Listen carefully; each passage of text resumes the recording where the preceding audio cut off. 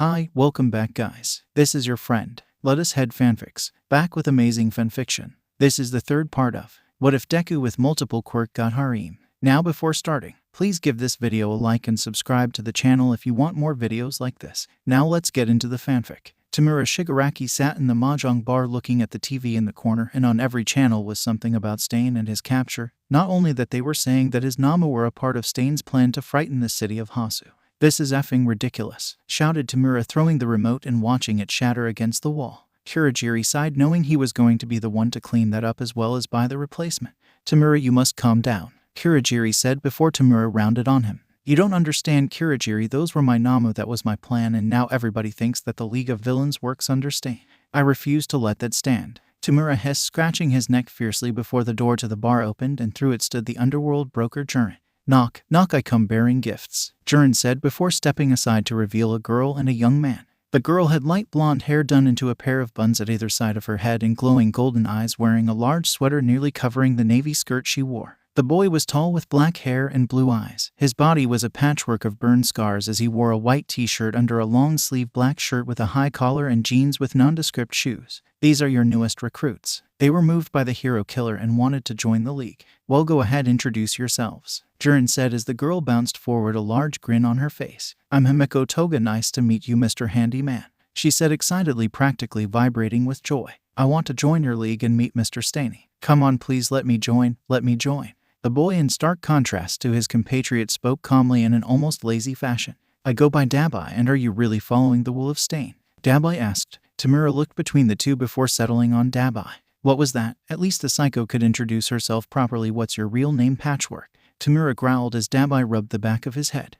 "I'll tell you that when you've earned my trust," was Dabai's reply, which immediately set Tamura off. He was already in a bad mood, and having these two a-holes show up in his bar going on and on about Stain hadn't helped matters. "Tell me now," Tamura demanded, getting to his feet. Dabai only stared at Tamura, not even bothering to respond. Tamura growled. "That's it, you two are done. I don't need people like you in my league," he hissed. Jurin shrugged as he lit a cigarette. "It's whatever to me, as long as you pay my finder's fee," the broker said, stating his priority. Tamura lunged forward, as did Dabai and Toga, each having their attack warped to a different part of the room. Kurogiri intervened, seeing that communications had broken down rather quickly. "Tamura, please, we could use these two. Just think about the future of the league for a moment," he said as Tamura pulled his hands from Kurogiri's warp. "I'm over this. You two better be gone when I get back," he shouted, grabbing his hoodie by the door before walking through it and slamming it behind him. "Oh man, that was scary. I thought I was going to die," Tamura squealed happily. "You're insane, you know that, right?" Dabai said to the girl. "He's all show. There's no way someone like him was acknowledged by Stain." Jurin, having just put out his cigarette, looked at Kurogiri. "Are you sure he should be leading this group? He seems a little immature for something like that," Jurin said as Kurogiri looked at him. "It is our master's will, and Tamura has come a long way evinced by his departure. He may not like it, but Tamura knows what he must do," Kurogiri explained to Jurin, who shrugged. "Like I said, as long as I'm paid, I don't care." Tamura wandered through the city, gritting his teeth and scratching his neck as he thought about what had happened recently. "This is all that kid's fault. If he hadn't stopped me at USJ, I wouldn't need to go to that whole Jurin to get more people. If only we had killed All Might." Tamura looked up, seeing the mall in front of him. He hated malls. It was nothing more than a gathering for idiots. The people coddled by the fact that heroes will always save them. "Maybe killing a few people here will make me feel better," he thought before entering the structure. As he walked around, he caught sight of the object of his fury. There he was, that kid, just standing there in the middle of the mall, not a care in the world. How easy it would be to kill him right here and now. But as Tamura approached Izuku, a thought ran through his mind. This kid might actually have the answer to his question, so instead of decaying him on the spot, he wrapped his hand around the back of his neck and brought him to a bench by the fountain to talk. "I was going to kill you. Still might actually, but there's something you might be able to help me with," Tamura rasped as Izuku glared at him, his mind running a mile a minute to think of how to get out of this. But for now, he'd just have to play along. "Well, what is it?" Izuku asked as Tamura scratched his neck. "You see, everybody's been on and on about the hero killer. In fact, they think my Namu were a part of his plan to kill more heroes. Everybody's acting like what I did at USJ didn't even happen. Why is that? We're both just killing what we don't like, so what's the difference? Why is everybody so captivated by him?" Tamura growled, gripping Izuku's neck tightly, causing the young hero to grit his teeth against the pain. "So what's the answer?" Izuku had never planned to actually answer Tamura, instead hoping to buy time while Tamura droned on. But as he listened to the maniac, he found that it was a truly legitimate question. What was the difference between Tamura and Stain? "Purpose, I think," Izuku answered from his gut. Tamura looked at Izuku as if he'd spoken a different language. Purpose, explain that, Tamura said as Izuku coughed, gathering his thoughts. Everybody has something they don't like about the world, and most of them just accept it rather than change it. But when someone does fight to change it, that resonates with people. Even if they go about it the wrong way, you can't help but respect them for it. Stain didn't like the way heroes act, and thinking that he acted to change it. It was a horrifying and monstrous solution, but even so he affected change. But you just want to kill and destroy for the simple purpose of destruction. You have no goal. Even if you had killed All Might at the USJ, you would have just moved on to another hero you didn't like. That's not a goal. You're just a dog chasing car after car. As Izuku explained this to Tamura, he found this also held true for himself. Right now Izuku was chasing after All Might's shadow, but what would he do once he caught it? He had to have a purpose beyond just filling All Might's shoes. As Izuku found his own epiphany, Tamura muddled over what the boy had said. A dog chasing cars am I? He asked himself. Affecting change. A purpose? What is my purpose? He asked himself, and as he thought about it he came to a conclusion. Destruction is my purpose. I will continue to destroy everything I hate, and I'll use the hero killer's ideology to do so. How do you like that, Stain? You'll help me, the man you considered unworthy, do unspeakable acts all in your name, first of all being the destruction of All Might. Tamura laughed a little, garnering the attention of Izuku, who looked at the twisted smile on Tamura's face. Thanks, you really helped me out there. I thought there might be something wrong with my way of doing things, but it turns out I was just in my head too much. Deku. Izuku tore his eyes away from Tamura, looking at Ochako standing there, and his heart felt as if it stopped in his chest. Seeing her standing there just a few feet from Tamura, it racked his mind with thoughts of her death. Tamura hurriedly let go of Izuku. Sorry, I didn't know you were here with your girlfriend, Tamura said aloud, but in a whisper. If you follow me, I'll kill every person I run across until you catch me. I'll leave a nice trail of mangled bodies for you to follow, he said, standing up and walking away into the crowd. Ochako ran towards Izuku, gripping him tightly. Izuku, are you okay? Who was that? She asked as Izuku continued to stare at Tamura's back. Shigaraki, what is all for one planning? Tamura, without even missing a step or turning around, responded. I don't know, as he disappeared into the crowd. Izuku coughed, rubbing his neck. He could still feel Tamura's hand there like a phantom limb wrapped around his neck. Izuku stood with the rest of his class as the mall was searched by the police for any sign of Shigaraki. But that was all background noise, as Izuku's mind was absorbed in one thought. How could I let this happen? I should have sent Shigaraki. Master Splinter trained me to always be aware of my surroundings. What if Shigaraki hadn't come after me, but one of my friends, or worse, one of the girls? Gyro, who had been standing near Izuku, looked over at him and felt her entire body go cold as sweat broke out over her at the look Izuku had on his face. His green eyes seemed completely black, devoid of any kind of warmth or compassion he was known for. His mouth bore a deep frown that told a lot for someone who was fixated on always smiling. She didn't like that look and poked Izuku in the arm with one of her jacks in hopes of jerking him out of that state. Izuku jumped, rubbing his arm as he looked at Gyro. What was that for, Gyro? He asked, looking annoyed. But the look he'd had earlier was gone, making Gyro wonder if it had ever been there to begin with. Oh, sorry about that. I was just trying to get you out of your funk, she said, rubbing the back of her head as Izuku nodded. Yeah, sorry, I have a lot on my mind, he said as a police officer came up to Izuku asking to speak with him. He waved at Gyro before leaving as the young girl wondered about the look Izuku had on his face and hoped she'd never see it again. Izuku rode home in a cab with his mother as he thought about what happened today. Seeing her son in such a state, Inko placed a hand on his shoulder. It's okay, Izuku, these things happen, but I'm glad you're safe, she said as Izuku shook his head. No, Mom, I let my guard down. I should have been more observant. I can't let something like that happen again. I need to be ready for anything, he said, slapping his palm on his thigh as his mother shook her head. You can't be everywhere, Izuku. You're not a god. You just have to do your best, and I'm sure that'll be enough. And remember, you're not alone anymore. I know you felt alone for a very long time growing up, but there are people who want to help you, she said, rubbing his head as they rode home. The next day, Izuku was standing outside the bus at school as his classmates climbed aboard, and after taking roll twice, he climbed aboard last and took a seat next to Toru as the invisible girl grabbed hold of his arm, pulling it against her side happily. Izuku felt a stinging sensation on his neck and looked back, locking eyes with Minta, who mouthed the words, "At 2 Midoriya." Izuku sighed, knowing that would be a hassle to deal with later as the bus ride began. I wonder where the camp's at, Hiroshima said. Maybe it'll be at the beach littered with babes, Denki said as thoughts of bikinis rolled through his mind.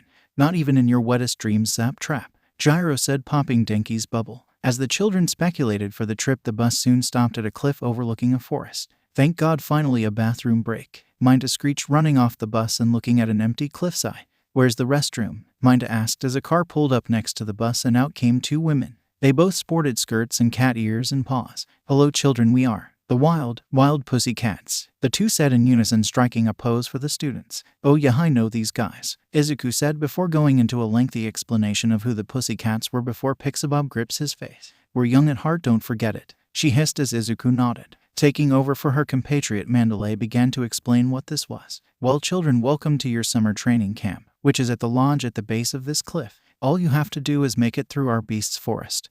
But know that if you don't make it by noon, you won't get anything to eat. This land is owned by the pussycats, so you are free to use your quirks as much as you like, Mandalay explained to the nervous kids. Oh, come on, this is just a joke, let's get back on the bus, Denki said, starting to run towards the bus only to have Pixabob shift the ground under their feet and throw them over the side, depositing them in a dusty heap at the base. Minda jumped up from the pile of bodies and ran into the forest. I need to find a tree or a bush or something, he shouted, and just as he found a place to go he heard a loud growl and turning around came face to face with a large rock lizard.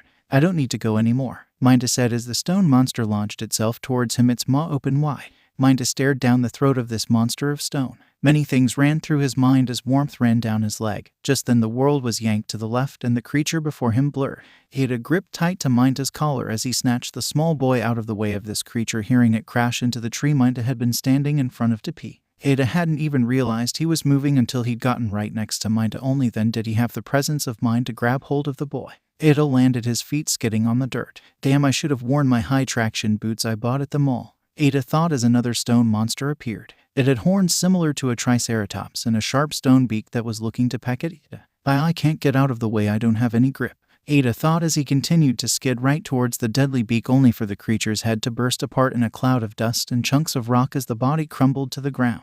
Ada came to a halt, holding Minda, who was clutched to Ada's chest like an infant chimp to its mother's breast, as the two looked back, seeing Izuku pulling out of his stance, shaking dust from his blackened fist. Are you two okay? Izuku said, walking up with the rest of the class. Ada nodded, prying Minda off his chest as he looked at the remains of the stone beast. It's hollow, guess they're not alive, Ada said as more crashes could be heard as other golems appeared, advancing on the students. All that means is we don't have to hold back, Bakugo said, walking forward as each student prepared to fight as they began plowing through the golems. Izuku took a moment to look at each of his classmates, knowing where they were before taking drastic measures. I need to get my focus back, be aware of my surroundings and everyone else. I won't be caught off guard again, he swore as he took the tie from his uniform and tied it around his eyes before taking off his jacket and shirt, tying the two around his waist and walking forward into the melee. Take everything in. Listen, feel the air against your skin, smell for the scent of turned earth. Izuku dodged to the left before sending out a punch, shattering the creature next to him before raising his arms just in time to block a punch from one of the monsters and shatter its skull with an uppercut kick. Bakugo looked from the stone beast he'd just blown to bits, taking notice of Izuku fighting blindfolded. You shitty nerd, you think you can outdo me, he shouted before closing his eyes and sending out blasts in several directions as he rushed forward. From their perspective on the cliffside, Aizawa, Mandalay, and Pixabob watched the students' progress. Oh, you cheeky so-and-so, if you're going to do that, then I'm going to do this. Where do you think you're going, girlie? Get back here, Pixabob said to herself as she manipulated her golems against the students. Aizawa watched with a pair of binoculars, taking notice of his students and how they dealt with this obstacle. As he expected, Todoroki, Bakugo, and Midoriya were the front runners, but amongst the three was Ada. Obviously, his run-in with the hero killer has caused him to grow. It couldn't have happened at a better time, in my opinion. Coming off of such an experience, he'll be more open to our training. Taking down the binoculars, Aizawa smiled. I can't wait to mold your minds. The students began to filter out of the forest in various states of disarray. Izuku took off his blindfold, wiping sweat from his forehead. As he panted, his body hurt, but the pain was worth the learning experience. On his left stood Ida with his pant legs torn below the knee as he placed his hands on his knees, panting. Next to Izuku on his right was Todoroki, shivering slightly as steam erupted from his mouth. And finally to Todoroki's right, Bakugo stood standing tall, but panting as his shirt and coat were thrown open. Well done, you only got here an hour late. We're really impressed, especially with you four. I think I'm going to keep you, Pixabob said as she circled Ada, Izuku, Bakugo, and Todoroki. Seeing this, the girls of the class acted as Toru moved and bumped into Izuku as he stumbled away from Pixabob's grasping paws. Keep your hands off our Izuku, was the overarching thought the girls had, staring at the blonde heroine. As Izuku rebalanced himself, he noticed a kid standing off to the side. Seeing a chance to avoid Pixabob, he walked up to the boy in shorts, a white t-shirt, and a horned worker's cap. Hey, I'm Izuku, Midoriya, nice to meet you, he said, holding his hand out as the boy pulled back and punched, only to catch air as Izuku stood to the side of his punch. Let's try that again. I'm Izuku, and you are, He asked for the boy to take another swing at him, repeating the action as Izuku easily avoided his blows. Growling, the boy turned away from him and stalked off. Izuku stood up straighter, watching the boy go as Mandalay walked up next to him. Nice try, that's Kota, my nephew. Don't take his attitude personally, he's going through some things, Mandalay explained as Izuku looked at her and nodded, accepting her explanation before heading back to his class. As they all entered the lodge they'd be staying in over the summer. After getting settled, the students came down for dinner. The food was truly delicious, thought Izuku, though he couldn't take his eyes off the young boy sitting by himself with a scowl on his face. Are you worried about him, Midoriya? Gyro asked, having snagged a seat next to him on his left. Izuku turned to her and shrugged. Kind of, he seems so angry. And kind of sad. I'd like to talk with him more, but I don't think he likes me very much, Izuku said, letting his worries out to the earphone girl, who looked at him and smirked. You're just too nice for your own good, you know that, Gyro said, patting him on the shoulder. I'm sure you'll get him to come around. You're pretty stubborn in your own way, Gyro said as she went back to her meal, leaving Izuku with a smile as he finished his own meal. After dinner, the guys were in their room preparing for the bath. Hey Izuku, are you coming with us to the bath? Ajiro asked, looking at Izuku perform handstand push-ups. In a minute, ma, sure, I'll catch up later, Izuku grunted out as Ajiro sighed. You're a real workhorse, you know that, Ajiro said, leaving the room and heading to the bath. Izuku jumped up from his handstand position, landing on his feet as he took a deep breath as he hefted the wrist and ankle weights he'd strapped on before the camp began.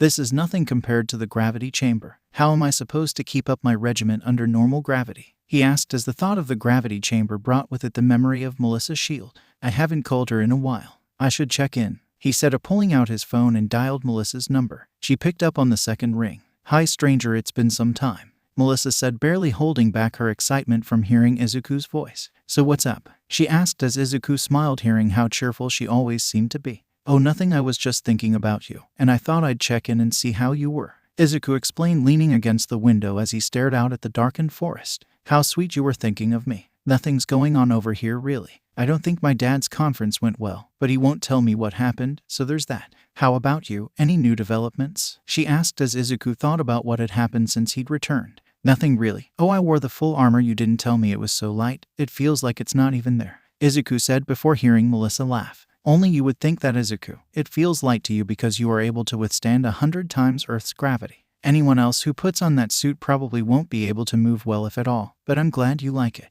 There are no problems or concerns? She asked as Izuku shook his head. Nope, not any that I could see. But as much as I'd like to keep talking with you, Melissa, I need to hit the bath and get ready for tomorrow. Mr. Aizawa promised tomorrow he'd put us through hell, and I believe him, Izuku said as Melissa pouted. All right, I understand. But call me again soon ...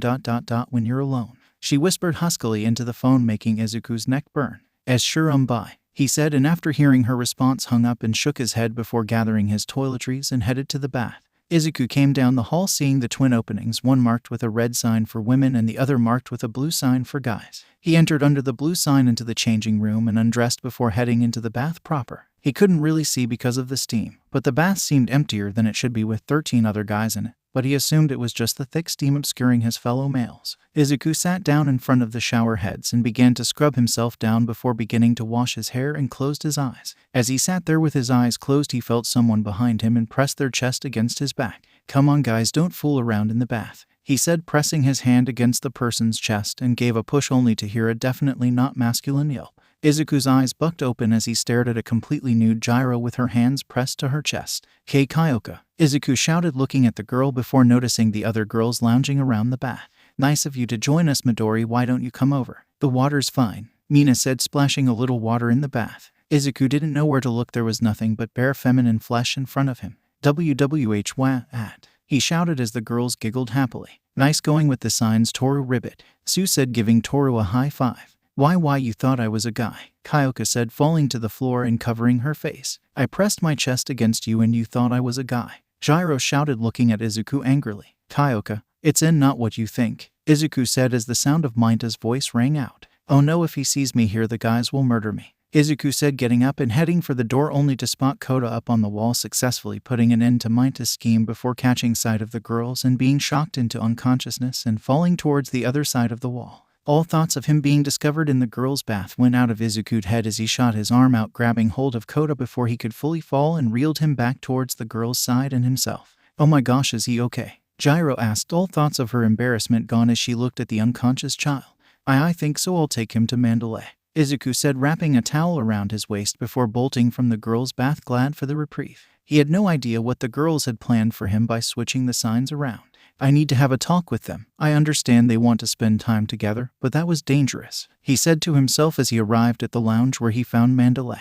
Ms. Mandalay, Kota had a little accident in the bath. I don't think he's hurt, just stunned, Izuku said, laying Kota on the couch as Mandalay checked him over. Thanks for bringing him here. We were told that the physical embodiment of lust was in your class, so I asked Kota to keep an eye out. Izuku nodded, thinking of Minta and shaking his head at the living grape's antics. Mandalay, if you don't mind me asking, why does Kota always seem so angry? Izuku asked as Mandalay sighs. Kota's parents were heroes. You may have heard of the water hose duo, she asks, to which Izuku nods. They were a pair of heroes who specialized in rescue, right? They fell in the line of duty, I heard, he explained, to which Mandalay nodded. It was all over the news, and though everyone said they died a hero's death, to Kota it was like his parents left him behind. Kota doesn't like heroes because to him heroes are just people willing to leave behind the people that care about them, Mandalay explained as Izuku rubbed the back of his head. That was a lot to take in. For as long as Izuku could remember, he'd loved heroes and couldn't imagine a kid looking at this world filled to the brim with them and not love them. You should get dressed, you might catch a cold, Mandalay explained, bringing Izuku to notice that he was basically parading around in a towel. His face erupted in red as he realized he'd been having a conversation with an adult woman while practically naked. Sorry, he shouted, bolting out of the room as Mandalay watched him go and then looked at her nephew. The next morning, Class 1 gathered in front of Aizawa as he began to explain the purpose of this training camp. You have all experienced several extreme moments during your time at UA, and I'm sure all of you feel as if you're much stronger than when you first enrolled. Why don't we have a demonstration of how strong you've gotten from our class representative? Midoriya, throw this ball with all you've got, Aizawa said, tossing the ball to Izuku, who looked at the ball and nodded before calling up his full cowl, and rearing back hurled the ball as hard as he could. There was a sonic boom as the ball left Izuku's hand and rocketed through the air at such a speed it sheared itself apart, raining bits of metal across the forest. Aizawa looked at his scanner as error read across it and then at Izuku. Okay, that was a mistake on my part, he said before retrieving another ball and tossing it to Bakugo. Alright Bakugo, throw it. Bakugo looked at Aizawa and then glared at Izuku before throwing the ball with all his might. The ball soared to a distance of 709 mt. Bakugo looked at the screen, then his hand, before clenching it and growling to himself. See what I mean? The only progress you've made is mental. Your minds are more developed and geared towards hero work, but your quirks are lagging behind. The purpose of this training camp is to have your quirks expand as well. Like building a house, brick by brick will strengthen your quirks. The students nodded, ready for what Aizawa had in store. Shigaraki sat at the bar swirling his drink as he thought about his new plan.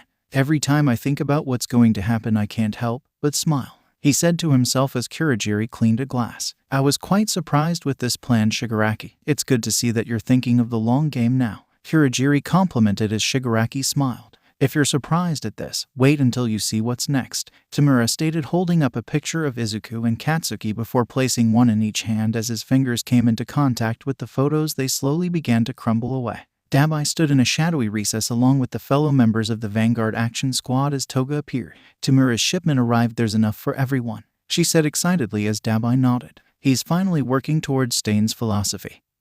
He might be worth working under after all. Who gives a damn? When do I get to kill people? Shouted a hulking figure in a black cloak and mask. Dabai looked at the figure and shook his head. Just shut up and wait. Alright, you'll get your chance soon enough, Dabai said, looking out at the forest before them. It's time we knock the heroes from their pedestals. Class 1B led by Vlad King walked through the forest yawning. It was just a little past sunrise, the star barely having risen above the horizon. As they walked, they could hear voices and what sounded like screaming. What are those idiots in Class 1 doing now? Monoma asked as they came out of the tree line, seeing the students of 1 in various states of physical exertion. I wouldn't call them idiots, Monoma. After all, Class A has had the spotlight for the entire first semester. This training camp to strengthen your quirks will see to it that Class B will be the headliners of the second semester, Vlad King explained as the full quartet of the Pussycats made their debut, striking a group pose. Mr. Vlad, how are we going to be trained? There's like 40 students here, Kendo asked as the Pussycats took over the explanation. Don't worry your precious heads about that. With all 4 of us here, training 40 kids is a walk in the park. That's right, we'll be taking over your training now. Try not to bawl your eyes out after we start. I'm Ragdoll. My quirk is Search, and with it I can keep track of 100 people, said Ragdoll, her eyes bright as she laughed at the students. That's right, all of you with strength quirks, get over here. I'll tear your pitiful quirks apart and turn them into something amazing at my boot camp, shouted Tiger as he pointed at several other students who were each performing various exercises. "Midoriya, show me what you've got," shouted Tiger as Izuku dropped down from a tree, having been doing inverted sit-ups. He landed going into his snake cowl and shot off an ambush smash, his fist rocketing straight towards a tree only to turn left and then continue further into the forest, avoiding tree after tree, his fist accelerating until it slammed straight into a large oak, leaving an imprint of his fist in the bark as his arm retracted. Class 1B noticed imprints of Izuku's fist in several trees, each being further than the last. "Not good enough, you only managed to go 3 trees past your previous one. Now give me some hanging crunches," shouted Tiger as Izuku saluted, jumping into a tree and grabbing hold of a sturdy branch and began lifting his knees to his chest repeatedly. Tiger turned to the power-based students of Class 1B, crooked a claw. "Come on, you want to go plus ultra, don't you?" he said with an evil grin. The day ended with all the students sore and exhausted, so much so that not even Monoma could waste the breath to insult Class A. "Okay kiddos, if you're hungry I suggest you get to work. Like we said, we won't be cooking for you anymore. From now on you'll be cooking your own meals, so get started, and don't think we'll settle for some run-of-the-mill cat chow," Ragdoll said, shaking her paw at the students as they broke into teams to get started on the curry for dinner. Izuku volunteered to grab the firewood and was assisted by Ajiro. "I've got the axe, Izuku," Mashurao said, only to see Izuku punch into the logs of wood to split them. "Thanks, Mashurao, but I'm good like this," Izuku said as Ajiro shook his head. "You're really something else, you know that. Even after all that, you still want to train. Well, don't hog it all for yourself," Ajiro said, grabbing the next log of wood and split it with his tail. "Those two are insane," Denki shouted, looking at the two boys breaking wood with their respective limbs. "Effing Izuku thinks he's hot shit," Bakugo growled, completely eviscerating an onion with his knife without even looking at the cutting board. "Wow, with knife skills like those you'll make a great wife someday," Kirishima said, teasing Bakugo, who glared at him. "The F you say to me," he shouted as Ida went to intervene. "That's enough, you two. We need to work together to get this job done," Ida instructed as Mashurao and Izuku returned with the firewood. "Hey Midori, come put some wood in my stove," shouted Mina, causing Izuku to nearly drop all his wood if not for the help of Mashurao's tail. "What?" he shouted, stuttering heavily as he looked around, seeing that no one had gotten Mina's double entendre. He walked up to her, blushing heavily as he began to load some of the wood in the oven. "Mina T, that's not funny," he said, looking at the pink girl, and judging by the look in her eye, not only did she disagree, but she had no intention of stopping. "Gently now, Midori, don't just force it in there. She's a tender little stove," Mina said, licking her lips as Izuku tried his best to ignore her teasing. "Oh, that's a big one. I don't know if she can take it all. You've already stuffed so much in her," Mina whispered heavily as Izuku shot up. I think that's enough. You can handle it from here, right?" he said, shambling away, ashamed to admit that Mina's joke had gotten him really aroused. As Izuku went to distribute more firewood throughout the ovens, he noticed Kota every now and then, still with that perma-frown on his face. He sighed, wondering what he could do, and this caught the notice of Todoroki, who saw what Midoriya was looking at. "You're really invested in the boy, huh?" he asked as Izuku nodded, watching the two-tone boy light the wood on fire. "That's just you, isn't it? You can't help but meddle in other people's problems, can you?" Shoto asked as Izuku thought about his words and realized that Todoroki was speaking from experience. "Oh yeah, I kind of did the same to you, didn't I? I'm sorry, it's just when I see people unhappy I want to help in any way I can," Izuku said as Shoto nodded. "I can see that. But take it from someone who's had your help before, it's really annoying to have someone poke at your sensitive spots. I know you're trying to help, but think of it from their point of view. A virtual stranger is prying into things you'd rather not think or talk about. Whether it's good-natured or not, it's still an invasion," Todoroki said, wiping his hands off as someone called for him to light their stove as well. Izuku thought on Todoroki's words and understood what he was getting at. "Maybe I should apologize," Izuku said to himself. Kota sat on the edge of a cliff looking over the forest as he scowled. "Those guys are idiots thinking they can be heroes, and training their stupid quirks thinking it really matters. Being a hero is the worst thing ever," he said as he noticed a bit of metal next to him. He picked it up, flipping it over between his fingers. "What is this?" he asked aloud as he heard footsteps. He jumped to his feet and saw that one guy from before, the one he'd tried to hit but couldn't. "Wow, you're really good at disappearing. I didn't even know you were gone. Guess I still need to work on my awareness. Oh, you found a bit of the testing ball that I threw. I destroyed it accidentally," Izuku said, rubbing the back of his head. "Go away, this is my hideout, get out now," Kota shouted, clenching his fists. "Oh, sorry, I didn't know this was your hideout. It's really cool. I saw you didn't eat anything, so I thought I'd bring you a plate of curry. It's not great, but I'm told hunger is the best spice there is," Izuku said, laughing a little before Kota shouted at him.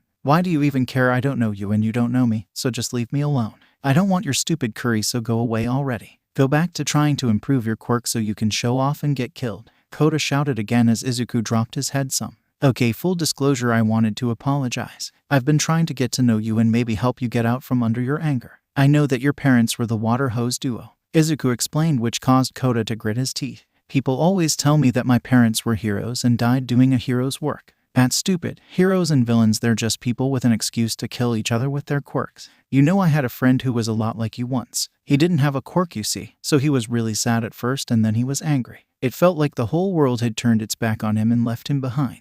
At those words, Kota looked up at Izuku. But after a while he realized that he could either stay mad at the world or he could do something about what was making him so angry. He decided to work hard and make a world where people aren't left behind, whether they have a quirk or are heroes. Even villains have people that care about them, he said, thinking about how Shigaraki devoted himself to All for One. Is this your way of telling me to get over what happened? Because if it is, you wasted your breath, Kota said as Izuku nodded. Though it's nothing like that, I just wanted to tell you I'm sorry. I'll leave you alone now, he said, setting the plate down before heading back down the path. Kota stood there watching him go before turning around to look at the plate of curry on the ground.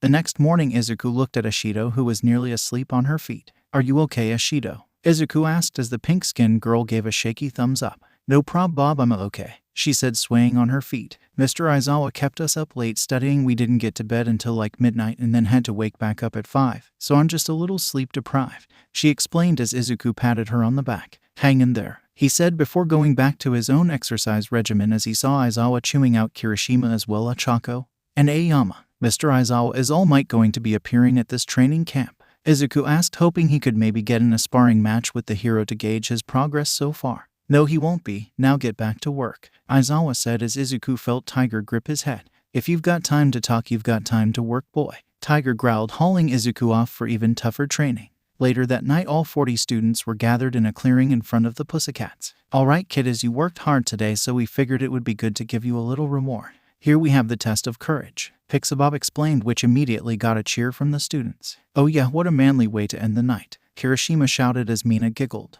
In a dark and scary situation with a guy who knows what might happen, she said, causing several girls to blush before Aizawa's scarf wrapped around her. Kirishima, Shiro, Sato, and Kaminari. The only tests you 5 will be participating in are supplementary mock tests. At this, Mina's eyes shot open. You've got to be joking, Mr. Aizawa, she shouted as the other 4 complained. Come on, sir, we worked hard today, don't we deserve a break? Kirishima whined as the 5 were being dragged away. No, you don't, I told you. Those of you who failed would wish you hadn't been allowed to come to this camp, so let's go, he explained as they left. Well, that's unfortunate. Oh well, now then, on to the rules. First off, it will be Class 1B's turn as the scare team. You will do your absolute best to terrify the Class 1A pairs. You are free to use your quirks, but no physical contact is to be made, all right? Ragdoll explained, shaking her paw. Class 1A, come on up and grab a number from this box. Those with matching numbers will be paired up, Mandalay said as the students approached, giving Class B some time to enter the forest and prepare. The remaining 5 girls of Class A looked at their numbers, hoping that they would be paired up with Izuku, with none having any luck as the boy was by himself.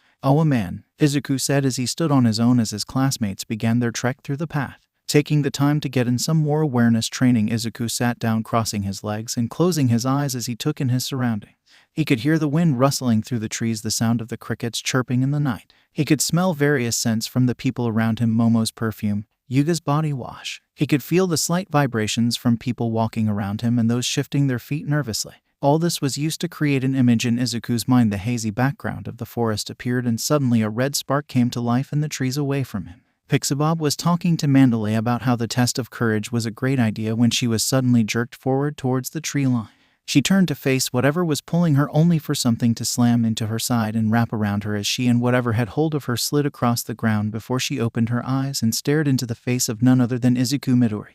Pixabob, are you okay? He asked, causing the woman to blush as she realized that Izuku had her wrapped in his arms. I'll let go of me, what are you doing? She said, scrambling out of his arms as she looked to where she'd been pulled, seeing a red-haired man in shades, an open orange button-up shirt revealing a white t-shirt underneath, jeans and dress shoes. I can't believe he ruined my entrance. I was going to crush that little kitty's head under my magnet, shouted the man as next to him stood a lizard male with a bandana across his face and a large sword across his back, dressed in clothing similar to Stain. The kid's reaction speed is amazing. You should be thanking him for saving you, Blondie. I will acknowledge you, boy, as a true hero. You will not die this night. Allow us to introduce ourselves. I am Spinner, disciple of Stain, and this is Magni. We are members of the League of Villains Vanguard Action Squad, said Spinner. Pixabob looked at Izuku, who was staring squarely at the 2 villains. This is bad, I need to warn the others, Mandalay said before activating her quirk telepath. In the forest, Achako and Tsu were holding hands against the darkness of the forest when Mandalay's telepath came through. Attention everyone, the training camp has been invaded by villains. Sue and Ochako looked at one another before rushing back towards the entrance to the trail with one thought on their mind. Izuku always charges head-on against the bad guys. We can't let this be another USJ.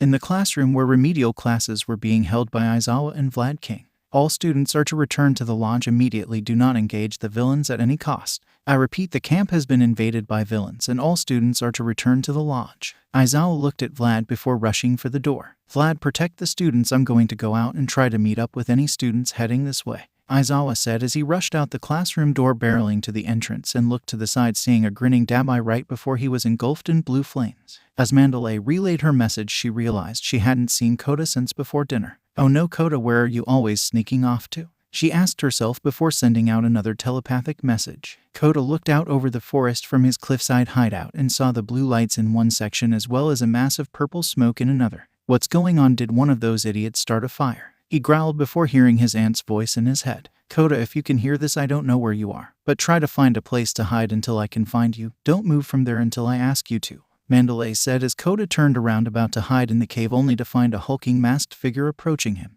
This is just effing great. I've got the worst position just because I'm new, the masked male growled, walking up to the cliff's edge as he pulled off his mask. And then they tell me to wear this piece of shit mask because I'm too recognizable. What a bunch of shit, he growled, turning to Kota, and the face Kota saw brought back memories of his parents' death. The picture of their killer appearing on his TV screen, a blonde-haired man with a menacing scowl. And of course the most noticeable fact was that the murderer of his parents had lost his left eye in the process and was known by the name Muscular. Nice hat, kid. Tell you what, I'll trade you this mask for it, he said, reaching for Kota. You killed my parents, Kota shouted, stopping the man's hand as Muscular thought about the accusation. Of course he wasn't going to deny it. If this kid said he killed his parents, then he was probably right. The only question was which pair were they? He looked the kid over, taking notice of the eyes, and he grinned. Now I remember, your parents were the water hose team, right? Man, that takes me back. You know, for a pair of C-listers, they were able to give me this before I killed them, he said, pointing at his scar and missing eye. Kota clenched his fist and punched the man's hand. It's your fault they're dead. If it wasn't for you, I'd still have my mom and dad, Kota shouted as the man drew up to his full height. Kids these days are always quick to blame someone else for their troubles. You're not wrong. I did kill your parents and I enjoyed it. That was my choice, but it was their choice to stand in my way, so whatever happened to them after that point was on them. I don't hold a grudge for them taking my left eye, so why are you holding a grudge for me killing them, he asked before clenching his fist. But if you really want to see your mommy and daddy again, I'll send you to them on Express, the man shouted as he drove his fist downward, slamming it down to the ground, the cliff erupting in dust. The hulking blonde pulled his fist back, noticing there was no blood on it. Oh, I see, he said, turning around and seeing Kota in the arms of Izuku Midoriya as green lightning arced around his body. The only person being sent somewhere on Express is you to prison, Izuku said, standing tall as he set Kota down behind him. Don't worry, Kota, I'm here to protect you, he said before turning around as Muscular appeared before him, fibers sprouting from his skin as he punched at Izuku, his first crashing into Izuku's blocking arm and sliding him across the ground into the wall with another explosion of dust and rock. Is it the best you've got? You can't protect anyone with that weak-ass she? Muscular was cut off as Izuku's fist slammed into his stomach, driving the villain before seeing that Izuku's hand was gripping his shirt. He looked up, tracing the arm back to its source, only for his vision to be filled by Izuku's frowning face right before his fist crashed into his face, slamming him back even further. Muscular drove his legs deep into the stone as he slid back, cracking the rock as he came to a stop. Dust rose from the furrows in the ground as it cleared, revealing Muscular's smiling face as he spit out a bloody tooth. Now that's a punch, kid. Looks like I can get serious after all, he shouted as muscle fibers sprouted from his skin, covering him as the building fibers burst through his shirt. Izuku stood in front of Kota as he watched this transformation. Kota, I'll distract him, so run as fast as you can back to the lodge. Don't look back, okay? Izuku said as Kota looked at the older boy. But what about you? You can't beat that guy. We should both run as fast as you or we can get away, Kota shouted, grabbing onto Izuku's leg. Izuku shook his head. I can't. If I do, he'll just chase us or go after someone else. No, I have to keep him here no matter what. I promised Mandalay I'd protect you. Don't make a liar out of me, Izuku said, turning to face Kota and giving a grin as he remembered his conversation with Mandalay. Izuku looked at Mandalay, hearing her say something about Kota. I know where he is, Mandalay. I can go get him and bring him back to the lodge, Izuku said as Mandalay looked at him. She didn't want to endanger Izuku's life for such a personal reason, but before she could reject his offer, Izuku disappeared, leaving a trail of red steam behind him. Mandalay grit her teeth. He took the choice out of my hands before I could tell him no. Eraserhead, you have really disobedient students, she said before looking at Spinner and moving towards him. This is what it means to me to be a hero, Izuku said as he felt Muscular rush towards him and took off at the same time, sinking his fist into his arm. As the two came within range of each other, Izuku's fist rocketed forward, slamming into Muscular's chest, only for there to be no reaction. What? Muscular laughed as his massive arm came from the side, closelining Izuku and throwing him back into the mountain.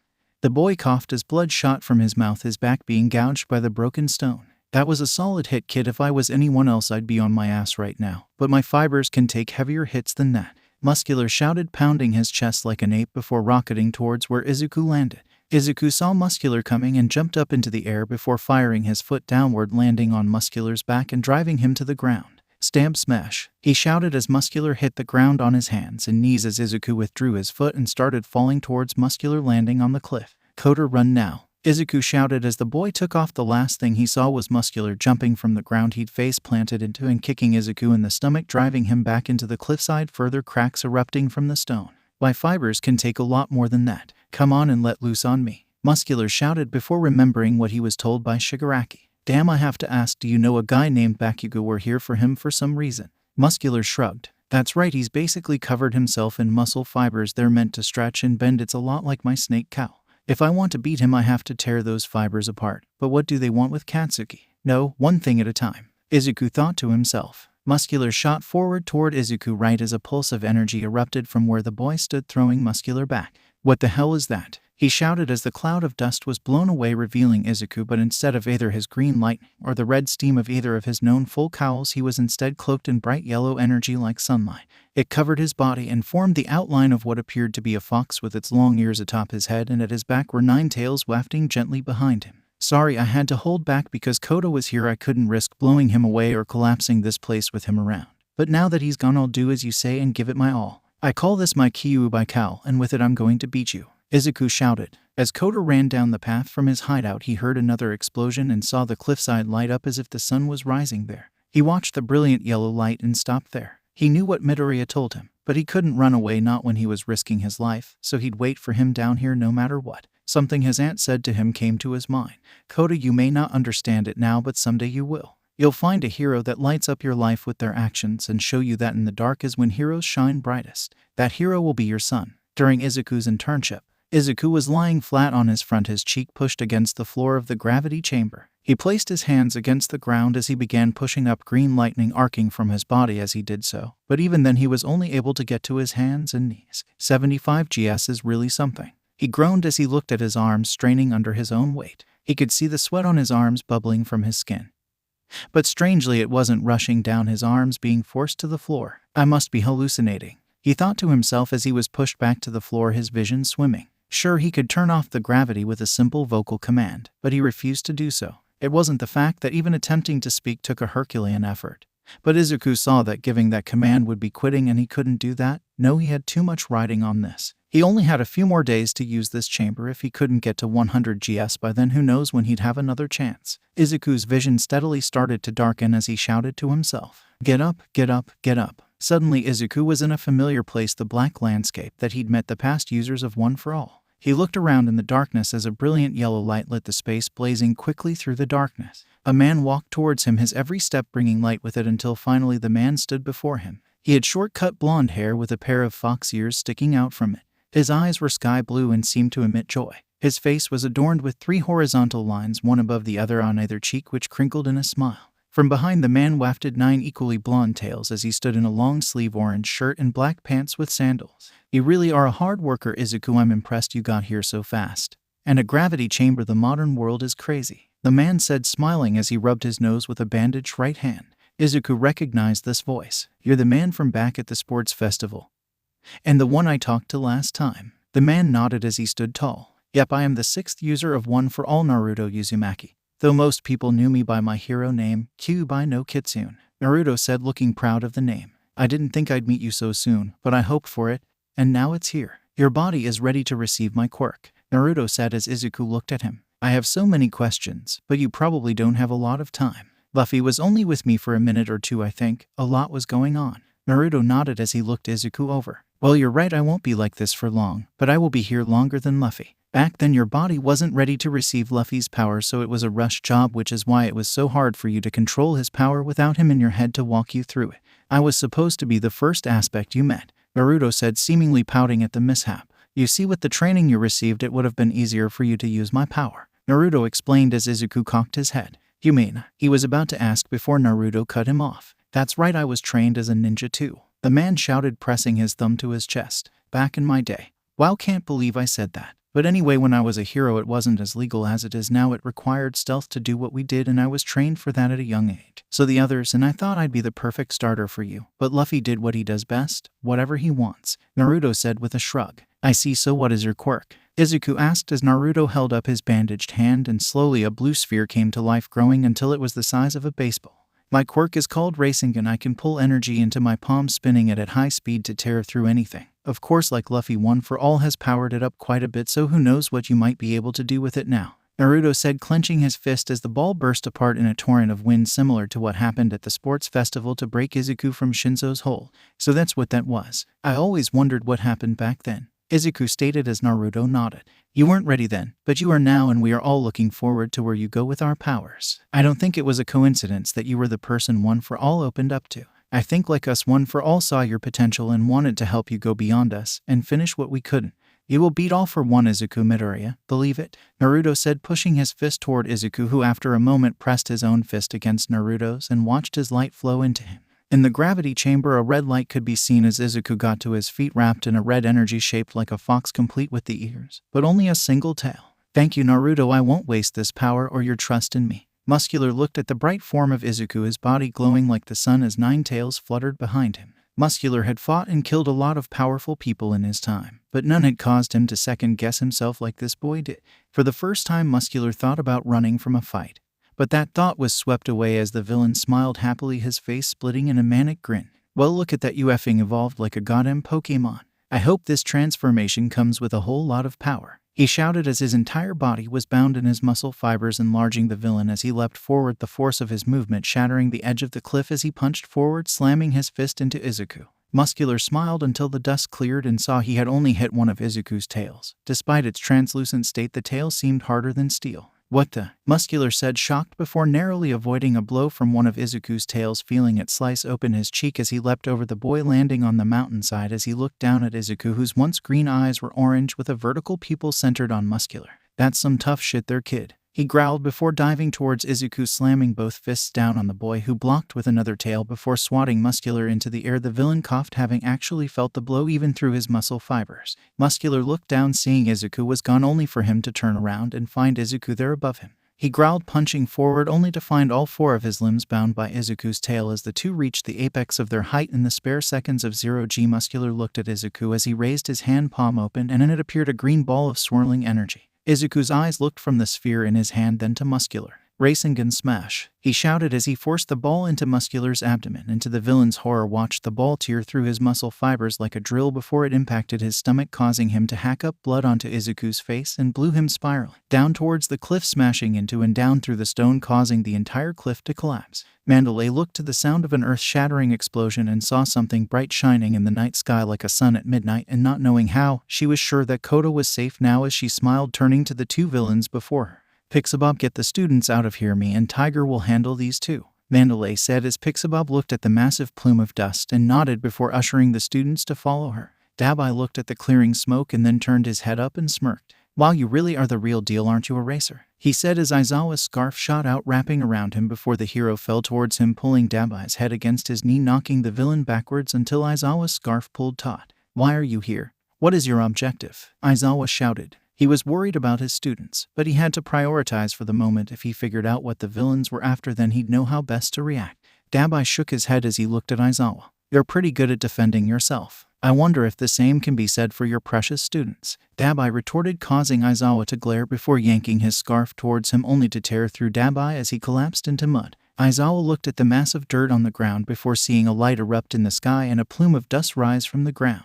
They're after the students, I need to find them, he said, rushing off to the clearing where the students had last been gathered, hoping to meet the students on their way to the lodge. Koda covered his face as dust screamed past him, pricking his skin as it did so. He slowly withdrew his arms from his face and opened his eyes to see a glowing Izuku in front of him. I told you to run, Koda, he said as the boy looked at him. Sorry, but I wanted to see you win, and you did. You protected me even though I was awful to you, Kota said, starting to cry as he felt Izuku's hand on his head. How could I be a hero if I couldn't save you? He asked, smiling as he lifted Kota with one of his tails, keeping him against his back. Now then, let's find out where everybody else is, he said, closing his eyes and once more calling up the forest imagery from before, watching it light up with lights, 8 of them being red and the others being white. He focused on one in particular, zeroing in on it, and found he was looking at Mr. Aizawa. Good, he's okay, Izuku said, wrapping his tail tightly around Kota and pressing him against his back. Kota, I'm going to be moving really fast, so keep your face pressed against my back and hold on tight, Izuku instructed as Kota did as he said, before feeling a jerking motion as Izuku began running his arms behind him as he tore through the forest. Aizawa stopped his run as he heard something rushing towards him and a light getting steadily brighter. It wasn't the blue light of Dabai's fire, but he couldn't be sure if this was a villain or not. He turned, his eyes glowing red as the light suddenly disappeared. Mr. Aizawa, it's me, don't use your quirk, Izuku shouted, Aizawa disengaging his quirk as he turned around, seeing Midoriya standing right behind him, robed in bright energy, and in his arms was Kota. How? When did he get behind me? Aizawa thought before Kota was pushed into his arms. Here's Kota, he's not injured, but I need to tell Mandalay he's okay, so would you look after him for me? I also know who the villains are after. Hopefully Mandalay can put the word out. For whatever reason, they're here for Katsuki, Izuku explained as Aizawa nodded. Fine, go tell Mandalay all you know, and when you do, give her this message, Aizawa said before Izuku tore off into the forest, his brilliant light receding from the pro and his charge. Is he going to be okay, Mr. Aizawa? Kota asked as the pro looked down to the boy inside.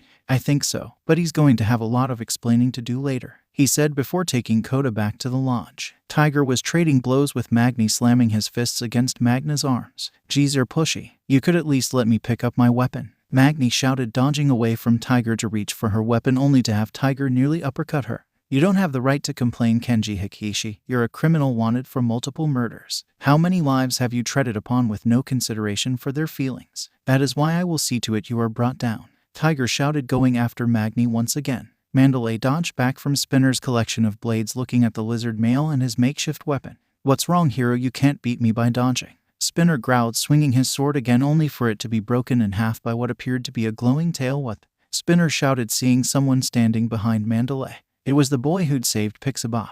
Mandalay, Kota's okay, I got him to Mr. Aizawa, who should be heading back to the lodge now, Izuku said, looking at the two villains. I need you to use your quirk to tell Katsuki Bakugo that the villains are after him and should be guarded. He won't like it, but at least he'll know. Also, Mr. Aizawa told me to give you this message. The pro hero Eraserhead is granting all students permission to fight. Mandalay's eyes widened at the load of information she'd been given, but nodded. Alright, I'll let everyone know, Mandalay said as Izuku nodded. Good, I'm going to try and help out where I can, Izuku said, rushing off as Mandalay activated her quirk. Katsuki dodged back, landing next to Todoroki as the two looked at this freak of nature using his teeth to slice and maneuver around the forest. What the F is this shit? Bakugo shouted as Shoto created a wall of ice to block a tooth attack. As the two then heard Mandalay's voice in their heads. Attention all students, Katsuki Bakugo is being targeted by the villains. He needs to be protected. At this, Bakugo's eye twitched with a vein pulsing in his right temple. The F did she just say? He shouted, launching an explosion to propel him out of the way from another attack. Also from Eraserhead, all students are permitted to fight the villains. At this, Bakugo smiled. Like I wasn't going to do that already, he shouted, launching himself towards the revealed moonfish, only to have an ice wall appear between the two, blocking both attacks. Didn't you hear what Mandalay said? You need to be protected, Shoto said calmly as Bakugo rounded on him. Like hell I do, Katsuki argued. Ragdoll crouched against a tree, clutching her right arm as she stared at the monstrosity before her.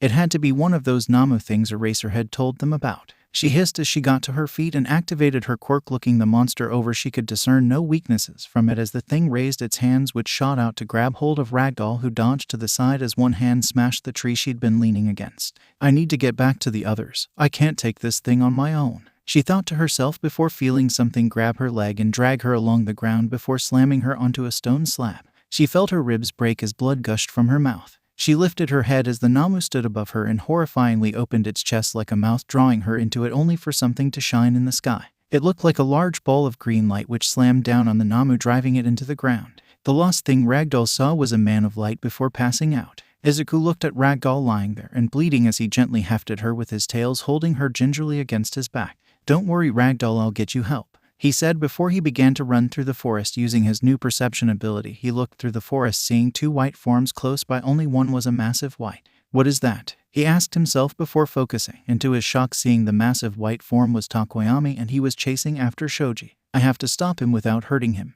Izuku said before remembering what he knew of Takoyami's quirk and smile. I'm coming to help Takoyami, Izuku said, running faster before bursting through the trees seeing one of Dark Shadow's claws coming at Shoji. Stoop, he shouted, landing in front of Shoji and blocking with 4 of his tails being forced backwards as his feet were forced into the dirt. Takoyami, don't do this, Izuku growled, throwing Dark Shadow's claw backwards as he flared his tails like a peacock, letting the glow from his Kyuubi cowl shine into the shadow beast, dispersing it as Takoyami was dropped to the ground. I am sorry, I couldn't control Dark Shadow, please forgive me, Takoyami pleaded as Shoji and Izuku stood next to him. Thanks for the help, Midoriya, I don't know how I was going to get him to calm down, Shoji said, seeing Izuku's glowing form. No problem, Shoji, what happened here? Izuku asked as Shoji knelt down to help Takoyami to his feet. We were walking the path when I heard something and pushed Takoyami out of the way with a duplier, but it was severed while doing so. It's not permanent or anything, but it does hurt, Shoji explained as Takoyami took over from there. I couldn't help but feel angry that Shoji had been hurt saving me, so I called out Dark Shadow, but my anger was too much and Dark Shadow went out of control. Thank you for saving me from hurting anyone, Midoriya, I am in your debt,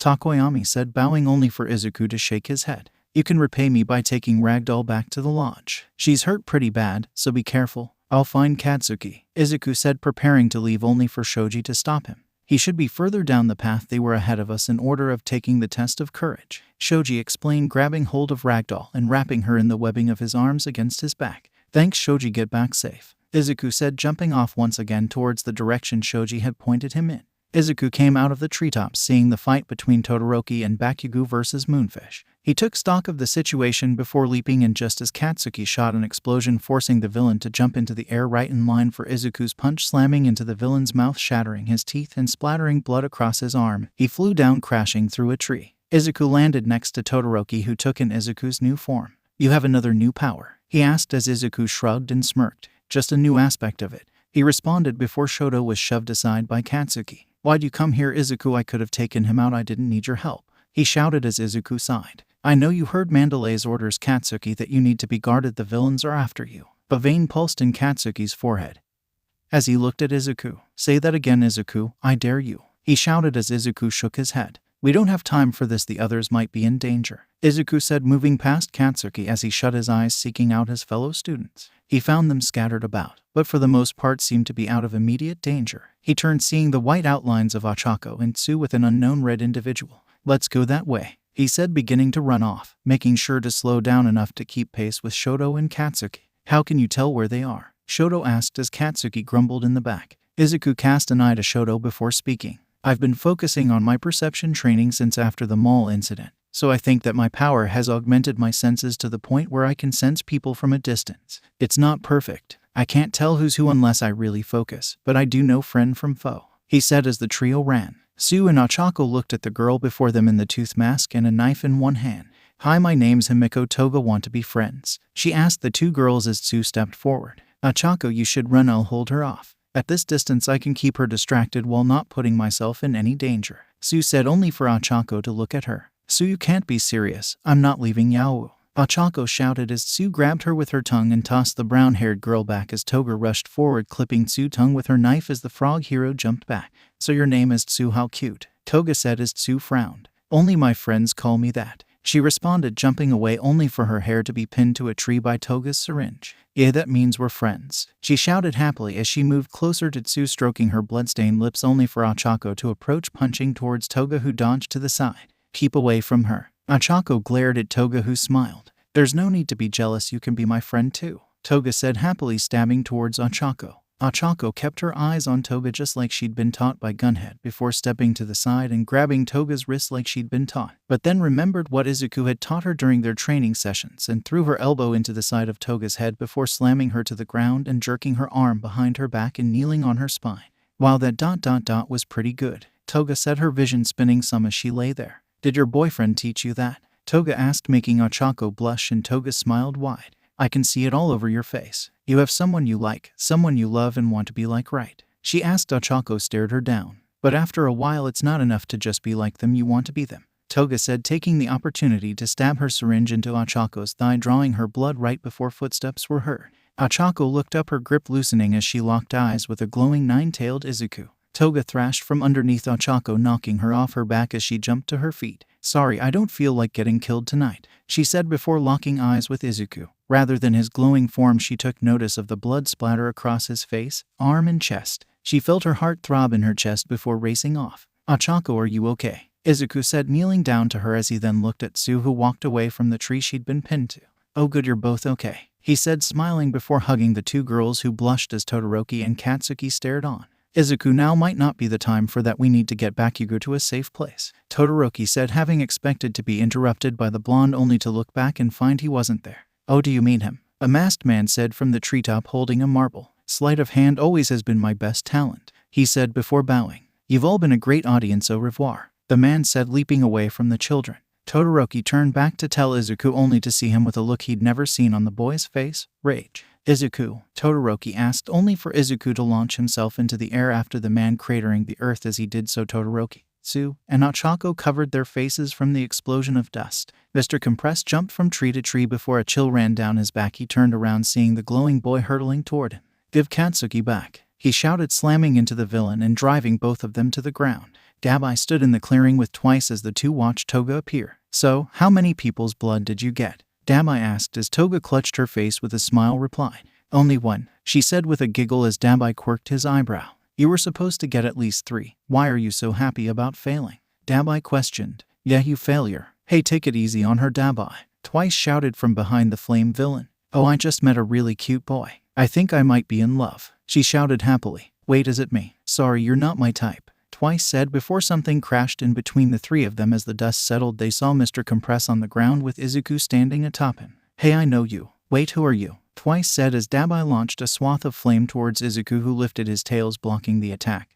But being forced off his captive, Mr. Compress stood up, clutching his back. "That boy ruined my exit," Mr. Compress complained as he stood behind Dabai, who cut off his flame attack, only to see Izuku still standing there, his tails hardly scorched as they pulled away, revealing Izuku's glare. "We need to go now," Dabai shouted right before a brilliant beam of light blasted from the left, catching part of Mr. Compress' mask, and from his mouth popped another marble. In an instant, Izuku's tail shot out, snatching the marble and bringing it back to him. "You idiot, which is which?" shouted Dabai, only for Compress to smile. "I told you, didn't I? Sleight of hand is my best skill," he said, showing the marble he had in his hand, and deactivated his quirk. The marble in Izuku's hand burst into leaves, while the one in Dabai's returned to Bakugo. "Good, let's go, Kurogiri," Dabai said, retreating into the portal as Izuku rocketed forward towards him. "Stay back, Izuku," Bakugo growled right as Izuku's form broke apart, the boy falling to the ground inches away from his friend as he was withdrawn into the portal and disappeared with the villain.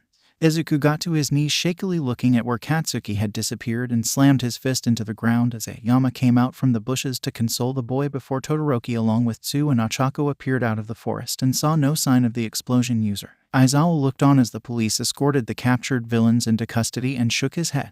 "All our planning amounted to a hill of beans," he said, pinching the bridge of his nose as he heard footsteps behind him and looked at Vlad.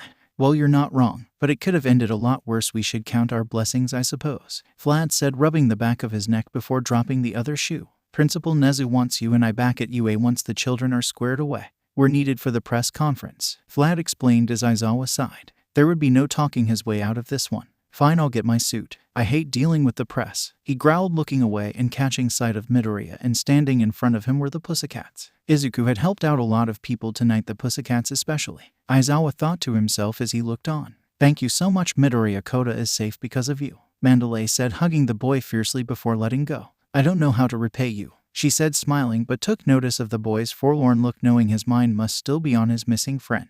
"Yeah, you saved my life back there. I don't know what would have happened if you hadn't come in and saved me," Pixabop shouted gleefully, hugging the boy to her breast and kissing his cheek before letting go and petting his head before turning away. "If only you were a few years older," she whispered as Tiger approached, clapping his paws on the boy's shoulders. "The debt we owe you can never be repaid, Midoriya. Not only did you save Pixabop and protect Kota, you also saved Ragdoll from whatever plans that monster had for her. These girls and Kota are like family to me, and I owe you a lot for saving them. If you ever need anything from us, the Pussycats won't hesitate to help." "You have my word," Tiger shouted, pounding his chest as Izuku looked up from the ground. "I couldn't save Katsuki though. He was right there. My hand was seconds away from grabbing him. If only my cowl hadn't given out. If only I was faster. If only." Tiger punched Izuku in the chest. "Stop that right now," Every hero's been where you are right now, Izuku, and no amount of second guessing is going to change anything.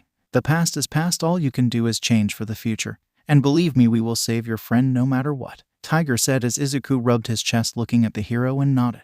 Thanks, Tiger, he said as the trio of heroes walked away to accompany their teammate to the hospital. As Izuku watched them walk away, Ochako, Tsu, Mina, Toru, and Gyro looked on at the green-haired boy. I don't think we should tell Deku Momo was hurt, he's really beating himself up about Bakugo, Ochako said as the other 4 girls nodded. Yeah, at least not right now. Momo will understand if we wait a while, Gyro said as they watched Kirishima walk up to Izuku. Hey Midoriya, everyone was heading to the hospital to check on Yaoyorozu, you wanna come? Kirishima asked as Izuku turned to face the redhead as 5 face palms could be heard. Kirishima, you idiot, the girls thought as they watched Izuku. Yaoyorozu was hurt, Izuku asked as Kirishima nodded. Not much, took a blow to the head, but nothing too serious. One of the Class B students helped her get away from the other Namu thing that was in the woods, Kirishima explained, not seeing Izuku clench his fist at his words. Sure, I'll come along, Izuku said, walking with Kirishima. The students of Class A walked into Yaoyorozu's hospital room as the girl in question turned around with a bandage on her head. Oh, you guys came to visit me? You didn't have to do that, I'm fine, Momo said, waving her hand. Yeah, well, we wanted to be sure. You did take a pretty big blow there, Zero said as Minda jumped to the front of the crowd. We even brought you a melon to go with the 2 on your chest. Minda was cut off by Kirishima's fist in the back of his head. Not the time, dude, he said simply as Ochako took the melon from Minda's unconscious form and sliced it. So how are you feeling? She asked as Momo rubbed her head. A little foggy, but nothing serious. The doctors said I should be free to go by tomorrow, she explained to the class before the door was opened by none other than All Might and Detective Tsukachi. Oh, sorry, are we interrupting? All Might asked the gathered class as the students all gave various no's. Well, would it be all right if the detective and I have a word with Yaoyorozu? He asked as the students nodded. We'll see you later, Yaoyorozu, Mina said as she left with the others, leaving Izuku to be the last to leave. I'm sorry I wasn't there, Momo, Izuku said, rubbing her hand before he left, sliding by All Might without a single word, which the hero found odd, but chalked it up to the recent events. Detective Tsukachi shut the door behind the boy as he walked down the hall before being snatched to the side. Izuku turned, seeing Kirishima there with his finger to his lips before the red-headed boy slid back towards the room. Izuku followed after the boy, and from where they stood they could hear Yaoyorozu speaking. Yes, I created a button and had Yosu from Class B weld it to the Namu that attacked us. I can create a tracking device to track the button and the Namu wherever it goes, Yaoyorozu explained before handing the tracker over to All Might. All Might for his part kept a calm face, but he couldn't believe that Yaoyorozu had such forethought in a life or death situation like that. Exceptional work, Yaoyorozu, you have the makings of a true hero, All Might said as he took the device. Make no mistake, we will get young Bakugo back, and it will be thanks to you, All Might said as he turned to the door and opened it, seeing an empty hallway. Tsukachi gave a bow before leaving as well. Yaoyorozu sat in her bed and sighed. I did it, now they can find Bakugo, she said to herself before hearing her door open once again. Was there something else, All Might? She asked, only to see Izuku and Kirishima there. Yaoyorozu, will you make us a tracker as well? Izuku asked, staring the girl down. Yaoyorozu looked at Izuku questioningly. Why would you ask me to do that? She asked as Izuku walked towards her. I couldn't save Bakugo before Yaoyorozu. He was right in front of me and I failed, but you may have just given me a second chance. Please give me a tracker as well so I can fix my mistake,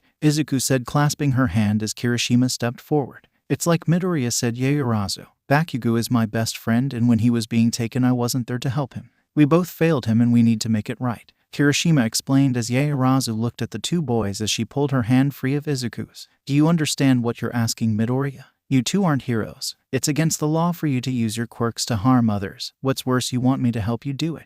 What if you 2 run into the villains or get in the pros' way? I know you're strong, Izuku, your quirk just keeps getting more powerful, but this is too much even for you, the girl said, turning from the 2. Izuku stepped forward. I know I'm asking a lot, Yaoyorozu, but please do this, if not for me then for Bakugo. I need to make things right, Izuku whispered as her dark eyes looked at him. I need time to think this over. I'd ask you give me that at least, she said, turning away from him again as Izuku nodded. Sure, we'll wait until 10. If you haven't given us an answer by then, we'll find some other way, he said as he and Kirishima opened the door only to find Ida and Todoroki waiting around the corner. Ida saw you grab Midoriya, so we decided to wait and see what you were up to, Todoroki explained as Ida stepped toward Izuku. Are you insane? Have you learned nothing from what happened to me? I chased after what I wanted rather than what was right, and it cost me nerve damage to my arm and your master his hand. Why would you do this knowing what you know? Ada asked, staring Izuku down as the green-haired boy returned his look just as determined. Because it's my fault. I gave out when I was needed the most. I can't let that stand, Ida. It may be a matter of pride, but I can't sit here and do nothing. And no amount of talking is going to change my mind. So do you plan on doing this alone? Todoroki asked, looking at Izuku, who stared back. If need be, was Izuku's reply as Todoroki turned to him fully. You failed before because you were alone. You ran off, leaving the rest of us behind. If you brought someone with you instead of jumping in alone, things may have been different. So this time I'll be coming with you, Todoroki said, brooking no argument. I will be coming as well, but only to make sure you don't do anything to get yourselves hurt. This is a rescue mission, pure and simple. If we can find and rescue Bakugo without fighting, we will do so. If not, I will make us retreat by force if necessary, Ida said, standing tall as he adjusted his glasses. Izuku looked at he gathered boys and smiled before nodding. You're right, I'm going to need all of you, he said as the boys left the hospital to give Yaoyorozu time to make up her mind. All for One sat in his chair as he looked in at the bar, watching Tamura appeal to Bakugo, playing on his feelings of superiority and arrogance. At least he was trying to watch, but there was this pain in his back he couldn't seem to rid himself of. All for One was old, much older than he appeared, but with all the longevity and healing quirks he possessed, he doubted it was simply old age. All for One searched his memory of the source of this pain, and through the annals of his experiences, one event came to mind that made him grit his teeth and his back burn with pain. All for One had been decades into his career, had buried several of his brother's successors. Even now he had acquired quite the apprentice. One for All looked at the dual quirk user of lightning and fire. He'd found the boy years ago and molded him into the perfect apprentice, the one to carry on his legacy into the future. He looked up as an explosion rocked his base, a large hole opening before he and his apprentice, and there standing before him was Kyuubi no Kitsune. All for One, shouted the blonde, his tails flared out behind him as the two stared at one another. So you've come for me, have you, Naruto Uzumaki? You've chased me all across Japan, and all for a friend who no longer wants to be by your side, he said, waving to his apprentice as the dark-haired youth stepped forward. He's right, Naruto, this has to end now, said Sasuke as he drew his sword, only for Naruto to summon a blinding energy and power towards All for One. The villain king stood up, holding his hand out as Naruto rammed his Rasengan into the palm, only to have the force of it bounce back at him, spiraling up his arm and forcing him back, his right arm drenched in blood and lying useless at his side. Yes, I thought that would work. I found that quirk specifically to counter you. The quirk is called Backlash. It forces energy back to its source. And now that you've been pardoned, the pun disarmed, I'll be taking my brother's quirk and yours, All for One shouted, levitating before flying forward and punching his hand through Naruto's chest, or so he thought. All for One looked to see the body of his apprentice impaled on his arm. Sasuke looked back at Naruto. I was trying to protect you. The world doesn't need me, but it does need you, Sasuke said, looking at Naruto as the light faded from his eyes. You fool, you could have had everything, shouted All for One as he tried to pull his arm free from Sasuke's body, but found his hand held tight in the death grip of the young traitor. All for One looked up, seeing Naruto gone, only to see light appear above him, and before he could react, he was driven into the ground face first as spiraling energy tore the clothes from his back and the flesh from his spine. All for One had pulled himself from the ground, finding both Naruto and Sasuke gone. You sentimental fool. You'd rather keep your friend's body than destroy me. You'll pay for that weakness, Naruto. All for One jerked in his chair, growling as he slammed his fist on the arm of his chair. Why would I think of that right now? He asked himself as he refocused on Tamura's plight, only to see that in his lapse of focus the boy had somehow freed himself and blown the hand from Tamura's face. But instead of seeing the usual tantrum, Tamura was showing a rare sign of patience with the boy. I thought we could be friends, but I guess I was wrong, Tamura said. Yeah, you're wrong, freak. I'm going to be the greatest hero the world over, so you all better surrender now, or I'll have no choice but blow your asses to pieces, he shouted as the gathered villains readied themselves to subdue the boy, only for a knock to sound at the door. Delivery. Izuku stood at the front gate of the hospital, his thoughts scattered as he attempted to plan for the insane thing he was attempting to do. He wasn't deterred, but he was worried. It would be different if it was just his life he was endangering. But he also had to think of Ida, Kirishima, Todoroki, and Yaoyorozu. As he continued to think, he heard footsteps and looked up to see Momo walking towards them. You've made a decision, Izuku asked as the girl nodded, looking at the four boys before presenting the tracker to them. I made this for you, but I'm coming with you. Just like Ida, I will be your chaperone to make sure you don't do something crazy and get yourselves killed, Momo said, staring at Izuku as she made this declaration. That's great, Yaoyorozu, thanks so much, Kirishima said as Yaoyorozu turned on the device, and after a moment it began to track the signal. It's this wa. Suddenly Momo fell forward into Izuku's arm as he dropped his hand to catch the tracker before it hit the ground. Kirishima, Ida, and even Todoroki stared in shock before their minds caught up with what they'd seen. Midoriya, what the hell, man? Kirishima shouted as Ida came back online. Have you lost your mind? Why'd you knock Yaoyorozu out? Ada demanded as Izuku hefted the girl into his arms and began carrying her back to the hospital. Todoroki looked on, staying silent until he heard Izuku's reasoning for his actions. Todoroki knew that Midoriya could be a spur-of-the-moment person, but he'd never intentionally hurt someone without a good reason. I couldn't let her do this. Ada, I respect the fact that you want to keep us from doing something dangerous, and I know there's nothing I can say to compromise your choice. The same could not be said for Yaoyorozu, and I'd rather not put that on her if something does happen to us. By the time she wakes up, everything will be over one way or the other, he said as he sat Momo on a chair directly inside the entrance. Someone would come get her soon and take her back to her room. Izuku exited the hospital, walking up to the three. Come on, we should hurry, Izuku said, running in the direction of the tracker. Ada, Kirishima, and Todoroki looked at one another before rushing after their compatriot. In the mahjong bar, the villains and Bakugo looked at the door only for the outer wall to be smashed and as All Might appeared in the opening. He scanned the bar, zeroing in on Bakugo immediately. His heart relaxed slightly at seeing his student unharmed and glad he wasn't at sight. "Be we are here, villain," All Might declared before ducking as Kamui Woods entered the bar, grabbing hold of everyone present.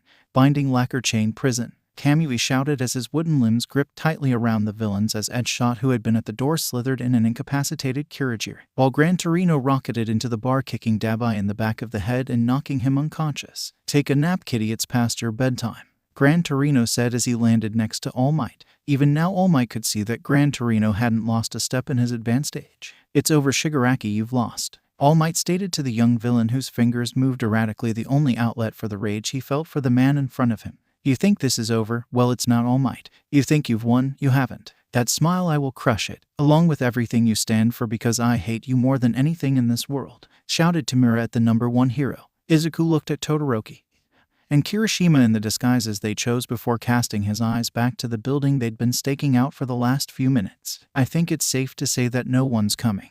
And by the looks of things, no one's been here in a while," Izuku explained, taking note of the overgrowth of weeds around the doorway. "There's a narrow alley next to it. We should be able to see inside from there," Izuku said, crossing the street as the other three followed, sliding into the narrow crevasse and sliding along. They got beneath a pair of windows. "Good thing I brought these along," Kirishima said, pulling out night vision binoculars. Izuku took notice of the expensive piece of equipment, but said nothing. "Ada, let Kirishima on your shoulders so he can get a look," Izuku said as Ida gave Kirishima a leg up, and once he was high enough he looked inside and his blood ran cold at what he saw. "Izuku, get up here, you need to see this," Kirishima said harshly as Izuku climbed atop Todoroki's shoulders and looked inside, and he too felt a chill go through him at what he saw. Inside the building were several vats, and in these vats were Namu, Izuku said as Todoroki looked to the side and noticed police and movement. "I think the heroes might be here, and since neither of you see Bakugo, we should leave," Todoroki said as Ida nodded. "Yes, I agree, we should let the pros take this from here," Ada said as Kirishima and Izuku climbed down, only for the building to be rocked by a heavy kick from Mount Lady, caving in the face of the building. As the dust settled, several Namu wandered out of the dust before being grabbed by Mount Lady. "Are these things really worth all this?" Mount Lady asked Best Jeanist, who walked into the building. "Don't let your guard down," Best Jeanist replied before hearing someone in the building. "Stop right there," Best Jeanist shouted, using his fiber powers to constrict the man who'd just entered the scene. "Hey, now he could be a civilian, take it easy," Mount Lady reprimanded Best Jeanist as the hero eyed his captive. "Read the situation, will you? This is no place for a civilian. If he is one, I'll apologize later, but I highly doubt that," Best Jeanist said as his captive chuckled. "So these are the instincts of a top hero, quite impressive," the man said from behind a full face mask with pipes coming from the front and dressed in a suit. Best Jeanist's eyes widened before he reacted right as what was left of the building exploded. Izuku and his friends ducked further behind the broken wall of stone. Izuku couldn't see, but with his enhanced senses he could tell this person was a monster. In Izuku's mind eye, he seemed like a massive bonfire of malice that froze Izuku's blood in his veins. Best Jeanist looked from his place on the floor as he stared up at the mastermind he'd been warned about in the hero meeting about the operation to take down the League of Villains earlier today. "Everyone, we will be launching a full-scale attack on the League of Villains. As such, it's only fair I warn you that their mastermind might make an appearance. Do not take him lightly. This is a villain who has crossed fists with All Might," Sukachi explained to the gathered heroes before All Might took the stand. "This is not your run-of-the-mill villain. He is used to operating in the shadows. If he appears tonight, it will be because he feels completely secure. Do not attack recklessly," All Might stated, and the whole room could feel the weight of his words. "It's you, the master of the League of Villains," Best Jeanist said as the man stopped before him. "You continue to impress me, Best Jeanist, being able to clear all your comrades away from my attack in an instant." and still have the strength to stay conscious. I can see you put a lot of work into your quirk. If it wasn't so unwieldy, I'd consider taking it for myself. But to answer your question, yes, I am the brain behind the League of Villains. My name is All For One. The masked villain answered as Best Jeanist began to sit up, attempting to use the fibers he had left to disable All For One. What grit, but I have no more time for you, All For One stated before blasting Best Jeanist in the stomach, a spout of blood erupting from the hole in his gut as the hero fell unconscious. Behind their wall, Izuku clenched his fist. There, standing only yards away, was All For One, All Might's greatest villain. He had to do something. Izuku felt a pressure on his chest and looked down, seeing it, his hand gripping his shirt as tightly as possible while doing the same to Todoroki, while the arm of the hand gripping Izuku pressed into Kirishima's chest. He looked into Izuku's eyes and shook his head slowly. I should bring Tamura here before he's taken out of my range, All For One said as suddenly spouts of gray liquid materialized in midair, depositing the League of Villains and Bakugo in the wreckage of the Namu lab. Bakugo stood up and looked around, seeing the bodies of several heroes around and then this large villain standing in front of him before turning to face Tamura. Master, you brought us here? Tamura asked as All For One nodded. Yes, Tamura, I told you I would always be here to help and support you. That's why I brought your team here and that boy. It doesn't matter if you don't succeed this time. Start over as many times as you need to. That's what I'm here for, All For One said before turning and locking fists with All Might. What happened, All Might? It took you so long to get here, All For One taunted as the shockwave from the two colliding shook the rubble of the surrounding area and blasted all of the villains and Bakugo away. All For One, shouted All Might before he was thrown back by a double air cannon. Tamura, get your men and that boy out of here, All For One commanded as Tamura and the still conscious League of Villains members surrounded Bakugo. Well, come on, you shitheads, I'll have every last one of you, Bakugo shouted as Toga rushed forward, attempting to stab him only to get a full frontal of shrapnel as Bakugo exploded the ground in front of her, only to then dodge aside from Mr. Compressed Grass. All Might, who re-entered the fray, made a beeline for Bakugo only to be gripped from behind by All For One's extended fingers, slamming him into a nearby building. Now, All Might, it's been so long since we've seen one another. I'm hurt you're ignoring me for some kid, All For One teased before All Might came at him again. We need to do something. At this rate, Bakugo will be captured again, Kirishima whispered harshly as Ida pushed his arm against him harder. We can't, All Might already can't fight properly with Bakugo there. If we go in, that'll just be more people he has to worry about, Ada explained as Todoroki stared at Izuku, practically seeing the gears in his mind working at this problem like solving a Rubik's Cube. I've got it, Izuku said, silencing the brewing argument between Ida and Kirishima. There's a way we can save Bakugo without fighting, Izuku said before explaining his plan to his three compatriots. Bakugo dodged back from Tamura's decaying touch while blasting twice in the face. Shit, I can't get out of here. They've got me boxed in and All Might is being held at bay by that masked shit. What can I do? Bakugo asked himself before seeing a massive ramp of ice appear from nowhere, and flying up the side of it was Kirishima and Bakugo watched stunned like the villains until Kirishima held his hand out to him from midair. Come on, Kirishima shouted before Bakugo smirked and as the villains closed in on him unleashed a massive explosion, launching him towards the two boys to grab Kirishima's hand. Took you long enough, Bakugo shouted as the three boys flew off. Not so fast. All For One's attempt to stop the fleeing children was botched as All Might slammed the back of his fist against the villain's face, slamming him backwards. Spinner, compress, hurry, I'll use my quirk to rocket you after them, Magni shouted as Spinner stood in front of Magni, feeling his magnetic powers charge him, to which Mr. Compress launched himself at Spinner only to be rebounded and flung after the boys. The fat lady hasn't sung just yet, Mr. Compress said before crashing into the towering face of Mount Lady, both hero and villain falling back unconscious. Come on, twice, we can do it again, Magni shouted before feeling a blow to the back of her head as the world went dark. That's enough out of you, Gran Torino said, standing atop Magna's back. It's over, All For One, you've lost, All Might shouted, standing proudly with his trademark smile. Not yet, All Might, All For One responded before shooting his fingers out to Kirigiri and Magni, forcibly activating their quirks. A portal opened behind Toga, who'd been staring at the place where the boys had entered only to feel a pull on her body and turned to see all her fellow villains coming at her. Wait, don't come at me all at onk, she shouted before being forced into the portal. The last one to enter was Tamura as he stared at his master. Master, don't do this, he shouted right as the portal closed. Well, All Might, it's just the two of us now, just like before when I gutted you like a fish and you beat me half to death. I wonder how things will end this time, All For One said as the symbols of evil and peace stared one another down. Unbeknownst to either, there was another pair of eyes watching this showdown. Izuku Midoriya had climbed to the top of one of the few still standing buildings to watch the outcome of this fight. He didn't know why, but he had a sickening feeling in his gut about this. All Might looked at All For One. It had been 6 years since he'd last saw him face to face, and even after all this time, All For One still made his skin crawl. I won't let you get away this time, All For One, I will defeat you and see that you spend the rest of your miserable life in prison." All Might shouted at the villain, who clapped his hands. "What a wonderful speech, All Might. You really are quite the orator. Still, I wonder if you can go through with that. It's only 5 kilometers from the bar to here, and it took you nearly 30 seconds to arrive. Are you feeling all right, symbol of peace?" All for One asked, taunting the hero. But All Might's smile never wavered. "I appreciate your concern, but you should save some of that for yourself. What with that fancy life support mask of yours? Elderly people should take it easy, don't you think?" All Might asked before launching himself at All for One. The villain met All Might with equal force, the two locking hands in a devastating clash that whipped dust into the air and shattered the ground beneath them. All Might let go first to throw a punch which All for One dodged away from before blasting his air cannon at All Might, forcing the hero to block as he slid across the ground before diving back in. Texas Smash. All Might slammed his fist into All for One's open palm. Impact inversion. The villain stated before All Might felt a ripple in his punching arm that threw the limb back, opening him up for a right cross from All for One as the hero was thrown to the side, cartwheeling before getting to his feet again. "My, that was quite a weak punch, All Might. Are you holding back against me?" All for One asked as All Might wiped the blood from his lip. "Oh, I see. It's because you don't want to endanger your precious fans with your full strength," All for One stated, pointing up at the helicopter circling overhead and the civilians still in Camino being evacuated. "You heroes have so much to protect, it must be exhausting," All for One said with a laugh as All Might glared at him. "You have no idea what we heroes have to bear with villains like you around.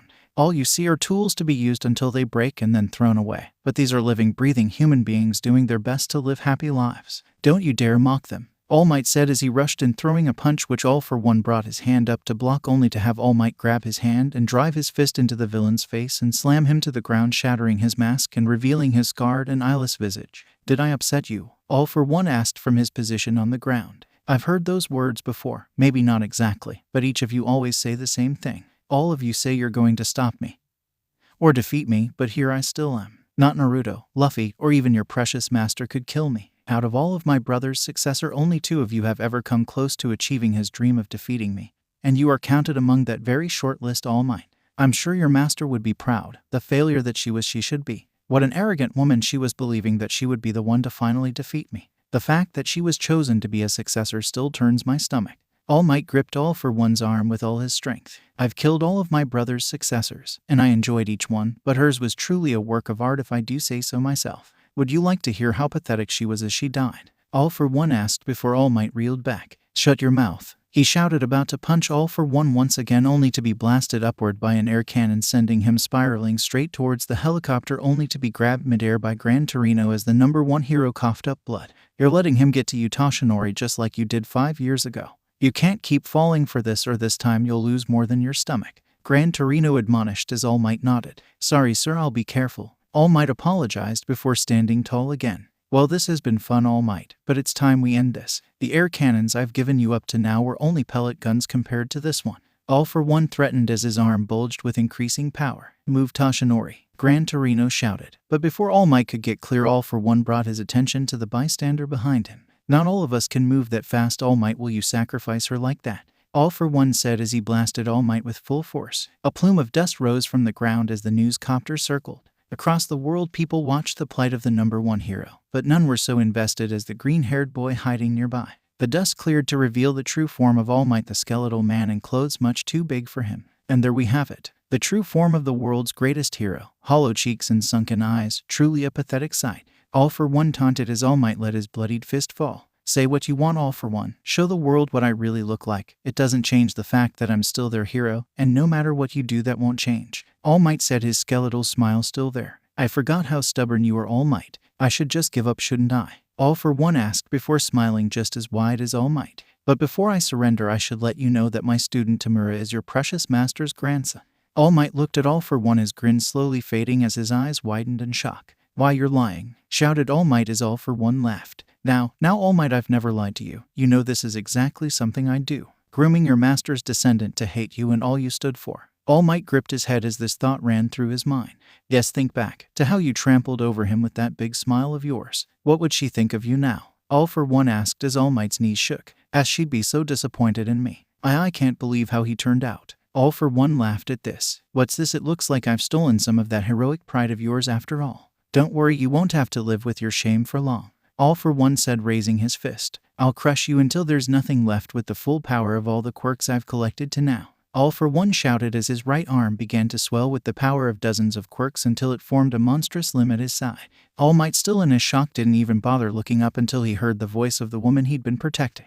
Please All Might, why you have to win? Please win, she shouted as All Might's head swam with images of his master and Shigaraki. How could I let this happen? I'm so sorry, master. Goodbye, All Might, shouted All for One as he barreled down on the hero. But before his attack could land, All for One was struck in the side by Izuku. All Might looked up and saw Izuku, both his feet drilling into All for One's side before he bent his knees, compressing himself before springing back to his full height and sending All for One shooting away to land and skid across the ground before plowing into a pile of rubble. Izuku landed on the ground in front of All Might, red steam fading from him as he looked at the number one hero.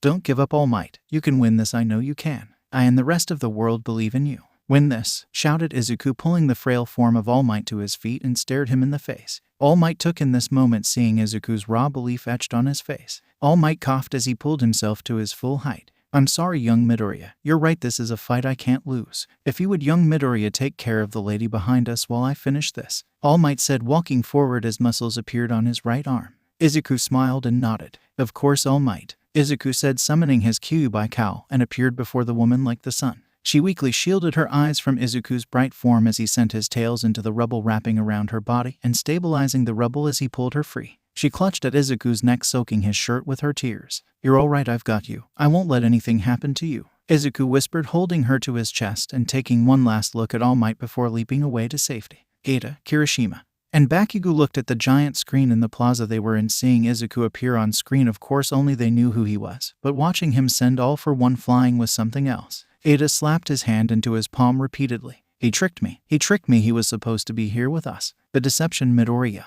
Ida railed at the screen as Kirishima spoke with Todoroki. From the screen came the reporter's voice. Right as it seemed the end for All Might, a boy rushed in to save the hero, and is now evacuating a nearby civilian trapped under rubble. Whoever this boy is, I applaud his heroic actions, the reporter spoke. From the UA conference room, Nezu, Vlad, and Aizawa looked at the screen, seeing Izuku there. He's out of his mind. What is he even doing there? Shouted Nezu as Vlad looked at Aizawa, whose face a mixture of anger and pride. That idiot can't help himself, shouted Aizawa. In the Asui household, Sue looked at the TV with her younger siblings as Izuku raced off screen. Izuku, what have you done? She shouted mentally as she watched the love of her life put himself in danger yet again.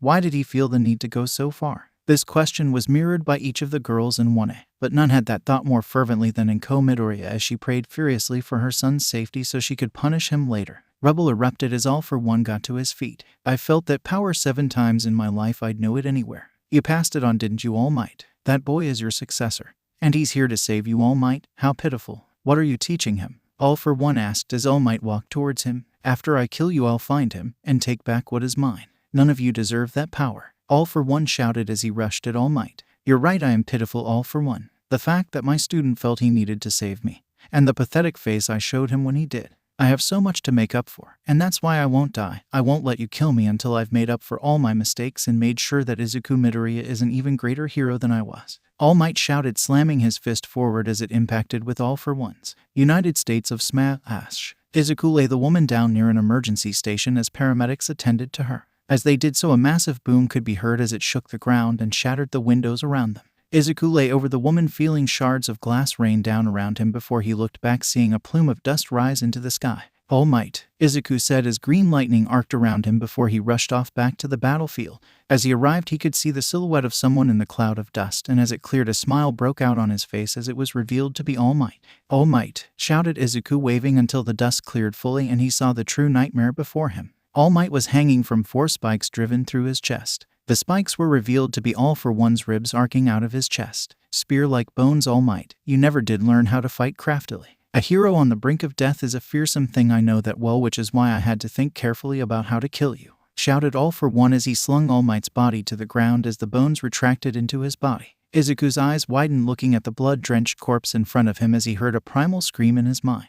All for One looked at the perimeter of the battlefield, sensing something there, and with his infrared vision he saw the heat signature of someone. Is that you, Izuku Midoriya? All for One asked, smirking before energy blasted from the boy's body, swirling around him, blocking his heat signature somewhat. What is that? All for One asked as those with eyes could see a spiraling cloud of purple energy coming from Izuku's body like a thick mist permeating the area before it dispersed in a fearsome blast and Izuku was gone.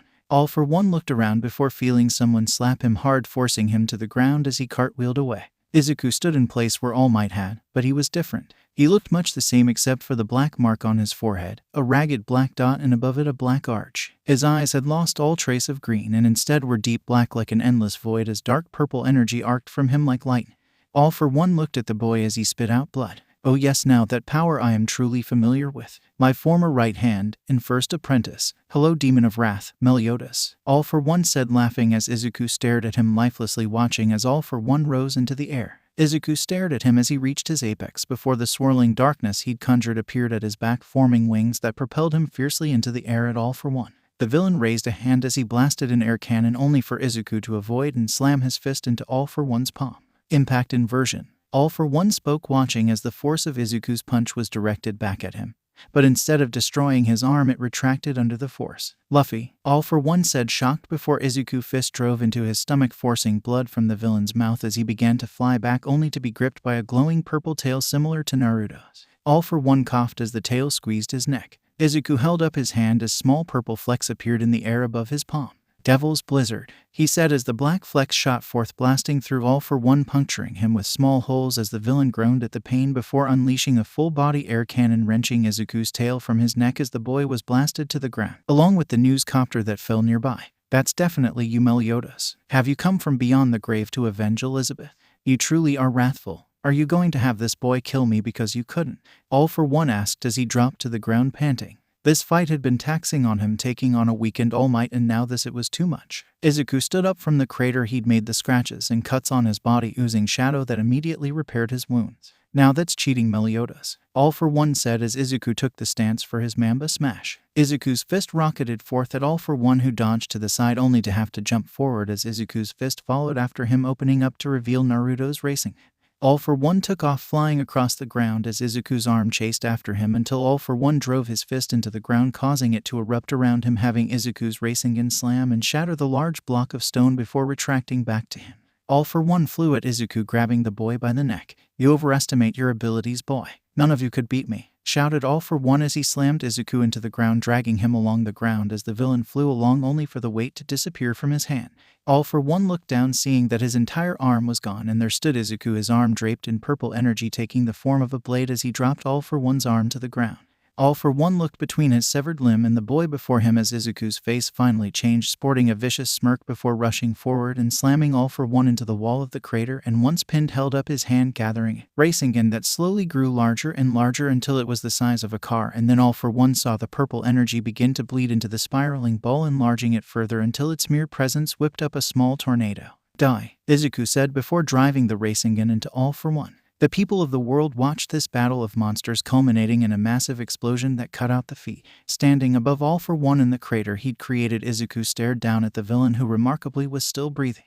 Izuku kneeled upon the villain's chest before raising his fist and driving it into All for One's face. In his mind, Izuku sat balled up, his knees to his face as he cried for the death of his hero. Around him, outside the darkness, he could hear voices shouting, Meliodas, stop, his body can't take this. A woman's voice cried out. Somewhere Izuku remembered that All Might's master had been a woman. He wondered if that was her. Izuku held his head as the image of All Might's crumpled and bloody body ran through his mind.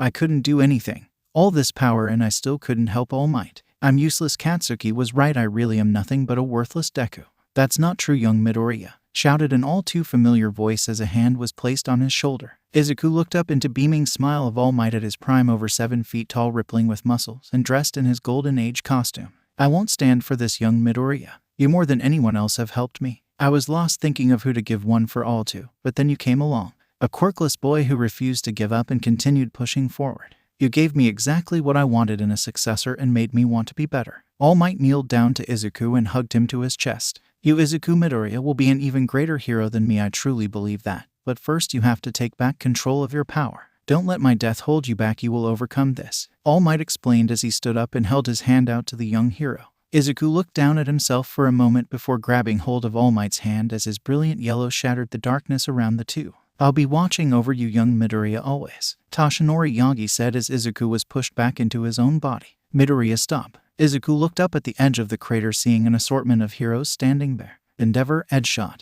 and Pixabay being a few. Izuku looked at where he was kneeling atop of All for One with his fists covered in blood and the villain's face hardly recognizable. but sitting atop him Izuku could feel his heartbeat. "I am sore." Izuku began to apologize only to have something strike him in the back of the head. The last thing he remembered is falling into Pixabob's arms as the world went dark. Across the world, images of Izuku's berserk battle with All for One played on millions of screens, everyone asking who this kid was and how powerful he was. There were also those with a tenor of fear in their hearts at the brutality he displayed against the villain. All of Class 1A marveled at the power of their class rep, but were also scared about what would be done with him after such a publicized event. Katsuki grit his teeth before tossing his cell phone into the wall. "I didn't effing ask you to save me, Izuku," he growled, clenching his fist as worry seeped in through the anger. He knew something bad was going to happen to Izuku because of this, because of him. Inko was on her knees praying as she looked at the static of the news channel that had been broadcasting her son's fight. She prayed for her son to be okay with all she had. All she was concerned with was that her baby boy was okay. She clutched at her chest, feeling her hammering heart in her chest. Inko stood up, heading for the door. If he was going to be taken anywhere, it would have to be Yue.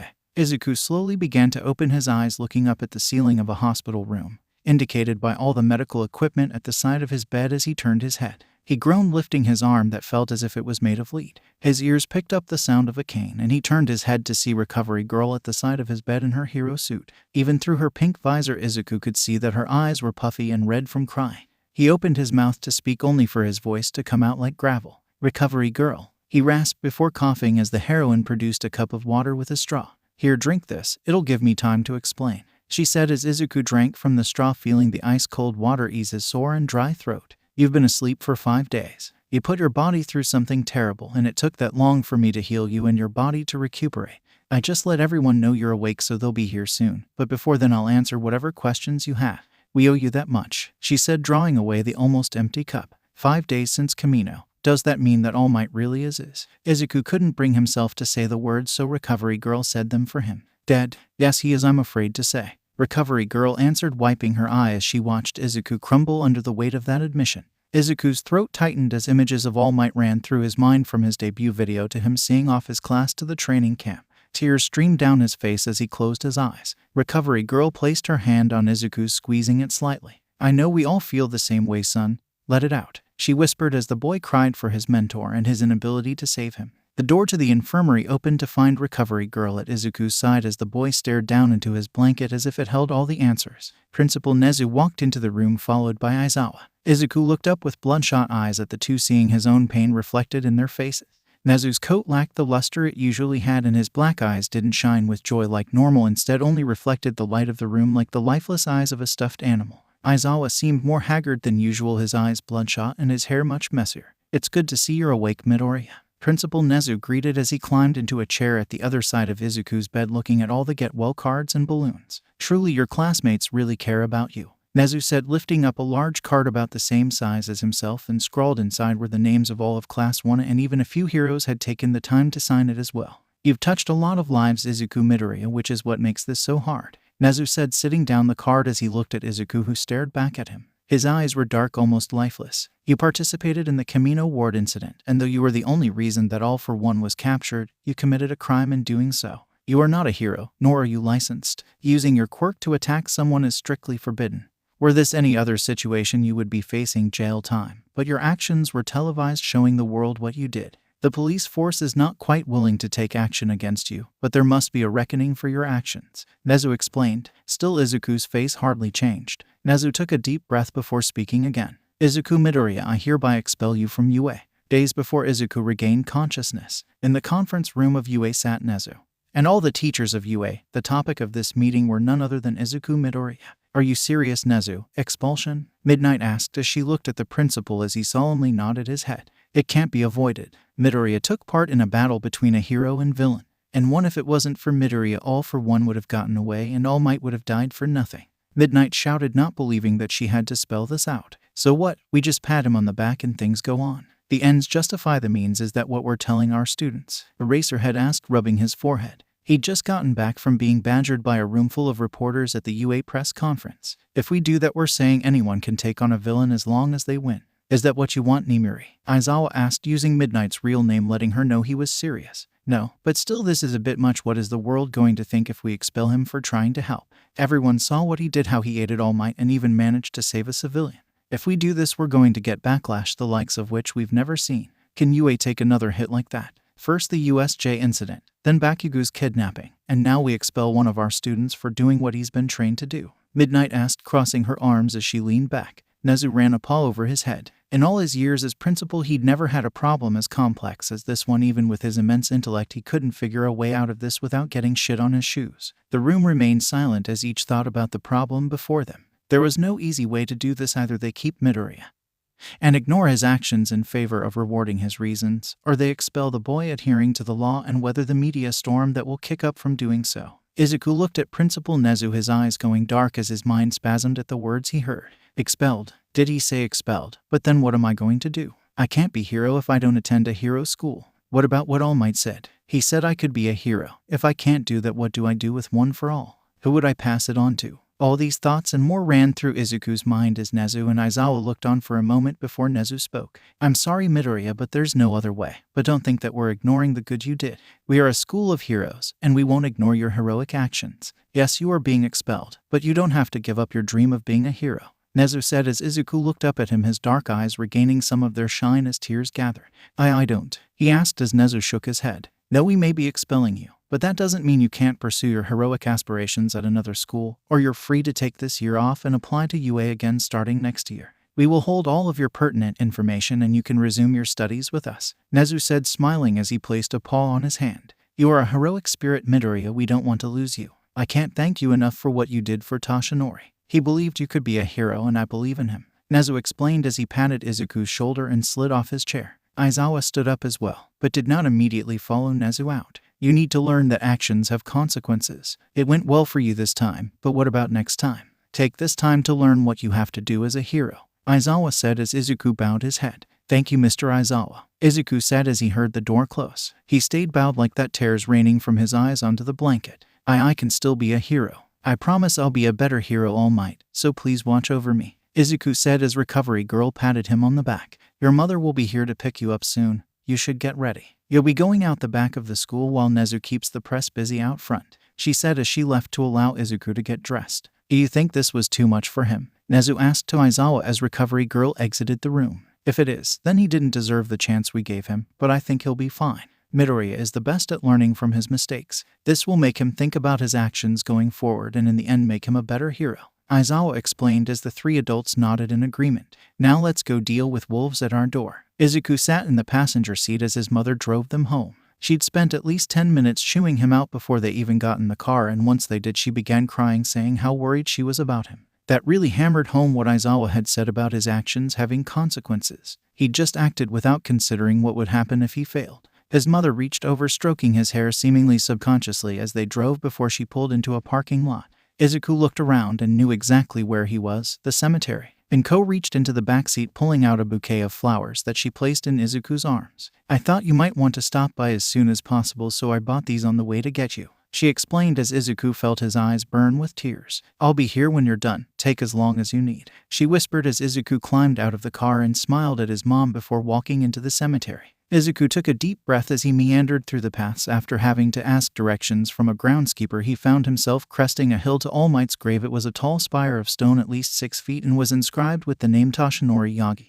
Around the grave were a plethora of offerings, from flowers and toys to medals and the like. As he approached, Izuku realized he wasn't alone. There, standing in front of All Might's grave, was Endeavor. The now #1 hero wore a trench coat that flapped in the chill breeze. His flaming beard was gone as he stared down at the grave. "I am sorry, I'll come back later," Izuku said, about to trek back down the hill. "No, come forward. You have more right to be here than I do," Endeavor said, turning to face the boy. He looked him over as Izuku approached. Everything seemed so ordinary about him, as if he was any kid on any day. But Endeavor had been there in person to witness the power he displayed after All Might's death, and he'd been shocked at what he saw. Comparing what he saw at the sports festival to what he'd seen in Kamino, it was a no contest. Izuku was superior to Shoto. Endeavor chuckled, gaining Izuku's attention. "What's so funny?" he asked, looking at the flame hero as he rose from placing the bouquet of flowers. Endeavor waved his hand. "That was rude. Excuse me. I was just thinking that All Might had me beat yet again." It was sad really how easily All Might dwarfed Endeavor's ability. Not just at being a hero, but even picking a successor. Izuku cocked his head to the side as he looked at Endeavor. "What do you mean?" Izuku asked as Endeavor coughed. "For my entire career I've been chasing All Might. To be the #1 hero was my goal, and not for some noble purpose such as being the symbol of peace or inspiring others. No, I wanted to be the top hero so I could be the best. It was my selfishness that drove me to do the things I've done, and the funny thing is now that I'm here I can't enjoy it. I didn't earn this title, it was handed to me, and it's so frustrating it's hilarious," Endeavor said, clutching his face as he laughed at the irony of the world. Izuku remained silent, thinking about what Shoto had told him about Endeavor and what he'd done to beat All Might.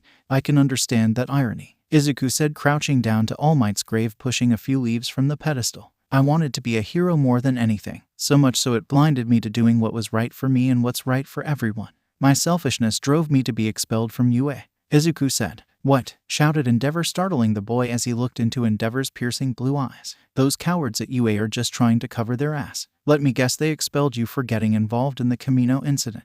At Izuku's nod, Endeavor shook his head. "Those idiots rather take the easy way out and let the media eat them alive than stand up and tell the world you did the right thing. I was there, and even with the combined power of all the heroes there, I'm not sure we could have stopped that villain. All Might would have died for nothing," Endeavor growled, crossing his arms before looking back at Izuku, seeing him smiling. "What?" Endeavor asked, startled by the gentle look he was given. "You really admired All Might, didn't you?" Izuku said, smiling as he rubbed his head. "He respected you too. I think having you right at his heels drove him to be better and do more." Endeavor looked down at Izuku before turning away from him. He just didn't get this kid at all, but he felt as if he was standing next to All Might right now. "Well, what do you intend to do now that you're expelled?" Endeavor asked as Izuku stood up, placing a hand on All Might's grave. "Well, Principal Nezu said I could apply to UA again next year, or I'm free to transfer to a different school and pick up where I left off. I'm not sure. I had my heart set on UA, but I can't be selfish enough to just sit and wait for next year, so maybe I'll apply to Shiksu or Ketsubutsu," Izuku explained before Endeavor turned to him. "Before his fight with you in the sports festival, Shoto refused to use his fire no matter what I did. But after that he came to me of his own free will for his internship. He's matured and realized that he needs to put his personal feelings aside if he wants to be the best, and it's all thanks to you. I owe you something for that, so if you want to be a hero, come to my agency. I'll take you on and train you. As the new #1 hero, I have a duty to finish what All Might started. I will make you a great hero just like he wanted," Endeavor said, holding his hand out to Izuku, who looked at it for a moment before clasping it. "Thank you, sir." Momo sat up in her bed as the morning light trickled through her curtains. She sighed, feeling absolutely drained, as if she hadn't just woken up. She hadn't been sleeping well since Camino. She'd woken up that morning to see the news about what happened and watched Izuku go toe-to-toe with the villain that killed All Might and defeated him. But the Izuku she saw on the screen wasn't the Izuku she knew, and to be honest, it scared her. She was worried for him, but also angry with him. He knocked her out and stole her tracker. He sidelined her with no regard for her feelings. She'd been texting him all that morning, but received no reply. And after talking with the other girls, found out they were receiving no response as well. Momo had thought Izuku would show up at All Might's funeral at least, but he wasn't there either. Deciding enough was enough, Momo went to talk to Aizawa, but all he could say was that Izuku was being taken care of by Recovery Girl at UA. She supposed it was only natural. Izuku's face was on every news outlet. Many people touting Izuku as a hero for his actions, with others admonishing him, mainly the authorities, saying it wasn't his place to defeat the villain. There's no way he could be treated at a regular hospital. Momo's heart was in her throat as she watched day after day the news both praise and curse Izuku's action. Everyone in the class felt the same, wondering what would become of their class rep, and then after 5 days of stonewalling, UA gave its press conference, caving into the media camping outside its gate. Principal Nezu stood on a podium constructed by Cementos on the spot. "Everyone, thank you for being patient with us as we gather ourselves after these harrowing events. First of all, regarding the lack of security around our students, we apologize once more to the parents and our students. We failed you, but no more as of now. UA will be implementing a dorm system for all its students to live on campus." Many voices rang out at this statement as cameras flashed. "Now to the matter most of you are here for. By now I'm sure all of you know that the boy who defeated the villain calling himself All for One was in fact Izuku Midori," Principal Nezu announced. "Yes, we know that, but where is Midoriya, and what is UA's stance on the boy's actions? Do you agree with the majority in saying he's a hero and his actions were justified in capturing the villain? Or are you on the side of the minority and say he committed a crime in using his quirk to apprehend All Might's killer?" This reporter wasn't pulling any punches. Either way, UA would be put in a bad light. Nezu took a deep breath before speaking. "I will say that Izuku's Midoriya's actions were instrumental in the capture of All for One. If not for him, I do not know if the villain would have been defeated, and for that we should all be thankful." Nezu began. "So you agree that his actions were warranted then?" Another reporter asked as Nezu raised his head. "I agree with the reasons behind Midoriya's actions, but I cannot condone them. Midoriya is not a hero or even have a provisional license. With these facts, Yue has no choice but to expel Izuku Midoriya. The reporters burst into a storm of questions at this announcement. Momo covered her mouth as she heard this as tears formed at her eyes. "Oh, Izuku," she whispered. "That's bullshit," shouted Raphael as he launched to his feet heading to the door. "I'm going to that effing school and beating that mouse bear freak until he changes his mind," Raphael shouted before Leo grabbed his arm. "That's not going to solve anything, Raph, and you know it. Besides, the principal is right. Izuku did break the law," Leo said, looking down as Raphael looked at him. "Are you effing stupid? He saved lives out there that deserves something, got him it. I know you're all about the rules and shit, but this is wrong. Raphael, that is enough," Splinter shouted, calling his son's attention to him. "All this arguing is doing nothing. Leonardo is right in the fact that Izuku broke the law. It is only natural that a government institution holds with the law on this. No matter how good Izuku's intentions were, the fact remains the same," Splinter said, turning the TV off. "I have faith that Izuku will come out of this stronger. Believe in your brother," Splinter said, walking to his room. Ever since that press conference had been released expelling Izuku, Katsuki had been in an even worse mood than usual. He came out of his room and went into the kitchen, grabbing a glass from the cabinet as Izuku's face flashed in his mind.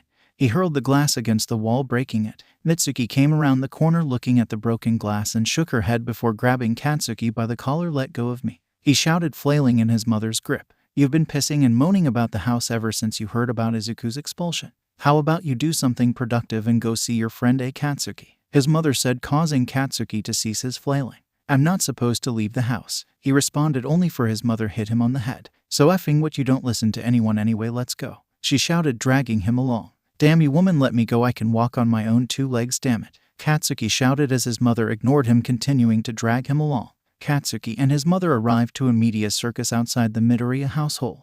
Mitsuki shouted, getting out of her car as Katsuki followed after her. "They're going to give Inko a heart attack. All right, you buzzards, move it or lose it," shouted Mitsuki, kicking a reporter in his back, slamming him forward into the crowd of others as Mitsuki began clearing a way to Inko's front door, only to find the area completely clear as Class 1 stood in front Inko's door glaring at the media. "Guess I won't have to kick anyone's ass today. I'm guessing you kids are here to see Izuku too?" Mitsuki asked as Katsuki walked up behind her, glaring at the reporters. Yes we are. But we couldn't just let these guys harass Midoriya and his mom anymore," Mina said, looking at the group of reporters like they were pure shit. "This is no way for the media to behave. Truly a shameful scene," Ada said, adjusting his glasses. "I like you kids," Mitsuki said, shoving Katsuki towards his classmates. "Why don't you all go inside? I'll hold these vultures back," she said, knocking on the door. "Inko, it's me, Mitsuki. Could you let the kids in for a bit?" she said as the door was slowly opened by Inko Midoriya.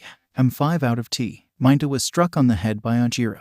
Have some respect, please," he said, dragging the boy inside as Class 1 piled into Inko's home. "Where the hell is Izuku?" shouted Katsuki once the door was shut. "Bakugo, mind your manners. Everyone place your shoes neatly at the doorway. Mrs. Midoriya, on behalf of Wanna, please pardon our intrusion," Ida said, bowing, followed by all of his other classmates. "Oh, how polite. You must be Ida. Izuku told me you were a polite young man," Inko said as Ida blushed happy. "Izuku said such nice things about him to his mother." "Yes ma'am, pleasure to meet you," Ida said. Oh, what did Izuku say about me?" Toru asked, jumping to the front of the line. "Toru, right, he said you were his first friend and Yue, I'm so thankful," Inko said, bowing as Toru blushed. "Who the hell cares what Izuku said about any of you idiots? Where is he?" Katsuki shouted, getting to the reason behind their visit.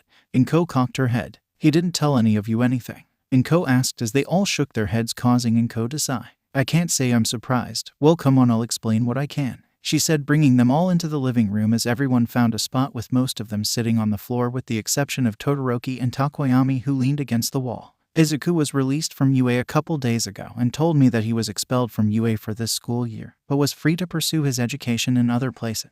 There were several breaths of relief in the class. That's good to know. Midoriya hasn't been blacklisted from Hero Society," Ida said, patting his chest. "Yes, I was happy to hear that as well. He will be able to reapply to UA next year. But as luck would have it, Izuku was taken on by a pro the day he was released from UA." What pro was it? Who took him on?" Katsuki shouted, slamming his hands on his knees. His shock was mirrored by the others. "I've heard of landing on your feet, but this is a bit much. Is that even possible to be taken on by a pro this early?" Kirishima asked, looking at Ada and Momo. "It's rare, but possible. Before my brother's injury, he made an offer to sponsor someone who hadn't attended a hero school so they could earn their license while working under him," Ida explained. "Yes, it's possible for a pro to take someone on in extenuating circumstances, but it's not something just any pro could do. It would require tons of paperwork, not to mention a lot of clout to pull it off." Momo clarified, thinking of who could do such a thing. I'd say anyone in the top 10 is capable of that, she said as Katsuki growled. Tell me, who the hell is it, Aunt and Co? Katsuki shouted, shocking all the class at the familiarity he just displayed. I can't. Katsuki Izuku didn't tell me. He said he didn't want to cause trouble for his mentor. All I can say is that he met this person when I took him to All Might's grave, Inko said before grabbing the house phone. But I can call him, so you can talk to him, she said, dialing Izuku's number. The phone rang once, twice, 3 times before it was picked up. Hello, Izuku said right before an explosion could be heard. You must be really confident to answer the phone when you're sparring with me, a woman's voice shouted as Izuku's labored breaths echoed out of the phone. Katsuki took this moment to grab the phone. Izuku, you bastard, tell me where you are so I can kick your ass. You think your special training from some pro is enough to beat me? Well, you're wrong, Katsuki shouted into the phone as another explosion could be heard and a grunt of pain from Izuku. While you must be talking to a pretty girl in order for their voice to throw you off that much, the mysterious woman's voice taunted Izuku as a vein appeared on Katsuki's forehead. Tell that bitch I'm not a girl, Izuku, right here and now. I'll kick both your asses, Katsuki shouted before the phone was pulled from his hand by Inko. Katsuki, sit down and hush, Inko said as Katsuki obeyed, fuming in his seat on the couch. Wow, Mrs. Midoriya must have experienced training wild animals, Denki commented, getting a glare from Katsuki as Inko spoke to her son. Izuku, I'm sorry to interrupt, but your classmates were worried about you. I can't believe you didn't tell them anything. That's very rude, Inko said as Izuku sighed. I am sorry everyone, I didn't want to worry you or make any of you feel bad. I was expelled because of my own actions, and even though some of you were with me, I'm glad you didn't get in trouble. Hiroshima clenched his fist as Shoto looked away and Ida dropped his head. Don't worry about me, guys, I promise you'll all see me again real soon. Oh, I guess I should pick my replacement as class rep, though I don't think Mr. Aizawa will care. I pick Momo Yaoyorozu as the new class rep, he said before another explosion was heard. Get off the phone, you wimp. I've still got a lot more to drill into that pitiful body of yours, shouted the mysterious female before the line went dead. All of Class 1A looked at the phone for a moment, taking in everything they heard. Momo came out of her bathroom getting dressed for the day ahead. She felt better knowing that Izuku was still working hard on becoming a hero, but wanted to see him, talk to him about that night. It had been days since they'd all gone to Mrs. Midoriya's house, and Izuku still hadn't contacted any of them as far as she knew. Just how soon was real soon, Momo thought as she sat at the dining table having her breakfast placed in front of her. An elegant dish of pancakes with a side of fruit and topped with whipped cream and a cup of tea. As she raised her knife and fork, her butler appeared before her. Pardon the interruption, madam, but a boy is at the door. He says he needs to speak with you. He appears to be heavily injured. Should I escort him from the premises? Her butler asked, tightening his gloves as his eyes glowed blue.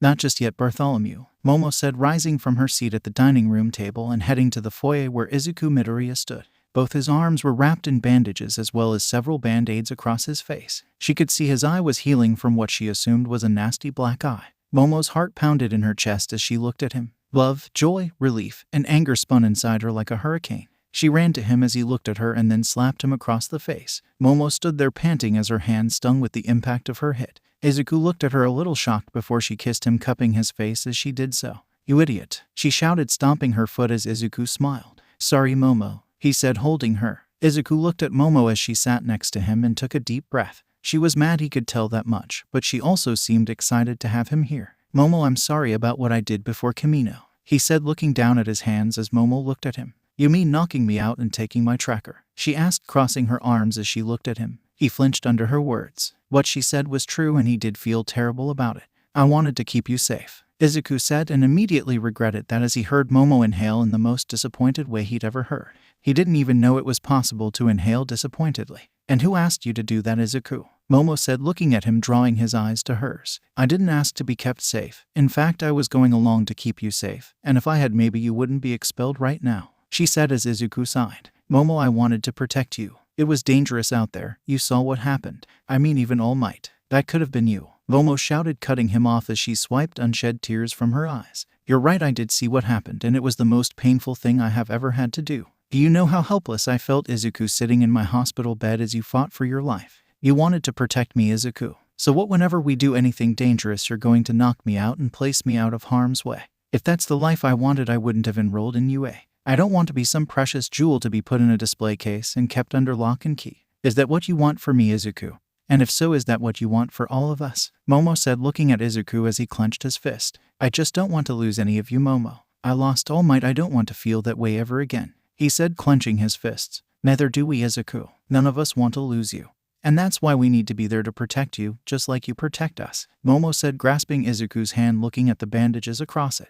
You're just as precious as we are to you. You don't have to bear the burden alone, Izuku. We are all here to share that with you. The question is, will you let us? She asked as Izuku looked into her eyes and sighed. I understand, Momo. I won't sideline you again. Whatever I face, I want to face with all of you too, he said, smiling at her before kissing her as she wrapped her arms around him. He gave a hiss of pain.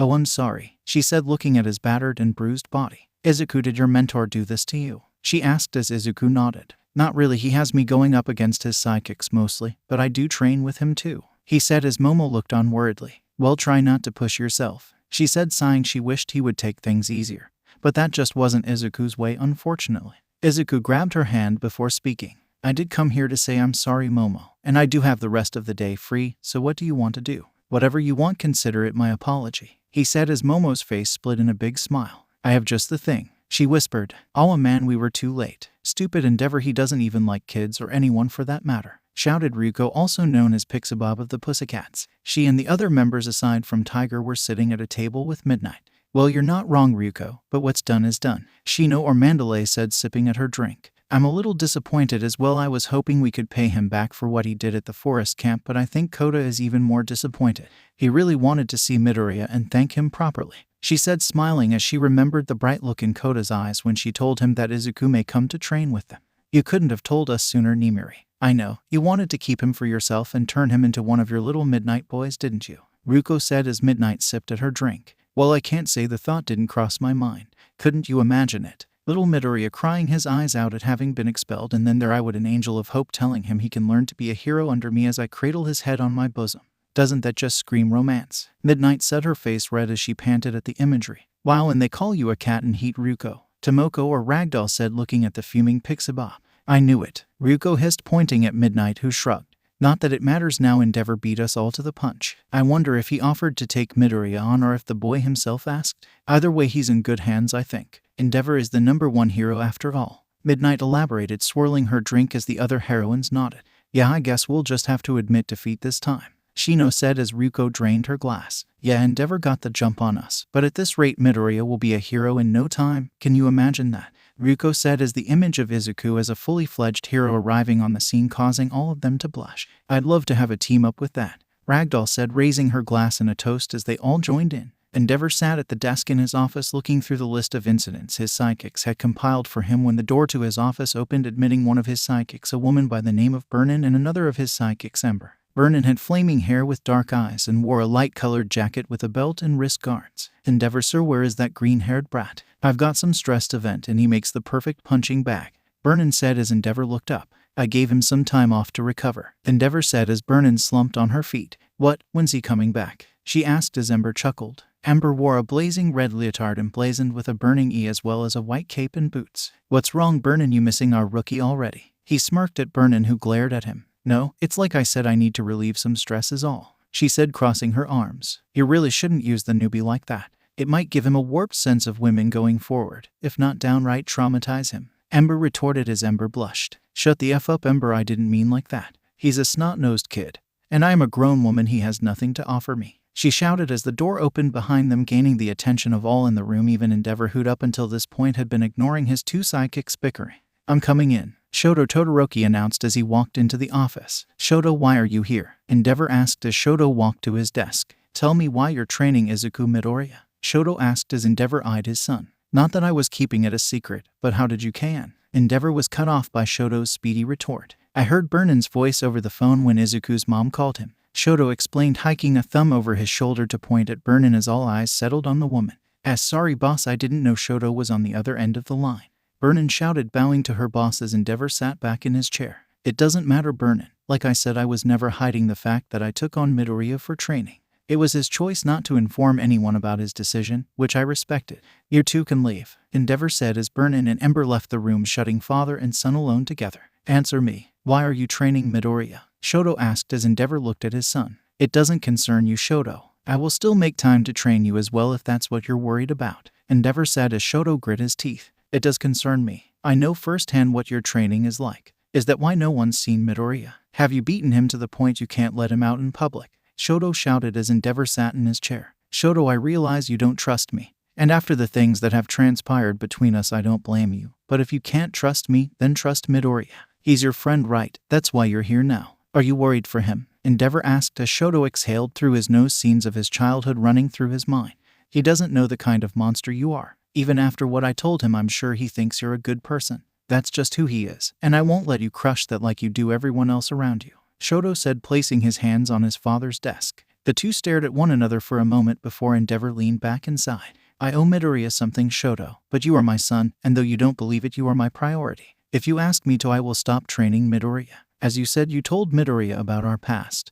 And even knowing this, he accepted my offer to train here. I'm sure he had some misgivings about it, but he still said yes. He put his trust in me, and I don't want to betray that, but I will if you ask me to. Do you want me to stop training Midoriya, Shoto? Todoroki clenched his fists as he looked at his father's face. There was no anger or irritation, he was being honest. Damn you. Fine, keep training Midoriya, he shouted before turning and walking away. Endeavor looked at his son before bowing his head slightly. Thank you, Shoto. I'm not doing this for you. This is for my friend Midoriya, he shouted, slamming the door as he left. Momo lay next to Izuku on the couch as he played with her hair and her just looking at him. Are you sure you can't stay? She whispered as Izuku sat up and stretched. I wish I could, Momo, but I need to be back at the agency. I don't want to abuse my mentor's generosity in giving me a day off, he said, getting dressed as Momo snatched his boxers from his hands and slipped them on. Ew, Momo, those are yours. Yes, I know, but mine are currently unwearable, she said, pointing to the moist shorts and panties she'd been wearing. Besides, I thought guys like going commando, she said with a smile that let Izuku know there was no arguing with her. Fine, I deserve that, he said, sliding his pants on, never having taken off his shirt.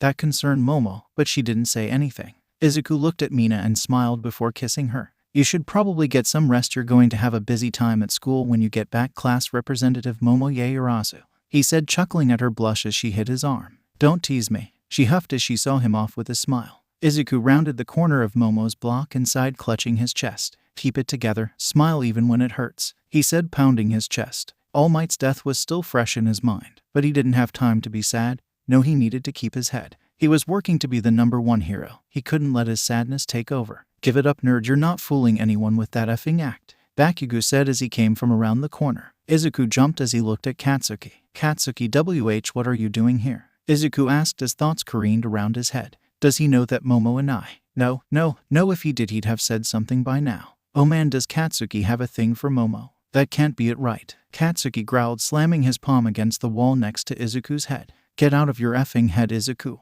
I knew you'd come by here to see Ponytail since she's going to be the new class rep.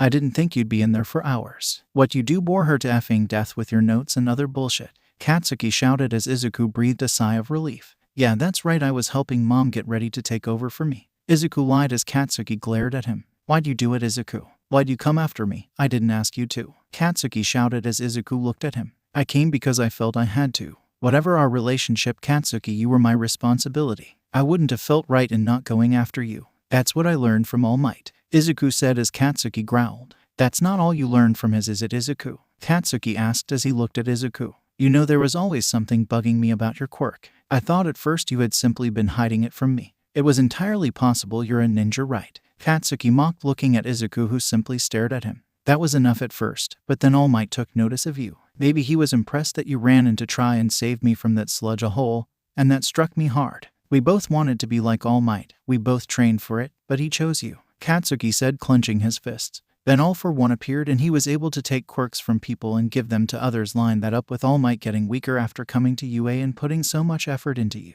There was something about you that he respected, so what was it? What was it that you have that I don't? What was so great about you that All Might gave you his quirk? God, I just want to fight you right here and now and show you who's better. Izuku looked at Katsuki and the suffering on his face. I'm sorry, All Might, Izuku said, turning away from Katsuki. If you want to know that badly, I'll tell you everything, just not here, Izuku said, walking and hearing Katsuki follow him. The two boys made their way to Dagaba Beach as the moon rose in the sky, and it was there that Izuku revealed everything to Katsuki. So you see, this power wasn't mine from birth. I'm not an extremely late bloomer. I was just lucky enough to have met All Might and for him to see a successor in me, he said, holding up his hand before looking at Katsuki as he stared out at the ocean. So that's what it was, hun? He asked before smiling as he looked at Izuku. And you still couldn't beat me in the sports festival? How are you going to be the greatest hero? Izuku frowned as he looked at Katsuki. You know the provisional license exams are going to take place soon. I plan to be there and I'm going to get my license so I can be the hero that All Might wanted me to be.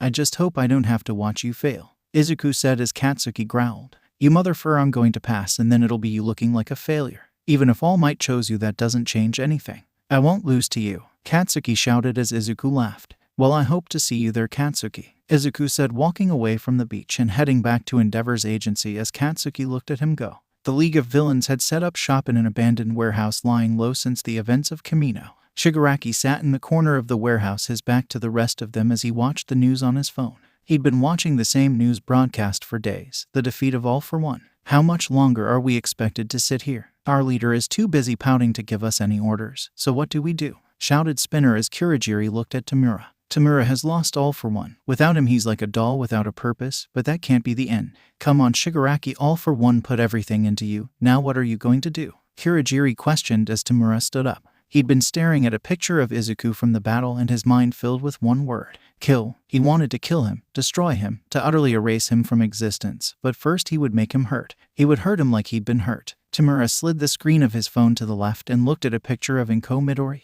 Izuku looked around the room he was in, but it wasn't his own or even the room he had at Endeavor's agency. This room was as foreign to him as the surface of Mars. He got out of bed and headed to the bathroom. It seemed like his body was on autopilot, as if his mind was just along for the ride. The first thing he noticed was that he was naked, which was strange. He never slept in the nude. He reached for the light of the bathroom, and as it turned on he was greeted with a face that was not his own but was familiar to him. He had blonde messy hair with pitch black eyes and a ragged black crescent above a block dot on his forehead. This was the face of Meliodas. Meliodas yawned as he went through his morning before getting dressed in a sleeveless white shirt and baggy black pants and boots. As Meliodas gripped the door handle, the scene before him changed as if someone had hit a fast-forward button, and suddenly Izuku, through Meliodas, was facing All for One. All for One had his back to Meliodas as the latter spoke. "What am I doing today, father?" Meliodas asked with a wicked smirk on his face as shifting figures moved behind him. Izuku could hear them, but Meliodas didn't turn to give him a view. But furthermore, Meliodas was All for One's son. This news rocked Izuku as Meliodas heard a voice. "I think you mean, what are we doing, older brother?" A male voice spoke from behind Meliodas. All for One spoke to the assembly. "There are several individuals that have gained my attention. All of them possess unique quirks that I want. Get them for me," All for One commanded as Meliodas growled, turning on his heel before walking away. The surroundings whirled and Meliodas was face to face with a similar-looking black-haired boy in a hallways, presumably in the same building. "You heard what father said. We are to acquire those quirks for him,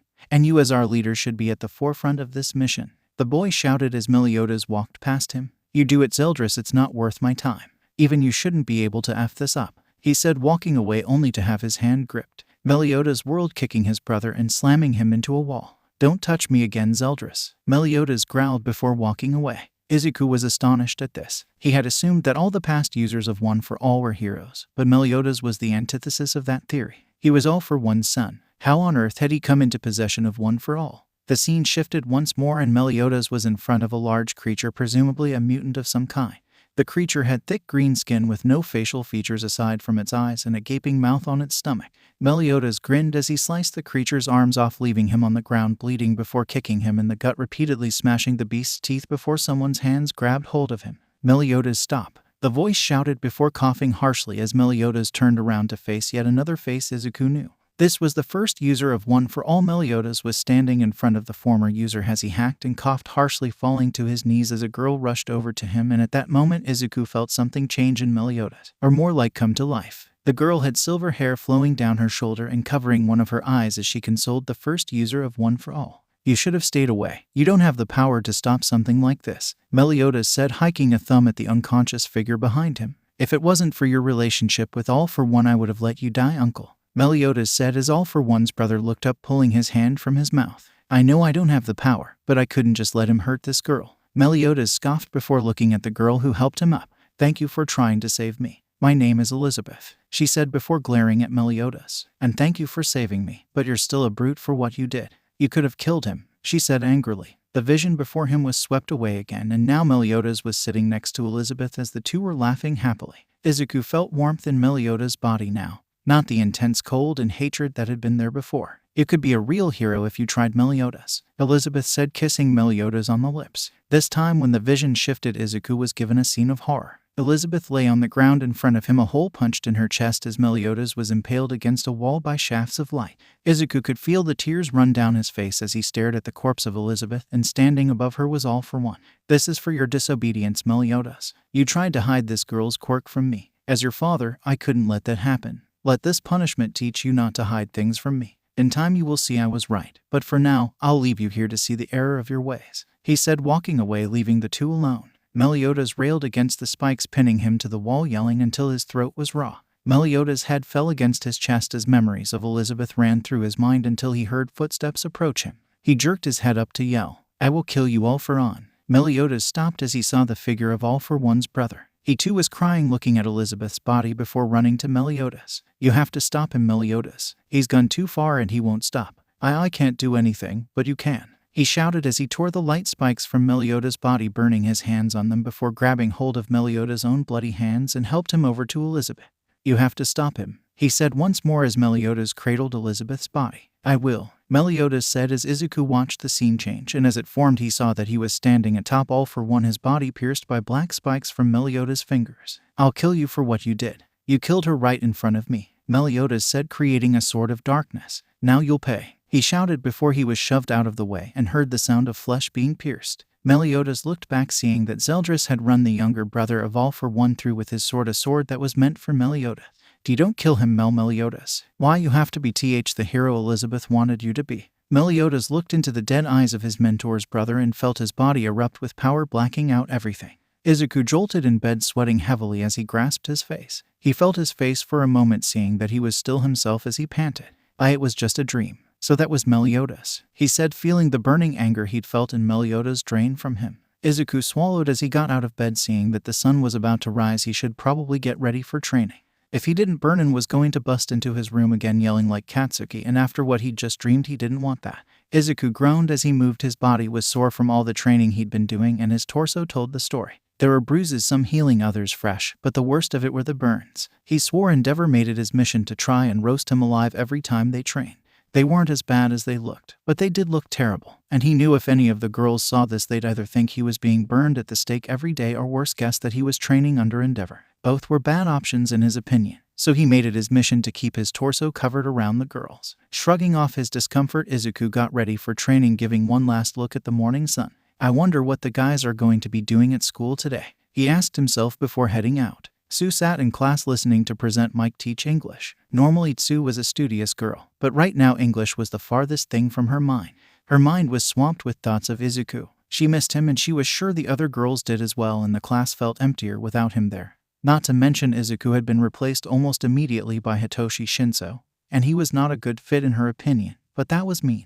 No one could compare to Izuku but Izuku, and he wasn't coming back. She sighed, leaning forward some as she looked at Momo. She was lucky she and Izuku had spent the last day before they moved to the dorms in his arms. Sue bit her cheek. She shouldn't be jealous, but she kind of was. The day went by with Sue in a fog of bad emotions, talking even less than usual. She knew what she needed, had been needing for days now. Between practicing for the provisional license exam and their regular classes, she was raw, in need of some kind of release. As class let out for the day and they returned to the dorms, Sue went to her room immediately and grabbed a small bag which she slung over her shoulder before heading back out.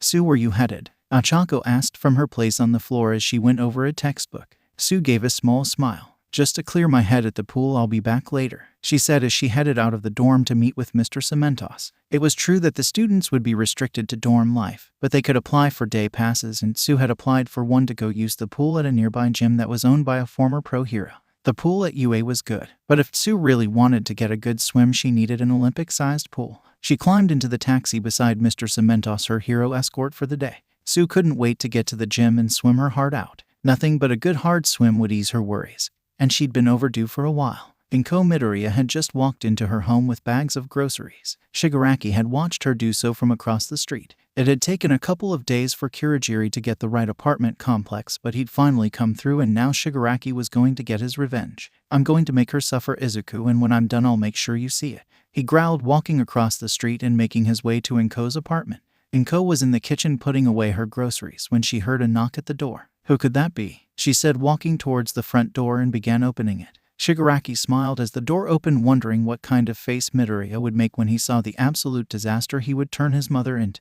The door opened and Shigaraki was kicked in the face by yellow boots that threw him back and over the railing of the walkway to land and roll across the street before slamming up against a wall, tasting his own blood as he looked at Gran Torino. To think you were stupid enough to believe that the news had the right apartment. You're more of an idiot than I thought, Gran Torino mocked. Inko smiled seeing Yoshi and his children standing on her porch. Yoshi, what a surprise, she said excitedly, hugging her old friend before waving all of them in. Raphael, Leonardo, Donatello, Michelangelo, and even Miwa, it's so good to see all of you, she said, hugging each child in turn. Sorry for the intrusion, Inko, but the boys had some good news and wanted to tell you in person, he said as Leonardo stepped forward. As of now, all 4 of us are your protective detail, Aunt Inko, Leonardo explained as Mikey smiled. You've got 4 super-powered and 1 devilishly handsome bodyguards until this whole thing with the League is settled, so you can leave this boring safe house and stay with us, Mikey said as Inko sighed. I don't want to inconvenience anyone, but how can I say no to you boys? Just let me get my things, she said, smiling. Shigaraki got to his feet, wiping the blood from his top lip as he glared at Gran Torino. Seeing the Inko, he'd saw aim a gun at him from the 2nd floor. This was a setup, Shigaraki growled as Gran Torino smirked. Got it in one, Shigaraki. Sukachi figured you'd make an attempt on Izuku's mother, so he had her meet the press in a fake apartment and then moved her somewhere else when the news crews weren't looking and replaced her with one of his deputies, and like a mouse to cheese, you sprung our little trap, Gran Torino said, walking forward as Tamura glared at him. I can't tell you how sickened I am that the grandson of my dearest friend would stoop so low as to attack an innocent woman to get back at her son, Gran Torino said, shaking his head as Tamura laughed. That's one thing we can agree on, old man. I'm just as disgusted knowing the blood of that beach flows through my veins. Gran Torino launched forward before jetting up above Tamura, only to come down on him with an axe kick, and watched as Tamura collapsed into a pool of mud. Guess you're not as stupid as I thought. You sent in a clone instead of your real self, but you'll have trouble getting away from the police blockade around this area. That is if you were ever here to begin with, Gran Torino said, scratching his head. What I tell you, the heroes and police were waiting for us, Dabai said, looking at Tamura as Twice shook his head. That's right, if not for me you'd be in jail, buddy. Praise me, praise me. No, but seriously, it was a good idea, Twice said, contradicting himself as Tamura scratched his neck. Whatever, let's just go, he said, turning around to retreat into the alley only to find someone there waiting for them. He was dressed in a fur-lined jacket with jeans and dress shoes, with a mask similar to that of an apothecary doctor. Is this what the League of Villains amounts to now, killing off housewives? Said the stranger in the beak mask as he approached the trio of villains who were all on guard. Who are you? Shigaraki asked as the man stopped walking towards them. It's good manners to introduce yourself before asking for someone else's name, but since I already know who you are, I'll answer your question.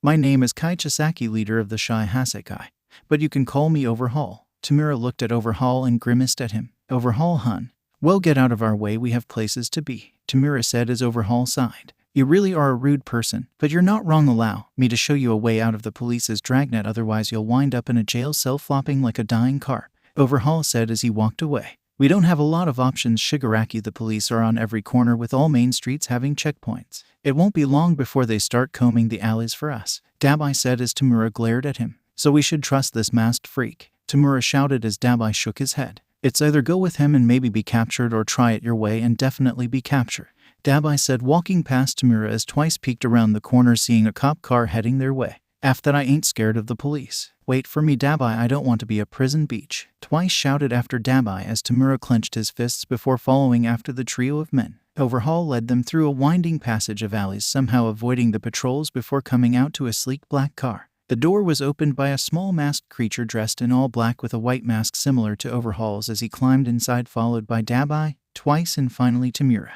As they all took their seats, the car began moving. How did you know which way to go? Dabai asked as Overhaul adjusted his gloves. I'm used to moving around the police. I know how they work and have workarounds. Now I know you all have questions and I'll explain soon enough, but I don't like to repeat myself, so for now just enjoy the ride and hold your curiosity, Overhaul said as Dabai sat back, keeping his eye on him as Twice looked out the window. The group arrived back at the warehouse the League of Villains had been using as a base. If you'd be so kind as to get out and let your men know we're not a threat, I'd greatly appreciate it, Overhaul said as the door was opened by the small masked creature, allowing Tamura to exit, and waved his hands. Don't attack, you idiots, he said as the large door was opened by Magni and Mr. Compress. Where'd you get the car from, Tamura? Asked Magni as Overhaul climbed out. He didn't, it belongs to me. I am Overhaul of the Shy Hasekai. Overhaul introduced himself as Toga walked out, looking him over before tugging on Mr. Compress' sleeve. What's the Shy Hasekai? She asked as Compress explained. They're an endangered species of villain known as the Yakuza. They were really big back in the day before heroes began wiping them out. Really, they're living relics worthy of any museum, Compress said as Toga nodded in understanding. Overhaul chuckled as he walked into the warehouse. You're not wrong, the Yakuza is an antique, but now with All Might's death we can make a comeback, and that's why I'm here. Tamura Shigaraki, what is your plan going forward? All for One is dead, leaving a massive power vacuum, and nature abhors a vacuum, Overhaul said as Tamura scratched his neck. I will take my master's place, of course, and bring this entire hero society to ruin, Tamura said as Overhaul shook his head. That's not a plan. You want to take your master's place? I doubt that you can. You are not a leader, Shigaraki. One for All was as big a threat to the Yakuza as All Might. His power was monstrous, overwhelming, but you can't even compare. You have the tools to achieve your goal, sure, but no idea how to use them. Moonfish and Muscular, two of your most powerful pieces, wiped out by children. That should have never happened. So I ask you, League of Villains, to serve under me as I become the next ruler of evil. With me at the helm, I will bring you all to heights you'd never see as you are now, Overhaul explained as Shigaraki clenched his fist. You got a point here. You know what, I don't care, get out, Shigaraki growled before Magni stepped forward. You want us to serve under you? That's bullshit. I will never bow to someone like you, she shouted, bringing Overhaul's head towards the end of her pole, feeling it connect as Overhaul touched her arm. She felt a burning sensation as Overhaul's quirk took hold before the top half of her body exploded, splattering the room with blood as her magnet fell to the ground.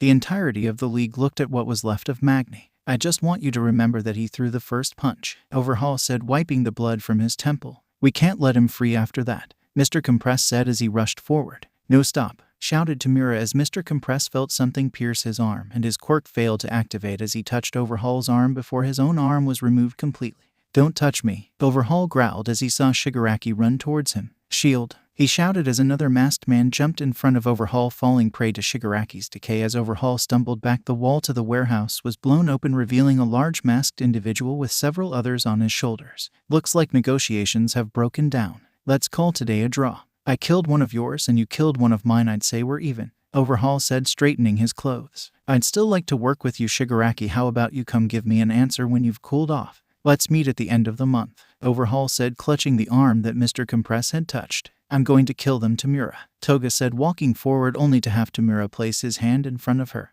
No, let them go for now, he said as the small masked creature at Overhaul's side nodded. Smart move, Shigaraki, very smart, he said as Overhaul and his men left. Kurogiri, get Compress some help, everyone else we're leaving, he said, walking away. Izuku dodged to the side as a swath of flame flew past him before he retaliated with a Mamba smash, only for Endeavor jumped back, swinging another river of fire at Izuku as he hit the ground, switching from his snake hood to the Kyuubi cloak to block the barrage of fire. You've gotten faster at switching between your powers, but you're still unable to use them at the same time like in your fight with All for One, Endeavor said as Izuku sat on the ground panting heavily. That had been the goal of his training with Endeavor, to be able to combine his powers as Meliodas had.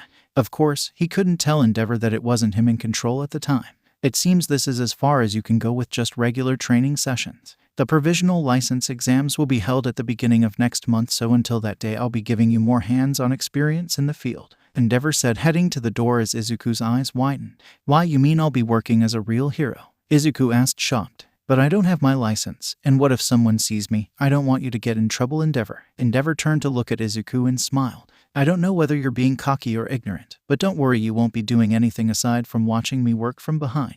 You're not able to beat me to crime. Now get ready, Endeavor shouted as Izuku jumped to his feet to go get his full armor. Izuku put on the belt along with his wrist and ankle bands before activating the full armor as it spread over his body. Every time he looked at this, he was reminded of Melissa. He wished he could have been there for her during All Might's funeral, but he was still unconscious then. He called her after and they spent the night just being there for each other. Izuku walked to meet with Endeavor as his faceplate engaged. Endeavor stood with his arms crossed before looking back at Izuku and nodded. It suits you, by the way. What's her hero name? Endeavor said as Izuku looked at him. I chose the name J-Force to show the world I'm a force for justice and good. Endeavor snorted at that. You really are his pupil anyway. Let's go on patrol, J-Force, Endeavor said, rushing forward, followed by Izuku. Katsuki took a deep breath as he focused on the center of his palm before unleashing his AP shot, piercing through not one but several blocks of concrete. He panted as he felt the strain in his arm. He'd been at this for hours now, and if not for the burning sensation in his arms, he'd keep going. He couldn't rest when Izuku was training and getting first-hand experience under a pro. Effing Izuku, he said, walking away from the still sizzling concrete blocks as he left the gym. His thoughts were on Izuku constantly, from his fight in Kamino to all the things he'd told him on Dagaba Beach. I can't even think with all this bullshit in my head," he shouted as he made his way towards the dorms. The provisional license exams were a matter of weeks away, and he intended to use every second to get better. Spending his weekend in Gymkhana was a small price to pay to see the look on Izuku's face when he passed the exams at the very top. Katsuki pushed open the door to the dorms and walked inside, hearing a rush of movement as he walked into the common room. He looked at his classmates, seeing them huddled around the TV conspiratorially with all their eyes on him. "The F are you a holes doing?" Katsuki demanded before Kirishima was shoved from the group towards him. "Oh, you know, rotting our brains with TV," he said, rubbing the back of his head and smiling weakly as Katsuki stared him down. In his mind, Bakugo was weighing this situation on his give a FO meter. He could tell everyone was hiding something from him, and it was big enough that Kirishima felt the need to tell a shitty-ass lie. If it had been anyone else, he would have just passed it up.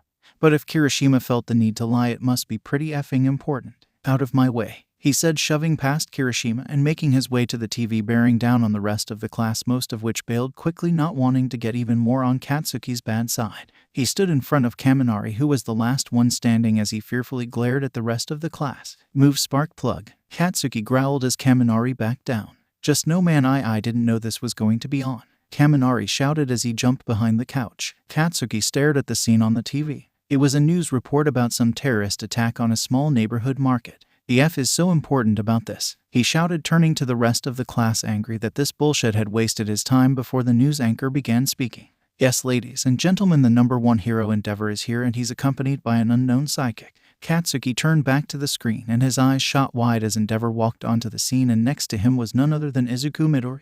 The rest of the class stared at Bakugo, waiting for the inevitable eruption, but it never came.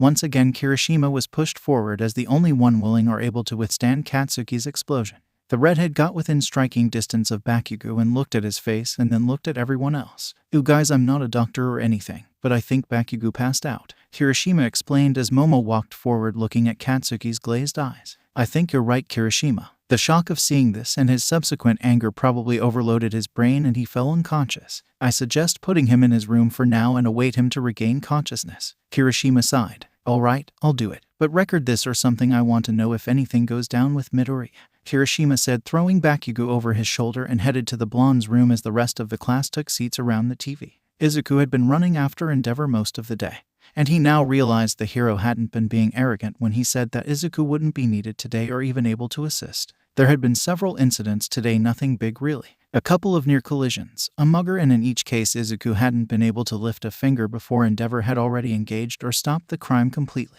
So this is what he means by parallel thinking. Moving at top speed through the city and being able to take in everything and react accordingly. Izuku thought to himself before hearing Endeavor speak. Rescue, suppression, and evacuation are the 3 responsibilities of a hero. Most agencies pick one and stick with it, but that's not how my agency does it. We put 100% to all 3 of these things, and so will you, Endeavor said before apparently getting a call. "Follow me," he said as he turned around the corner with Izuku right on his heels. "Endeavor, sir, where are we going?" Izuku asked. "There's a situation in a neighborhood market. Apparently, there's a terrorist there threatening to level the place. From what I understand, he's one of those Stain zealots." Izuku's heart pounded in his chest as he heard Stain's name. Even now the hero killer was still terrorizing the city. "We have to do everything we can," Izuku said, speeding up to the point he was only a step behind Endeavor. The pro looked at him and nodded. "Just like All Might, you can't bring your full strength to bear for yourself, but for others, you become truly unstoppable," Endeavor thought to himself as they arrived on the scene, both skidding to a stop outside the police cordon. A detective came over to meet Endeavor and give him the rundown of the situation as the news cameras turned to the arrival of Endeavor and himself. Izuku wanted to shy away from the cameras, afraid they'd recognize him. But with his faceplate on, people couldn't get a good look at his face as he stood next to Endeavor. The detective was a large man with reptilian features, namely the shell on his back and the small lizard tail that protruded from behind him. "I'm Detective Tsuchinoko. As you were probably told, the man inside is a follower of Stain, calling himself the Gargoylem, and is threatening to level the market. Apparently, there was a hero here doing a public appearance for the 10th anniversary of the market's opening. The man walks in, uses his earth quirk to kill the hero and hold the customers hostage. We estimate at least 50 inside. He's created a chasm around the store except for at the front." Endeavor gripped his chin, looking at the detective. "Has the suspect made any demands?" Endeavor asked as the detective ran a hand through his hair. "Yes, he says he'll only release the hostages once Stain is released and brought before him." Endeavor sighed, shaking his head. "No one's going to take that deal. Fine, I'll engage him. As for the hostages, J-Force, it will be your task to evacuate them. Izuku jolted at those words. Are you sure? J-Force asked as Endeavor looked at him. I wouldn't have tasked you with this if I wasn't.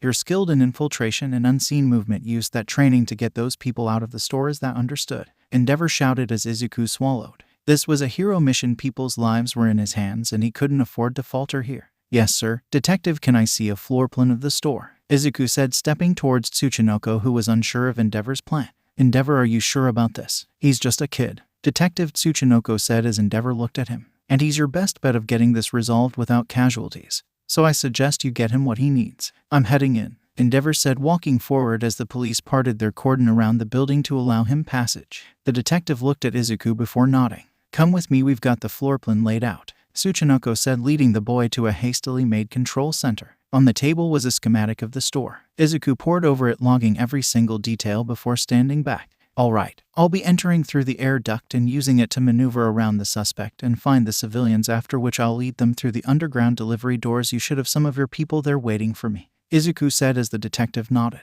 Okay, I'll have the men use ladders and such to bridge the chasm. Good luck, he said as Izuku rushed out of the control center, skirting the building until he reached the side and vaulted over the chasm and up to the roof before entering the ventilation system. Endeavor stood in front of the store, seeing the suspect walk towards him holding a man in front of his body as a shield. I am pro-hero, Endeavor, and I will only say this once. Release all the people inside and surrender Gargoyle, Endeavor shouted as the man walked forward, more laughing. He was covered in patches of stone skin, with his hair being made of stone spiking up from his skull like stalagmites.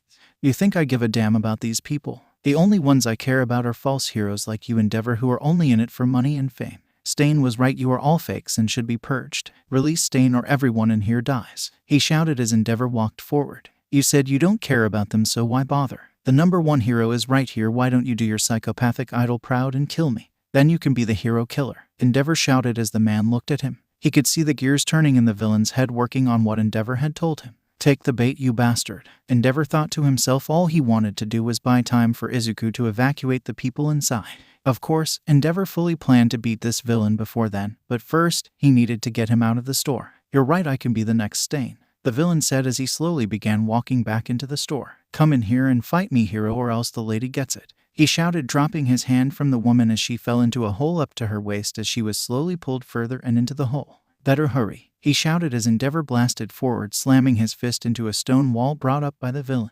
You'll have to do better than that, Endeavor, he shouted as two piles of stone tore up from the ground to crush the hero.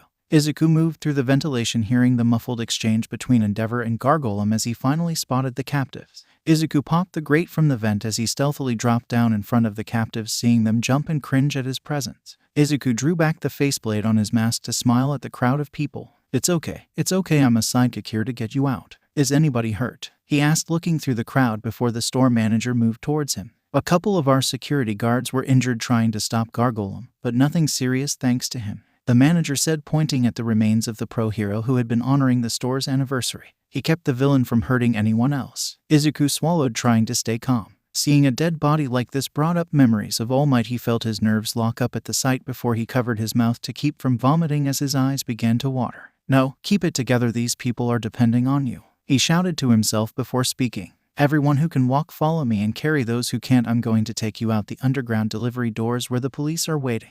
We have to move slowly so as not to draw his attention, okay? Izuku said as everyone nodded. Good, let's go, he said, moving through the grocery racks to the stockroom doors. They were right across the open alley across from the grocery section and in direct sight of the villain. Izuku took a deep breath as he looked around the corner of the aisle, seeing that the villain was still distracted with Endeavor. He turned to the hostages. All right, everyone, you'll go 3 at a time on my signal. Once you get through the doors, run as fast as you can to the receiving bay doors. The police will help you from there, he instructed before looking again, seeing that the villain was still distracted. Okay, 3 go ...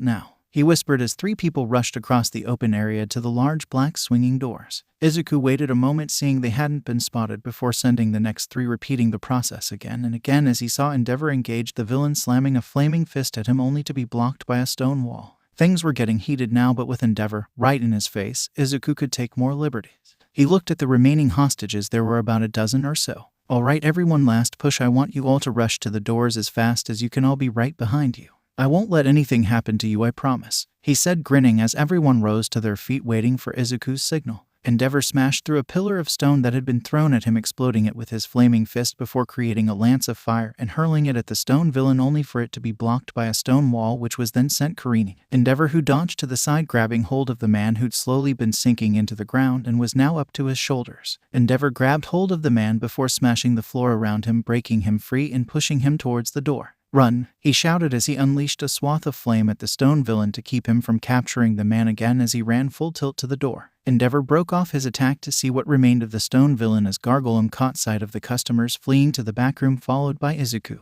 "No, you don't," shouted Gargolem, who'd heard the rush of footsteps and turned, slamming his hand on the ground to create a wall to block off the doors as he slammed a syringe into his neck. Izuku watched as a stone wall shot up from the ground and grit his teeth. "Don't stop running," he shouted as he shot his fists forward, punching the wall, watching it shatter apart as the hostages made their way through the doors. Izuku smiled as he blew through the doors after them, finding the hostages huddled together. "Good, you're all doing great, we're almost there," he said as he led them to the receiving doors, which had been opened by the previous escapees. Endeavor dropped down on the villain from behind, slamming him to the ground. "You left yourself wide open," he growled as the villain began laughing wildly. "I told you I didn't care about the hostages, and now that I have the #1 hero here, I'll take you with me," he shouted as the ground began to crack and shift under the villain. "Come on, Endeavor, let's take the expressway to hell," he shouted. From outside the store, the crowd watched in horror as parts of the building began to sink into the ground while others broke apart, tearing parts of the building off only to then fall inwards. "Oh my God," shouted several reporters as they watched this terrifying display. "Stop it now," Endeavor shouted as the villain continued to laugh. "There is no stopping it, even if I wanted to. I destroyed the very foundation of this store. It's going to fall and crush you, me and all those in us." The villain was cut off as Endeavor slammed his fist into the back of his head, knocking him unconscious as he drug him out of the store before turning to rush back in. "I can't let him die. I have to save him," Endeavor thought to himself as the front of the store collapsed, sealing its entrance as a huge cloud of dust exploded outward. Endeavor covered his eyes as he weathered the dust storm, hearing the sound of metal tearing and stone cracking until he could see again, and what greeted him was an utter tragedy. The store was nothing more than a pile of concrete and iron. Nothing remained standing as the hero ran forward, grabbing hold of chunks of rubble to hurl them out of the way before placing his hands forward and blasting his fire straight into the rubble. "Not again, not again. I won't let you die like All Might," Endeavor thought as he began to smell and feel his flesh burning, but continued to pour more of his fire onto the rubble. "I don't care if I overheat as long as I can save you." Onlookers stood and watched the display as a shaken reporter spoke. "Ladies and gentlemen, I have no words for the bravery we witnessed here. These heroes risk their lives for all of us every day, and sometimes it isn't enough. If you would give a moment of silence for the young hero who lost his life today," the reporter said, bowing his head. In Heights Alliance, all of Class A looked on with teary eyes. No, it can't end like this. Izuku deserved better," shouted Ajiro as Ochako ran from the room, tears in her eyes. Izuku was the best friend Ajiro had, and seeing this, him being cut down so easily, was jarring to the blonde youth. His body was stuck in a standstill as anger and sadness warred for dominance on his face. "This can't be happening," Momo whispered as she stared at the screen and the pile of rubble. In the corner, Todoroki gripped his fists to the point they bled. I told him, and still I failed. I should have demanded he stop," growled Todoroki, glaring at the television. This wasn't just his dad's fault. No, Todoroki felt just as responsible. Endeavor had given him the chance to keep this from happening, and he didn't take it. "I'm sorry, Izuku." Sue's face broke from its usual impassiveness, seeing tears building at the corner of her eyes. This couldn't be how it ends. Izuku couldn't die like this. She didn't want to see that or even think about it. It felt as if that villain had crushed her heart as well as Izuku. Endeavor fell to his knees, his body sizzling and the flames upon his face gone. "I couldn't do anything." At that moment, rubble exploded out of the pile, being blasted far and away, revealing a swirling yellow sphere before it too dispersed, and as it did so, Endeavor watched as people started to climb out of the hole. Endeavor slowly rose to his feet as the people stumbled towards him. He did it. He saved us just like he said he would," a woman yelled as she ran into Endeavor. He needs help. Why, you have to help him," she shouted as the stunned police officers began to rush towards the woman, helping her and the other down from the pile as more of the hostages appeared from the hole. Endeavor slowly walked to the edge of the hole and looked down, seeing Izuku Midoriya in a cocoon of his foxtails as he helped the last person climb up the incline. He looked up, seeing Endeavor there. "Mission accomplished, sir," Izuku said, weakly caked in dust as his tails began to falter and fade. "Oh no," he shouted as his energy failed. His tails disappeared and the rubble they'd been keeping back began to fall towards Izuku as the young hero was pulled towards the abyss until several pillars shot out of the rubble, keeping everything stable and giving Izuku a place to land to keep him from falling into the massive crevasse underneath him. Endeavor looked back to see the stone villain on his knees with his hands to the ground, apparently having shaken off his captors to use his quirk one last time. That boy risked everything to save those people. He is a true hero worthy of being saved. So says Stain's will. He rasped, coughing up blood as he fell forward unconscious, having expended the last of his energy to save Izuku. Endeavor glared at the villain before dropping down to Izuku and grabbing his hand. You did well, Midoriya. When you get up there, show them your face. The time for you to hide is over. Show the world who you are, Endeavor said, pulling Izuku to his feet as he helped the exhausted boy up the incline. Classa was running around cheering. Seeing Izuku's energy sphere that he used against All for One was proof that the green-haired boy was alive. Bakugo, having been woken up by all this and remembering what he'd seen to lead up to his passing out, rushed out of his room and to the TV in the common room. Just as on the screen Izuku came out of the hole in the rubble supported by Endeavor and the camera focused on his face, he raised his fist to the camera and smiled.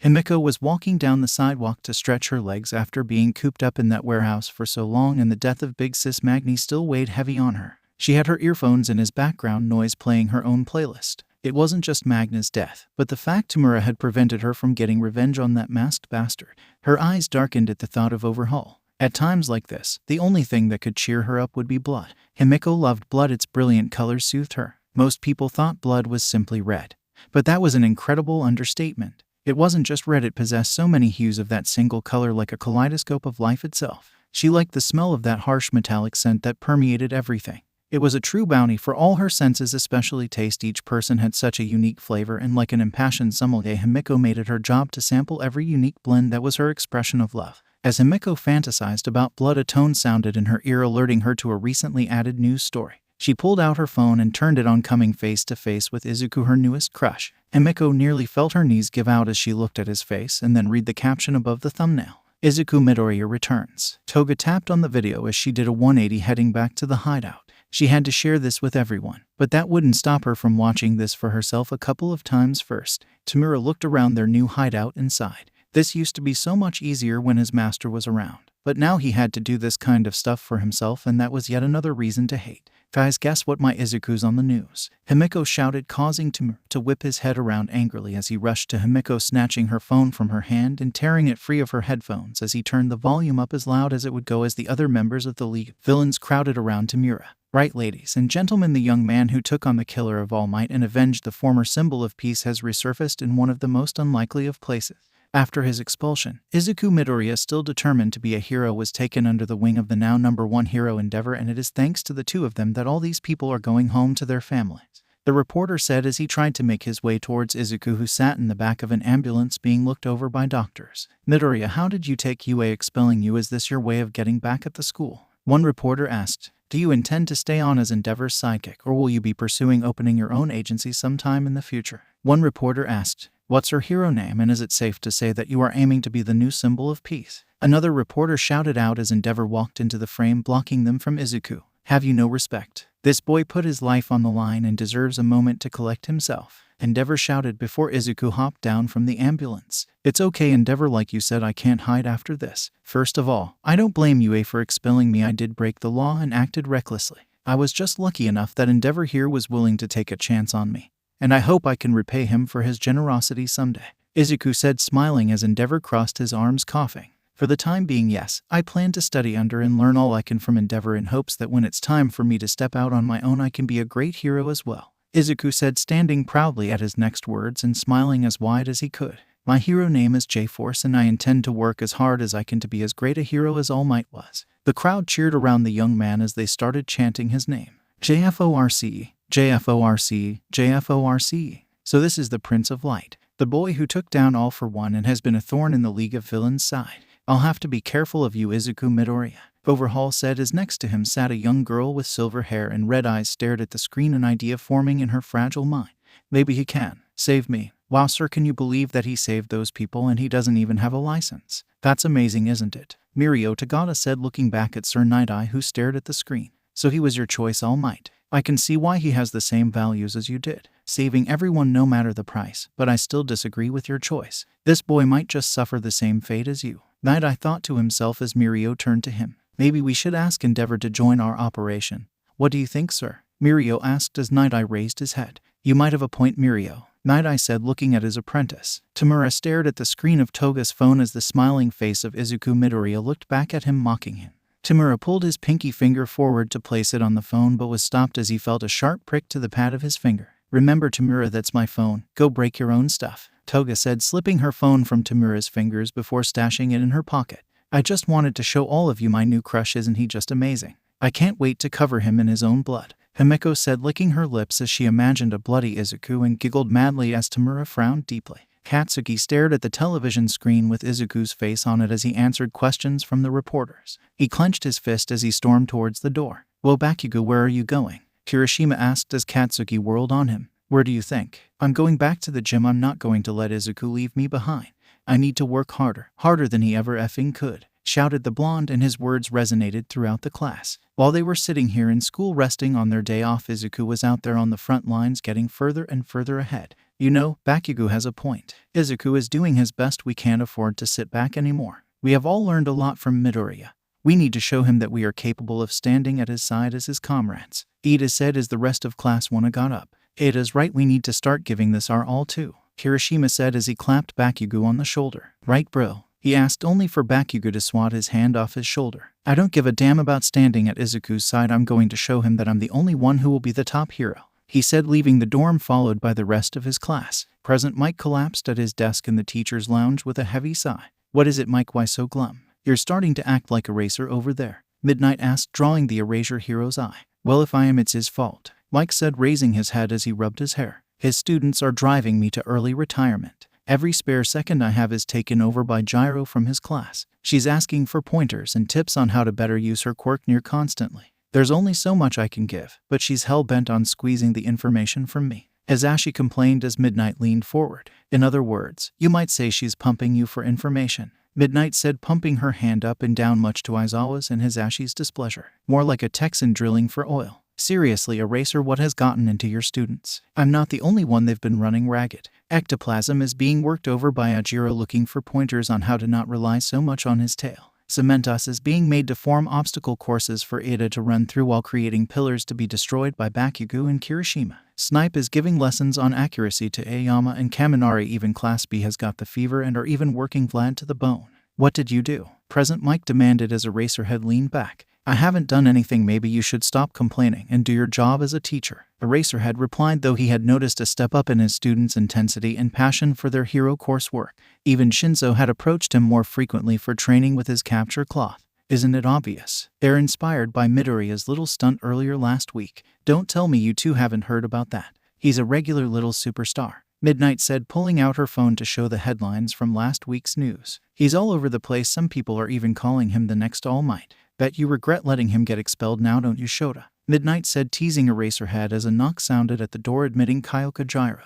Oh, Present Mike, I'm glad I could find you. I was wondering if you could watch my new super moves and give me some feedback, Gyro asked as Hisashi slowly got up from his chair, giving a weak smile. Sure thing, kiddo, let's go, he said, following after Gyro before shooting a pleading look to Midnight and Aizawa, finding no help there as Midnight winked at him, and to his complete and utter shock, Eraserhead actually smiled at him. You're the devil, Shota, Present Mike thought as he left the teacher's lounge. To answer your question, no, I don't regret my decision. Midoriya broke the rules and suffered the consequences, though I am concerned that he found his way to Endeavor's side, Eraserhead said, leaning back as Midnight pouted. Geez, do you have a grudge against the kid or something, Shota? He was expelled and found someplace else to study. Isn't that a good thing? Or maybe you're just jealous like an ex mad that his girlfriend got a new man after he dumped her. Green isn't your color, Shota, Midnight said as Aizawa sighed. No, I'm not jealous, and to be honest, I'm happy he found a way to chase his dream. I just don't think Endeavor was the best choice for someone like Midoriya.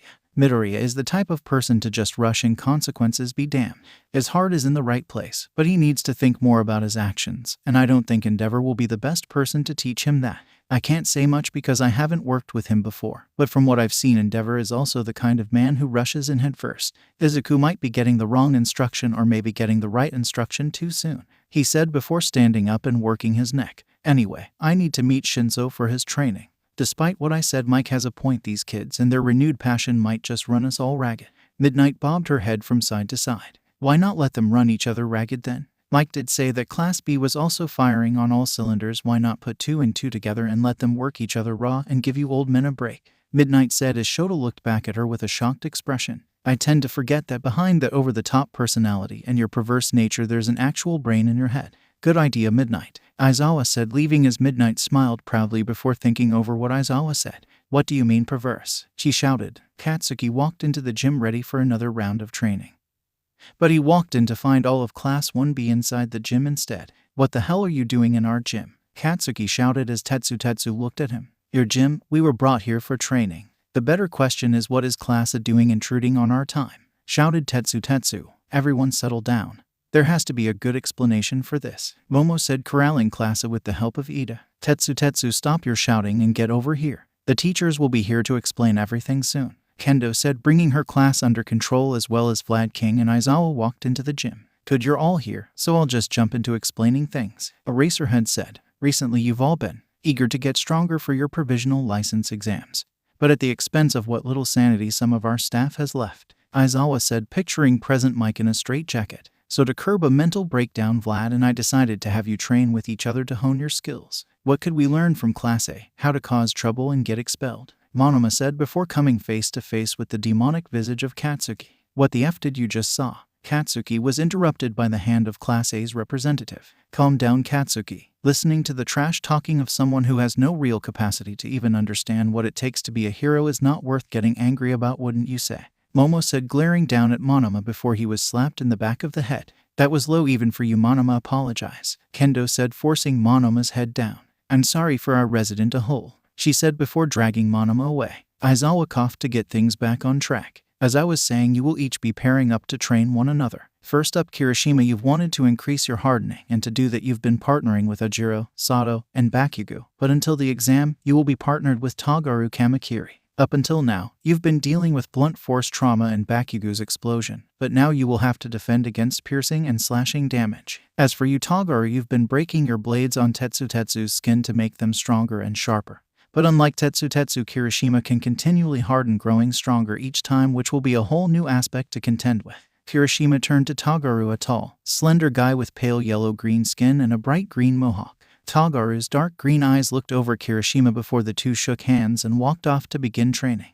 Bakugo, you will be practicing with Tetsu. Trying to get through his steel skin should prove quite the obstacle. Bakugo looked at Tetsu. Yeah, right, I'll blow him apart in seconds. There's no way he's harder than Kirishima, Bakugo said, crossing his arms as Tetsu gritted his teeth and turning on his steel skin. Just try, you arrogant prick, Tetsu shouted as Bakugo growled. What do you just call me, you walking trash can? The two retreated into the training field as they hurled obscenities at one another. Keita, you will be with Juzo. His softening quirk will make it difficult for you to get anywhere near him. You'll have to think on the fly and make split-second adjustments to avoid getting caught. The two boys nodded as they left. A pleasure to work with you, Juzo. I hope to learn a lot from our collaboration, Ida said, shaking hands with Juzo, who just smiled. Yeah, looking forward to working with you too. Vlad King took over the next pairing. Kosai, you will be with Sato. He will be trying to break through your solid air, and you will be continually making new and thicker barriers. Pony, you and Aoyama both have long-range quirks, so it will be a battle between who's the better and quicker shot.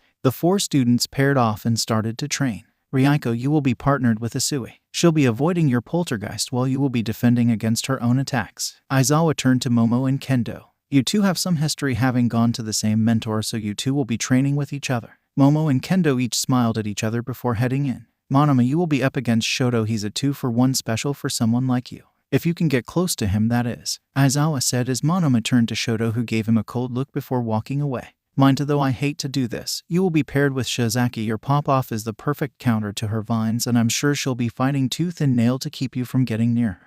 Mind turned to look at Shizaki before giving a smile and a thumbs up that sent the girl shivering. Shoji, you will be with Kanoko, who will be planting mushrooms all around. It's your job to use your quirk to quickly find and pluck the mushrooms before they are fully grown. Shinso, you will be partnered with Takage, and the object is for you to capture all her parts with your capture cloth before her time runs out and she comes back together. This will also benefit Takage to practice controlling her parts. Jiroda, you will be trying to locate Toru using your enhanced senses. Vlad began speaking again. Shihai, you will be partnered with Takoyami. Your two quirks gain strength from darkness, so it's an even matchup. Cementos created a cave near the back of the gym to give you a place to use your quirks. Kajiro, you and Ashido are perfect opposites, so the two of you will be training together. Kajiro will make tougher and stickier glue, and Mina will continue to burn through it with her acid. Manga, you will be partnered with Gyro. Since you both use sound as weapons, you'll be good training partners. Taking over for Vlad, Aizawa pointed at Ajiro. Ajiro, you will be practicing with Sen. You both specialize in close combat. And with Sen's gyrate quirk, it will be quite the training session. Kaminari will be practicing with Hiryu. Both of you can't be touched recklessly, and you both have long-range attacks that could prove troublesome. Uraraka, you will be practicing with Yui. Both of your quirks alter aspects of things you touch, such as changing its size and altering its gravity. Nyanjeki, you will be partnered with Zero, your twin impact or Zero's tape, which will give to the other I wonder. Finally will be Koji and Yosutsu. Aizawa said as the students split up. This was a good idea. Eraserhead, having the students practice with each other gives us some breathing room for the time being. Vlad said, releasing a pent breath as Aizawa scratched his chin. I don't know if I'd say that just yet. This is the calm before the storm. The exams are going to take everything these kids have and more, Aizawa said as he watched the students practice. The first of the month came faster than anyone had expected, but the students arrived eager to take their first big step into the hero community. As they arrived at Takoba National Stadium, Class 1 walked into the venue seeing the judges and the other participant. But all of Class A was on the lookout for one person. Where the hell is he? That loser better not have effing flaked on us, shouted Bakugo as the instructor for the exam began to speak. Yes, hello everyone, my name is Yokimura Mira from the Public Safety Commission. At that moment the instructor gave a powerful yawn. Sorry about that, I haven't been able to sleep having to prepare for this exam. So if you would all be so kind as to get this exam over with as soon as possible, I'd be extremely grateful. On that note, the exam will be broken into 3 portions. In each of these we will be grading you, and at the end of this exam your scores along with other criteria will be judged, and if you are deemed worthy you will be given your license to perform heroic duties when needed, Yokimura explained before continuing. In years past the pass rate for this test was 50%. But with the recent passing of All Might there's been an overhaul of the hero system making it more difficult, so only the best of the best may pass. The success rate of this exam is expected to be 10% or less. The students in the hall balked at this. Only 10% will pass this test. What the hell is going on here? Denki shouted, looking at all the people there. At that percentage, out of all the people here, only over 150 are expected to pass. That's incredibly steep, Ada said, feeling the sweat build on his forehead. The first test will be held right here, the instructor explained, getting looks of confusion from the participants. He can't be serious, we can all barely fit in this room, let alone display our quirks to their fullest, Momo said before the ceiling began to open up and the walls fell outward to reveal a massive rocky area, and in the distance could be seen a cityscape. But the most striking thing was the figure of Izuku Midoriya in his full armor standing in the middle of the landscape, looking just as shocked as his fellow participants. I arrived late and didn't know where to stand, he said, rubbing the back of his head as everyone stared at him. Days before the provisional license exam, Endeavor stood in front of the Public Safety Commission board as they all looked at a copy of Izuku Midoriya's transcript.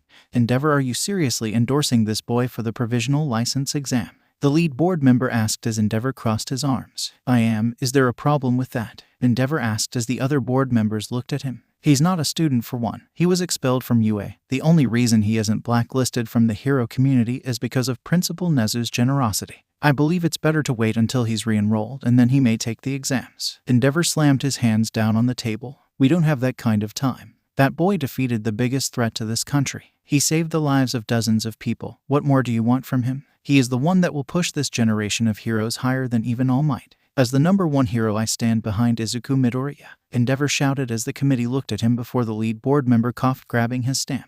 Very well, Endeavor, we will allow Izuku Midoriya to participate in the exams. Whether he passes or not is up to him, the man said as he stamped Izuku's document. You idiot, what were you doing out here? Shouted Bakugo as he yelled in Izuku's face. Are you blind? Could you not see that effing building over there? Izuku coughed, taking a step back from Katsuki. Sorry Katsuki, I didn't know if that was just a part of the scenery or something else, so I just kind of waited to see what would happen. I never expected the whole building to split open like that, he said, a little shocked as the rest of class gathered around Izuku. Dude, what an entrance. It had me rolling, Kaminari shouted, still chuckling a little. It's good to see you, Midoriya. It seems like it's been forever since we've seen each other, Kirishima said. Everyone, as happy as we all are to see Izuku, I would ask you to come back so we can hear about the first exam, please, instructed Ida, who at the same time was fiercely shaking Izuku's hand. You seem happier than anyone else, Ida, Sue said before the class walked back to Proctor Yokimura, who yawned before speaking again. Yes, Izuku Midoriya, glad to have you. At the mention of his name a ripple ran through the crowd as all eyes centered on Izuku. That's the kid who was expelled from UA. What's he doing here? I heard he totally trashed the villain that killed All Might. Is it even safe for him to be here? He saved that mall last month. I thought he already had his license. Katsuki grit his teeth at all the muttering he heard as Izuku did his best to ignore it.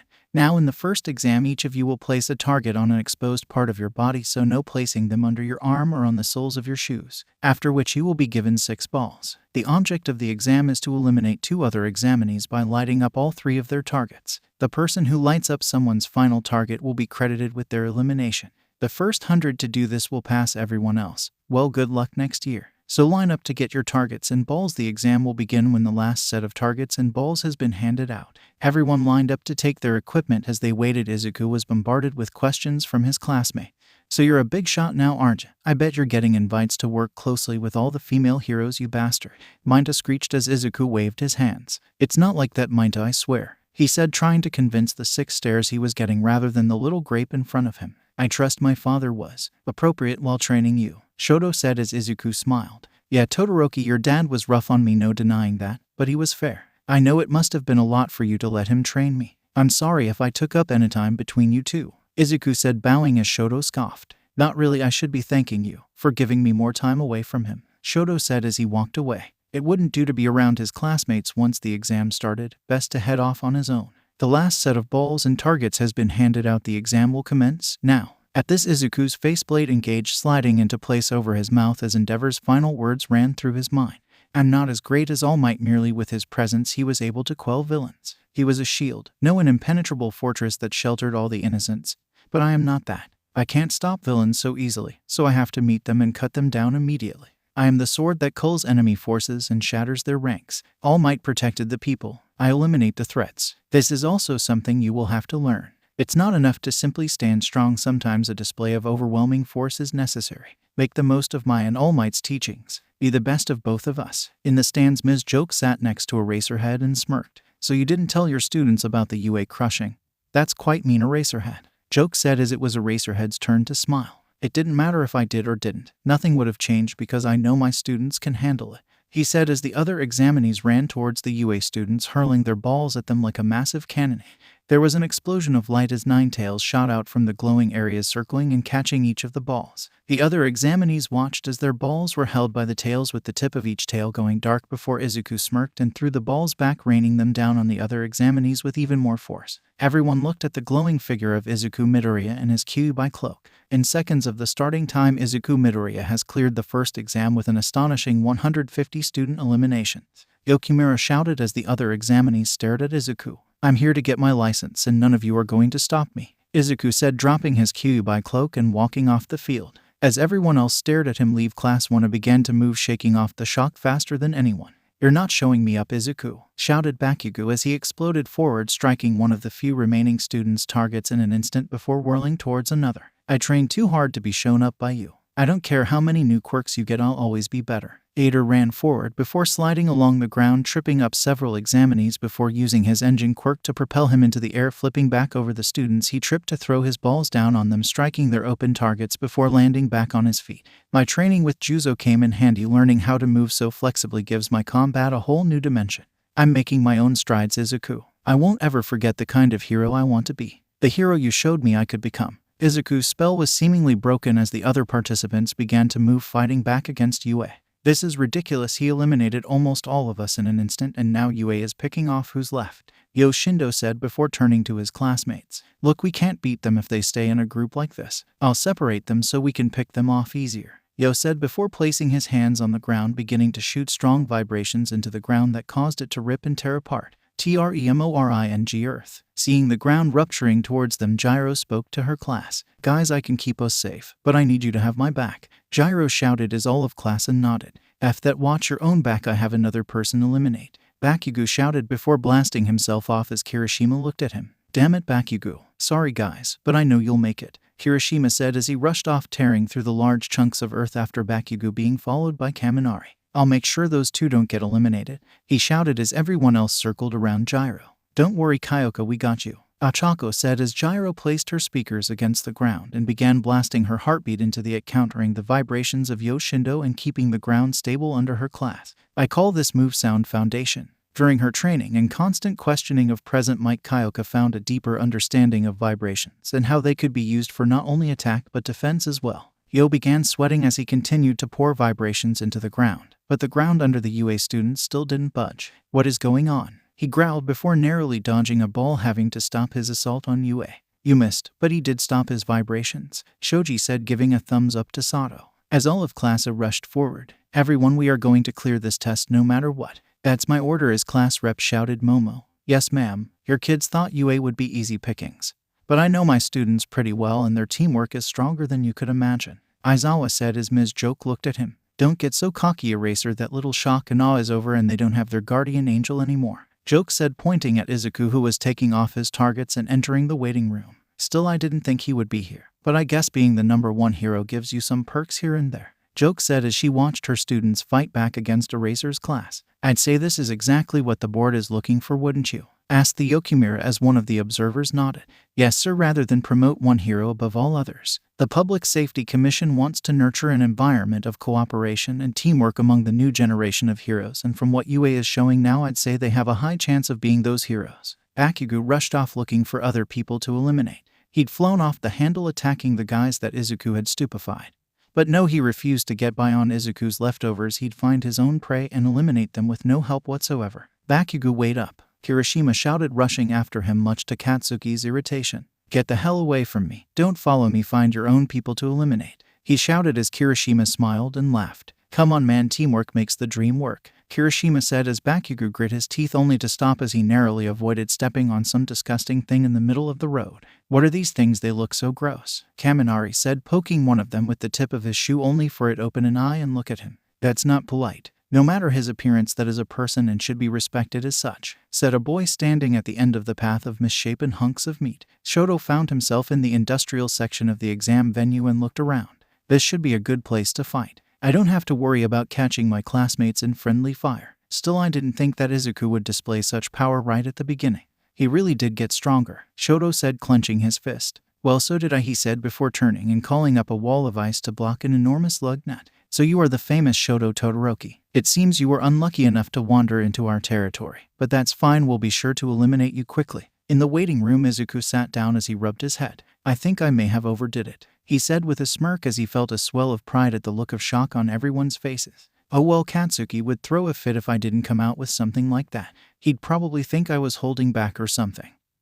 But if they thought that was amazing, then they have no idea what's to come, he said, smirking. He was getting really excited about this. My name is Seiji Shishikura, and you Katsuki Bakugo, it seems you have horrible luck having found your way to me. Or maybe it's just karma for your unheroic actions, said a Shiksu student with purple hair. You and Izuku Midoriya have brought low the name UA and should be ashamed. The fact that Midoriya was allowed to take this test is an insult. Seiju jumped to the side, dodging Bakugo's AP shot as he glared at the blonde who stood with glowing palms. Say whatever the F you want about Izuku to his goddamn face, but right now it's me you're facing and I don't give a damn what you think about me. I will be passing this exam no matter what, shouted Bakugo as Kirishima and Kaminari clapped him on the shoulders. Easy there, Bakugo, remember we're in this together, Kirishima said as Kaminari shook his head. Yeah man, we can't have this guy smack-talking our school. Yeah, Momo would not be happy with us if we did, Kaminari said as he loaded several discs into his shooter. I'll support you guys from here. Bakugo shook his head and grinned. Just try not to get in my way, you HOLEs, Katsuki said, rushing forward as Seiji sent his flesh hurtling at them. Very well then, I'll instruct all three of you how to be proper heroes, Seiji shouted as Bakugo held up his hands, using one hand to create a ring in the center of his other palm and began firing. Just try it. AP shot autocannon. Small blast shot from Bakugo's palm, blasting the pieces of flesh as the area erupted into smoke. From out of the smoke shot two small discs that Seiji easily managed to avoid. What are those? He thought, dropping to the ground as Bakugo shot through the smoke. You fool, you're in my range now, shouted Seiji as his flesh gathered back to him to grab hold of Bakugo in midair. I'll shape you into something fitting your horrid personality, Seiji said. Now I can focus on taking out the electric user. Wait, where's the other one? Seiji thought to himself as he narrowly avoided a punch from Kirishima, the redhead's fist knocking his hat off as he pulled away from him. Damn it, shouted Kirishima as Seiji smirked, clasping a piece of his flesh onto Kirishima. You knocked off my head. That is a symbol of the pride I have for my school. You'll both be remade to suit your inner. Seiji was interrupted by Kaminari, who held up his hand as if pointing a gun at Seiji. Yeah, you can just shut up now, he said as he shot electricity from his finger and watched it arc towards Seiji, who had unknowingly jumped into range of Kaminari's discs. I didn't do all that target practice with Mr. Snipe for nothing. Kaminari shouted as Seiji was hit with his electricity. Listen kid, if you want to be sharpshooter, it's all about shooting where your target is going to be, not where they are. You need to get in their heads a little, figure out how they'll move and how best to make your shots count. That's the key to shooting your target every single time. At each word, Snipe fired from his hip into a target, and once he brought the target back, Kaminari could only see one hole. Oh, Mr. Snipe, I think you missed, Kaminari said. Did I? He asked, making Kaminari look closer, and though it was faint, he could see that there were small tears around the hole. No way. You fired 3 bullets through the exact same hole, Kaminari said, truly impressed at the gunman's skill. This was how he'd grow stronger and help his classmates in the future. He wouldn't be the idiot shorting himself out on the battlefield anymore. Thanks, Mr. Snipe, I couldn't have perfected this without you, Kaminari said as Seiji fell to his knees and Bakugo tagged all 3 of his targets before looking at all the other examinees Seiji had turned into lumps of meat. Thanks for the meal, Shishikura, Katsuki said, licking his lips as he, Kaminari, and Kirishima stared at the examinees. 3 more examinees from UA have passed. We're moving right along, maybe I can sleep soon, Yokimura stated as in the city section of the exam ground stood a Shiksu High student.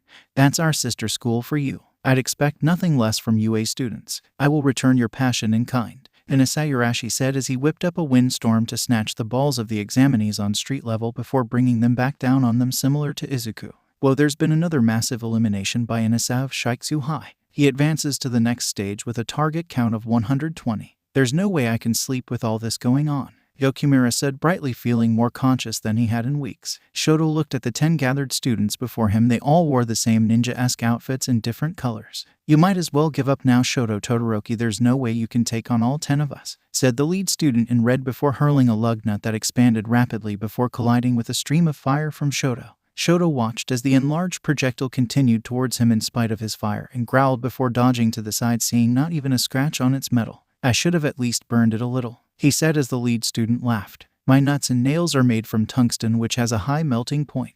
Your fire won't melt it. Shoto glared up at the gathered group before smirking. You talk too much, he said. His other opponents found their feet iced to the ground. What the hell, he's got us, shouted out his opposition as Shoto launched a swath of flame towards the group, only to countered by 2 streams of water encasing the area in thick steam as Shoto called up a wall of ice, hearing several hard impacts against it. Your fire won't touch us, and your ice is no match against my arsenal, so give up. Shoto stood behind his ice wall, seeing cracks start to show in it. He's right, they've got me pinned down, what can I do? He thought to himself before hearing his own voice call out to the group. Yeah, and what if I don't? Shouted Todoroki as the leader glared into the steam. We will. Suddenly the leader stopped talking, his eyes going glassy as his team looked at him. Dude, what's wrong? Asked his green cohort, only to hear a different voice from the steam. Attack them, it said as the boy in red drew forth his nails and lug nuts and hurled them at his team, scattering them around as the enlarged projectile smashed into the surrounding area. Shoto looked to the side as Shinzo landed next to him. What are you doing here? Shoto asked as Shinzo looked at him. Don't read too much into this, and following the class rep's orders is all. She's pretty adamant about all of us passing and told me to come help you out. But I'm also here because your massive AoE attacks will take out way more people than you need to eliminate, so I'm here to split that with you, Shinzo said as he stood up, offering a hand to Shoto, who nodded, clasping Shinzo's hand. All right then, Shoto said as the two began to plan. While above the dispersing steam cloud, the group had managed to bring their leader under control. What the hell happened to you? One asked as the leader shook his head. I don't know, the last thing I remember is hearing Todoroki's voice and then, nothing. Something's not right here, we need to be on our guard. Let's go hunt down Todoroki, he said as the group of 10 burst into pairs. One pair spotted a fire in the steam and rushed towards it while communicating through hand signs, unaware of Shinzo's capture cloth stretched across their path, closelining both and dropping them to the ground, where they were quickly covered in ice, as Shinzo and Todoroki stood above them, smiling as they tagged the pair. Now then, let's see if we can't lure some more, Shinzo said, tuning his voice mask before speaking in the leader's voice. I've cornered Todoroki, come help, he shouted as Todoroki nodded, going along with the plan they made as they slipped into the shadows. They waited until the group arrived, at which point Todoroki shot a flame at the large container he'd pierced with his ice. The ice melted, releasing the gas within that ignited and blasted their opposition down the street before Shoto froze them to the ground as he and Shinzo walked over to their prey. I trust Yaoyorozu will be pleased with this outcome, Todoroki said as Shinzo pulled down his mask, having marked his last target. I would think so, Shinzo said as the two began to make their way to the waiting area. 2 more people have passed from UA, bringing the total of past students up to 75. Only 25 spots left, ladies and gentlemen, Yokimura said as Classa continued to repel any attack the other students made. Ochako tagged a student, gaining her first elimination. All right, one more person, she said as she moved around the battlefield. The class had broken up into smaller groups now that most of the examinees weren't focused solely on them and were just desperate to get their elimination. Momo had deemed it the right time to break apart and get their points. Ochako dodged to the side, feeling a cut open on her cheek as she regained her footing and looked at a brown-haired girl in a bodysuit and a shiksu hat.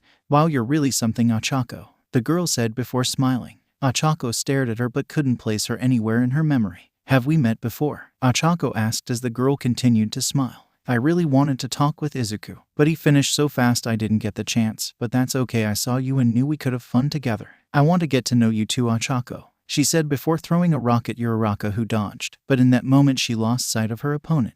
Where'd she go?" Ochako said, only to feel something hit the target on her belt and looked down to see the light was red and that the brown-haired girl was right beneath before narrowly avoiding a kick aimed at her chin. She spun, avoiding the kick, and slammed the back of her fist into the small of the girl's back as she stood on her hands, sending her flipping forward onto her feet. She'd trained with Izuku for a while, and then at her internship she'd gotten lessons from the hero gunhead. She was no longer the feeble girl she was at the beginning of the year. She was confident she could stand side by side with Izuku now. "Wow, Ochako, you're so combative. The person you like must really like to fight," the girl said, staring at Ochako and smiling still. "I think I might fall for you too, Ochako," the girl said, licking her lips before rushing at Uraraka, who was about to move forward as well before she heard Gyro's voice. "Ochako, look out," Gyro shouted as Ochako dodged to the side, avoiding Gyro's sound waves as they blasted towards her opponent, sending her flying back to land in some rubble and glare at Gyro. "Guess our alone time is over, Ochako. I hope to see you and Izuku soon," she said, vaulting over the rubble and disappearing from view. "Are you all right, Ochako?" Gyro asked as Uraraka nodded. "Yeah, I'm fine, Gyro. We need to get moving. It's almost time for Momo's plan to start," she said, wiping her cheek free of blood as Gyro and Ochako regrouped, finding Zero. "Hey, look who it is," Gyro said, catching Zero's attention, who smiled. "Oh good, it's you two. I was searching for any of us left. You know where we need to go, right?" he asked as all of them saw a brilliant beam of light shoot into the sky. "That's the signal. We need to hurry," Gyro asked as the trio began to rush towards the beam of light. "I hope Momo's plan works, Ochako." Dozens of examinees rushed over the rubble to find Aoyama lying on his back in the middle of crater and blasting his laser into the sky. But what they didn't expect was to find the remainder of class awaiting for them as Sato yanked on several tape strands that had been used to tape the walls of this crater together. But as they were pulled, the walls collapsed, spilling the examinees right at Ua's feet. "Aoyama, we couldn't have done this without your twinkling man," shouted Zero as the rest of class approached the prone targets across the ground. Momo clapped Aoyama on the back and smiled. "Thank you for trusting me, Aoyama," Momo said as the blonde boy smiled proudly. "It was not a problem, ma dame," Yuga said with a bow as he flourished his cape. Momo smiled, seeing her class pass the first part of the exam. She hadn't been sure her plan would work when she came up with it. The plan was to have the class stay together for the beginning of the test and then break off to make their elimination. But towards the last few minutes or so of the test, any remaining class student were to regroup at Yuga's laser, where Sato and Zero had set up the walls, creating a valley around Yuga. Yuga would use his laser to signal his class, but also lure whatever remaining examinees were still active and no doubt panicking, thinking only of finding people to eliminate. When the desperate students arrived, they would find Yue waiting for them. "It went like clockwork," Momo said, smiling as her class made their way to the rest area. "And that is it, ladies and gentlemen. With the last 15 from class passing, along with 4 from Ketsubutsu, another from Shiksu, along with 5 others, that is 100. Everyone head to the lounge for a break while we prepare the final stage of the exam. Everyone who didn't pass, please leave the facility, and better luck next year," Yokimura said as grumbles along with sighs of relief wafted through the stadium. "Oh yeah, all our kids made it. Let's kiss to celebrate, Eraser," Ms. Joke shouted. "Not a chance in hell," Eraserhead said harshly as Ms. Joke laughed it off. As Klasa entered the rest area, they saw Izuku as he spoke with Shoto before Klasa appeared and walked up to him. He stood up, waving at them, seeing that they had all passed the first stage of the exam. "Guys, you made it. I'm so glad," he said with that same heartfelt smile as Bakugo stood across the room glaring at Izuku. "You sure you don't want to go talk to him, dude? I mean, who knows when we might see him again?" Kirishima said, eating a bag of chips as Bakugo growled. "Hell no. The only thing I have to say to Izuku is better luck next year when I pass this test," Bakugo shouted as he dug in Kirishima's bag of chips, stuffing them into his mouth as angrily as possible as the redhead next to him shrugged. "What was that at the beginning of the test, Midoriya? You annihilated almost everyone there," shouted Minda as Izuku scratched his head. "Sorry guys, I wanted to come out with a bang, you know," he said, smiling sheepishly as his class looked at him. "Well, you certainly did that," Ajiro said, happy to see his friend hadn't changed in these months apart. As class peppered Izuku with questions about his time with Endeavor, one of the screens in the room came on showing the exam area as it suddenly erupted in smoke, buildings fell and fires started. Attention everyone, villains have made a terrorist attack on City X. There are numerous people in need of rescue. These individuals are employees of the Help Us Company, HUC for short. It is your job to rescue these victims and provide medical attention until paramedics and law enforcement arrive, Yokimura said over the loudspeaker as yet again the building they were in broke apart, falling flat around them. Okay, that's not as impressive the second time around, Denki said as everyone began to exit the room, proceeding into the disaster area. Once more class proceeded as a group, Bakugo going off on his own followed by Kirishima and Kaminari. What the hell, why are you two following me? Bakugo shouted as Denki and Ijiru just smiled. We just feel like it, the two said in unison. Izuku closed his eyes and took a deep breath before using his senses to try and locate the nearest person. There's a boy over there, Izuku said as he rushed off to a destroyed building to find a boy on his knees with a cap and a trail of blood on his forehead. This reminds me of the mall incident, he said, remembering the scared looks of the people as he held up the ceiling and walls to keep it from crushing them. He'd had to constantly reassure them that he wouldn't let them get hurt. I can do better this time, he said, sliding down to the boy as he cried out about his grandfather being trapped nearby. It's okay, I've got you. We're going to save your grandpa no matter what, he said, cradling the boy as he looked him over. Not bad, kid. You immediately reassured me about my grandfather and are handling me gently. You don't seem to have any broken bones. Hey guys, I'm going to take him back and clear a path while I do, Izuku said as he climbed the hill as his former classmates began to strategize. Good, we'll start looking for other survivors. It'll probably be best if we team up with other schools for this. Everyone split up and help out wherever you think your quirks will do the most good, Momo said as everyone split up. Izuku summoned 3 tails of his Kyuubi cloak, and as he ran back to the front of the disaster area, he cleared the way in front and to the sides, opening a path for others. This kid knows his stuff. He's making things as easy as possible for everyone else, all while staying focused on assuring me. Guess his experience at the mall wasn't for nothing, the boy said as he was brought to the impromptu first aid station. I have a boy here. He's got a cut on his head, but it doesn't look too deep. He responds to questions immediately, Izuku explained to the female student as she looked the boy over. Set him over there, she said, pointing to the end of the first aid station as Izuku set him down before going back into the rubble. Well, things seem to be going well as of now. Over half of the HUC employees have been rescued in a short amount of time. I think it's time to reveal the second part of this exam, Yokimura said as he pulled out a headset. Whenever you're ready, sir, he said as Gang Orca nodded, pressing his own communicator. I hear you loud and clear. Everyone, let's move out, Gang Orca instructed his sidekicks as the wall they were standing behind was blown open. Izuku was carrying back a family of 3 when the wall near their first aid station was blown open, and out of it poured a large militia of masked men followed by the number 10 hero Gang Orca. Everyone, the villains behind this terrorist attack have appeared and are on the hunt for survivors. Your job is to continue your rescue efforts while protecting the victims from these villains, Yokimura announced as Izuku looked over at Gang Orca and his approaching horde and swallowed. What will you do, heroes? Will you run or stand your ground, fight or protect? Gang Orca asked as his men rampaged. Hey, there's the first aid station, let's wreck it, shouted one of the villains as the entire group headed straight for the first aid station. Izuku was about to rush forward to deposit his rescues and stop Gang Orca's men before he saw the Ketsubutsu student Yoshindo rush forward, breaking apart the ground under the approaching villains.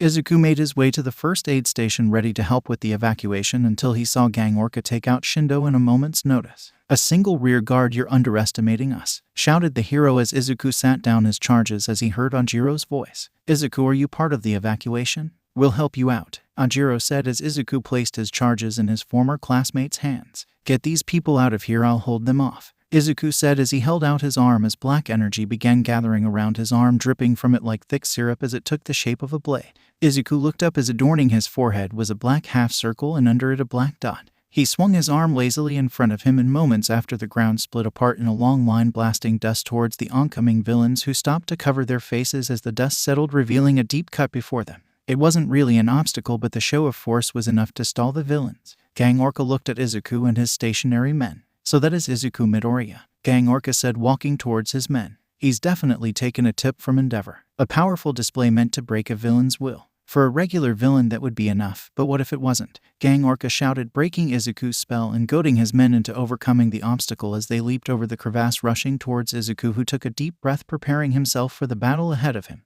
The villains rushed Izuku, coming at him like a living wave as Izuku shot his fist forward, smashing it in the first villain's face, then having it bounce off into another villain's jaw, stumbling him into his comrade. Izuku's fist bounced back and forth from villain to villain before retracting back to him as he turned both palms outward, summoning 2 Rasengan.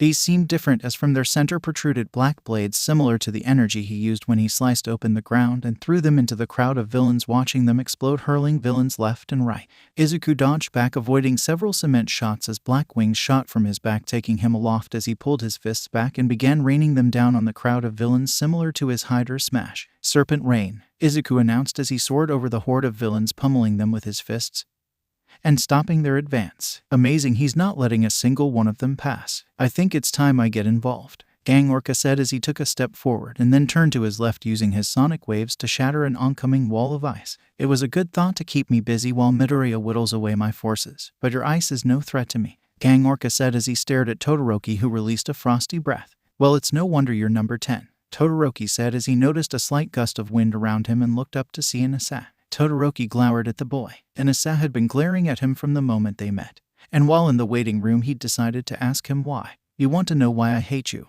Inasa asked before looking at Todoroki. You're just like your old man, cold-blooded and full of anger. I don't care what that kid says, you and Endeavor don't deserve to be heroes. Todoroki hadn't know what he did to offend the guy, but at the mention of Midoriya sticking up for him and his father, he'd questioned his former classmate.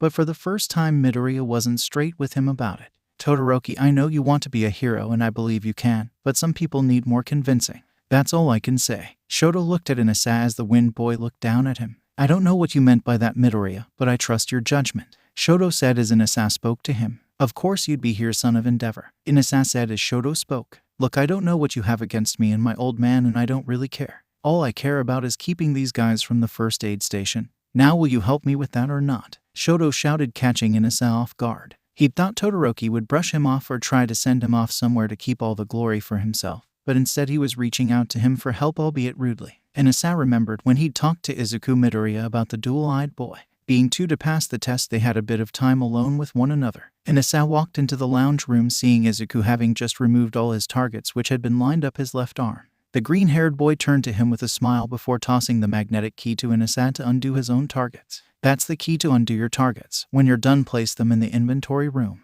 Izuku said as he walked to said room and placed his targets and balls down. Inasa followed after the boy, putting his own things away before offering his hand. Inasa Yurashi, first year in Shikzu High School. Izuku smiled, gripping Inasa's hand and giving it a shake before letting go. Izuku Midoriya, first year, I mean, never mind, Izuku said, having forgotten for a moment he'd been expelled from UA. Congratulations on passing the first test, he continued as Inasa smiled broadly. You too, and with 150 eliminations too. I only managed to get 120. You're amazing. I can't believe you were expelled from UA. I wish you had come to Shikzu. We could have been classmates. Suddenly Inasa's excitement went out as he looked at Izuku. Instead, you partnered with the worst person ever. Endeavor, the man least worthy of the hero title, Inasa growled. Izuku's own eyes darkened as he was about to jump to defend Endeavor before an incident from the past stopped him. Izuku and Endeavor had been out on patrol one day, and as they walked, a man across the street began to yell at them, Endeavor specifically. You don't deserve to be the #1 hero. You don't give a damn about us, you're only in it for the glory, you bastard. The man shouted as Izuku turned toward him to rebuke the man.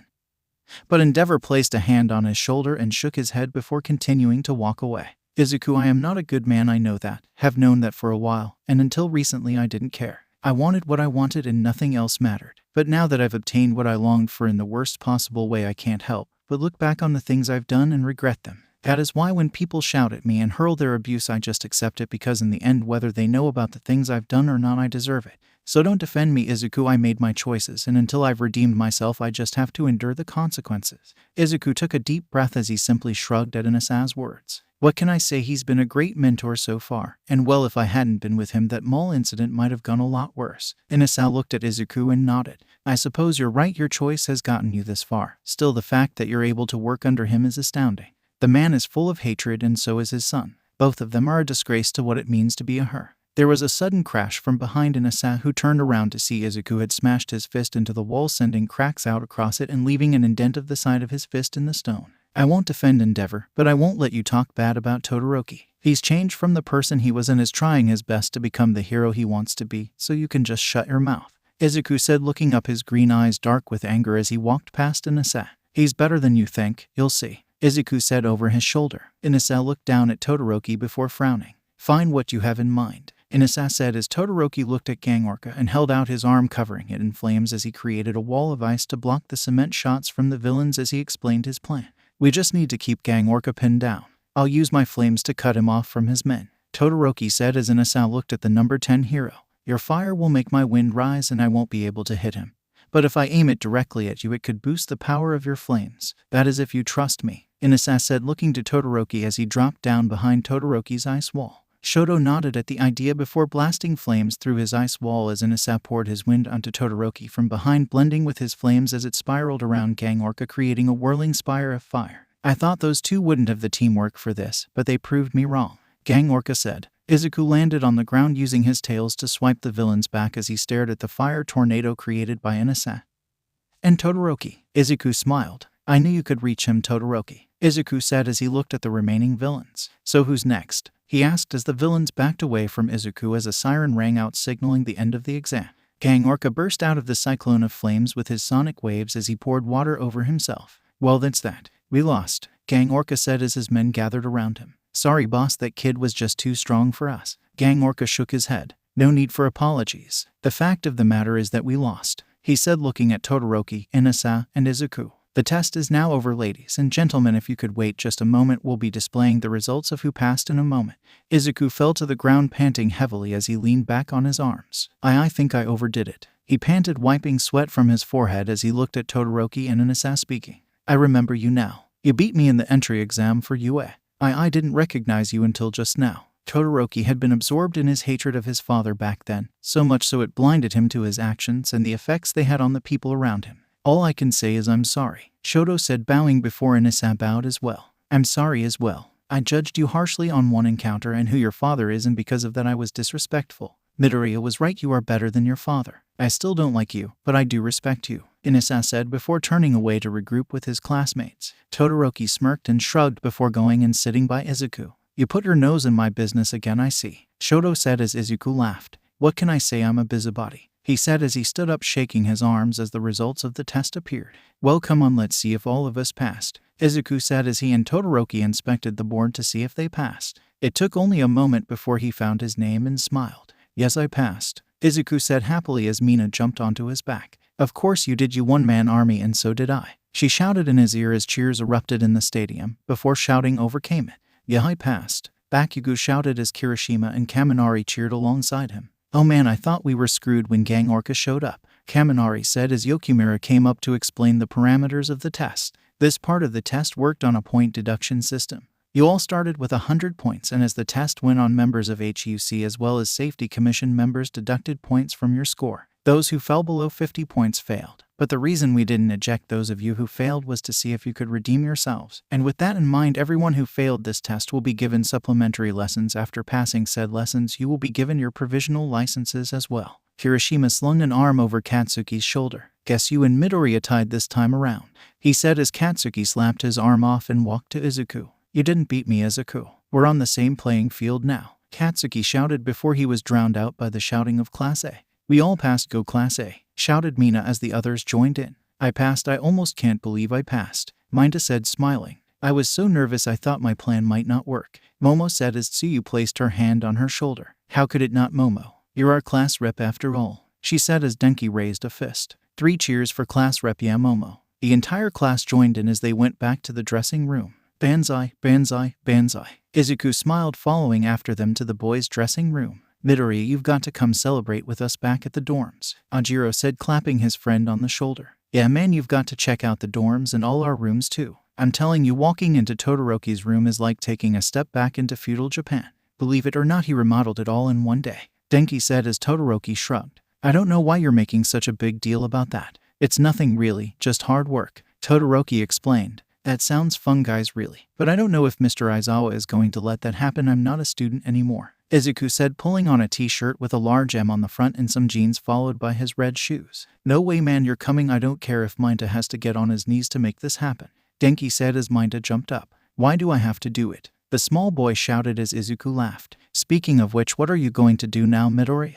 You have your license, are you going to continue working under Endeavor? Shoji asked as Izuku scratched his head. Well, I took for granted that I would, but really Endeavor only said he'd train me until I got my license. I guess I could ask him to keep me on, Izuku asked as Minta chimed in. No way, kick him to the curb and hook up with Mount Lady or Midnight. Let me live through you, Midoriya, you owe me that. Minta shouted before being chopped in the forehead by Ida. Enough of that, Minta, but he does have a point, Midoriya. Maybe you should reach out to other heroes. Not to say Endeavor isn't a good hero to train under, but there are others you could speak to.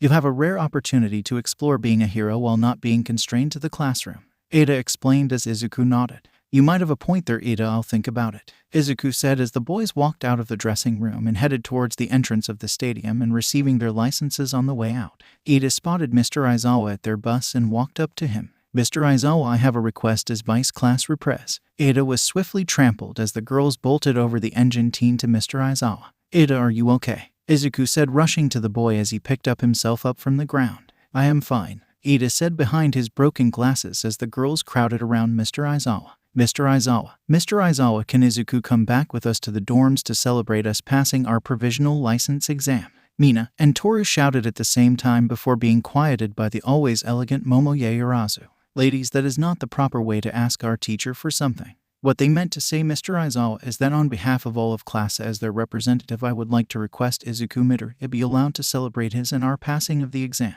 Momo said, smiling proudly. Wow, she's really proud of herself, Izuku thought to himself. No, now get on the bus, Aizawa said, shattering Momo's pride as the girl fell back into Ashido's arms. MOMOOO. Mina shouted, cradling the class rep in her arms. Oh, come on, Mr. Aizawa, please, it'll only be for one night, Kaminari said. Yes, sir, have a heart, Kirishima said, clasping his hands in front of him. Aizawa looked at the pleading faces of his students before sighing. Well, they did all pass their exam, I suppose I owe them something, Aizawa thought to himself. Fine, I'll allow it for one night and one night only. Midoriya, get on the bus, Aizawa said, walking aboard the bus as Classa gave another cheer. I knew Mr. Aizawa was a nice guy all along, Kaminari said as everyone gathered around Izuku, shoving him into the bus. Okay guys, I'm coming, he said as he quickly sent a text to Endeavor. Endeavor slammed his boot on the back of the perpetrator of a car chase after pulling him from the vehicle as his phone went off. He pulled the phone from his pocket, seeing the picture of Izuku's hero license followed by the words, I won't be coming back today. The number one hero smirked, about to put his phone away when it began to ring.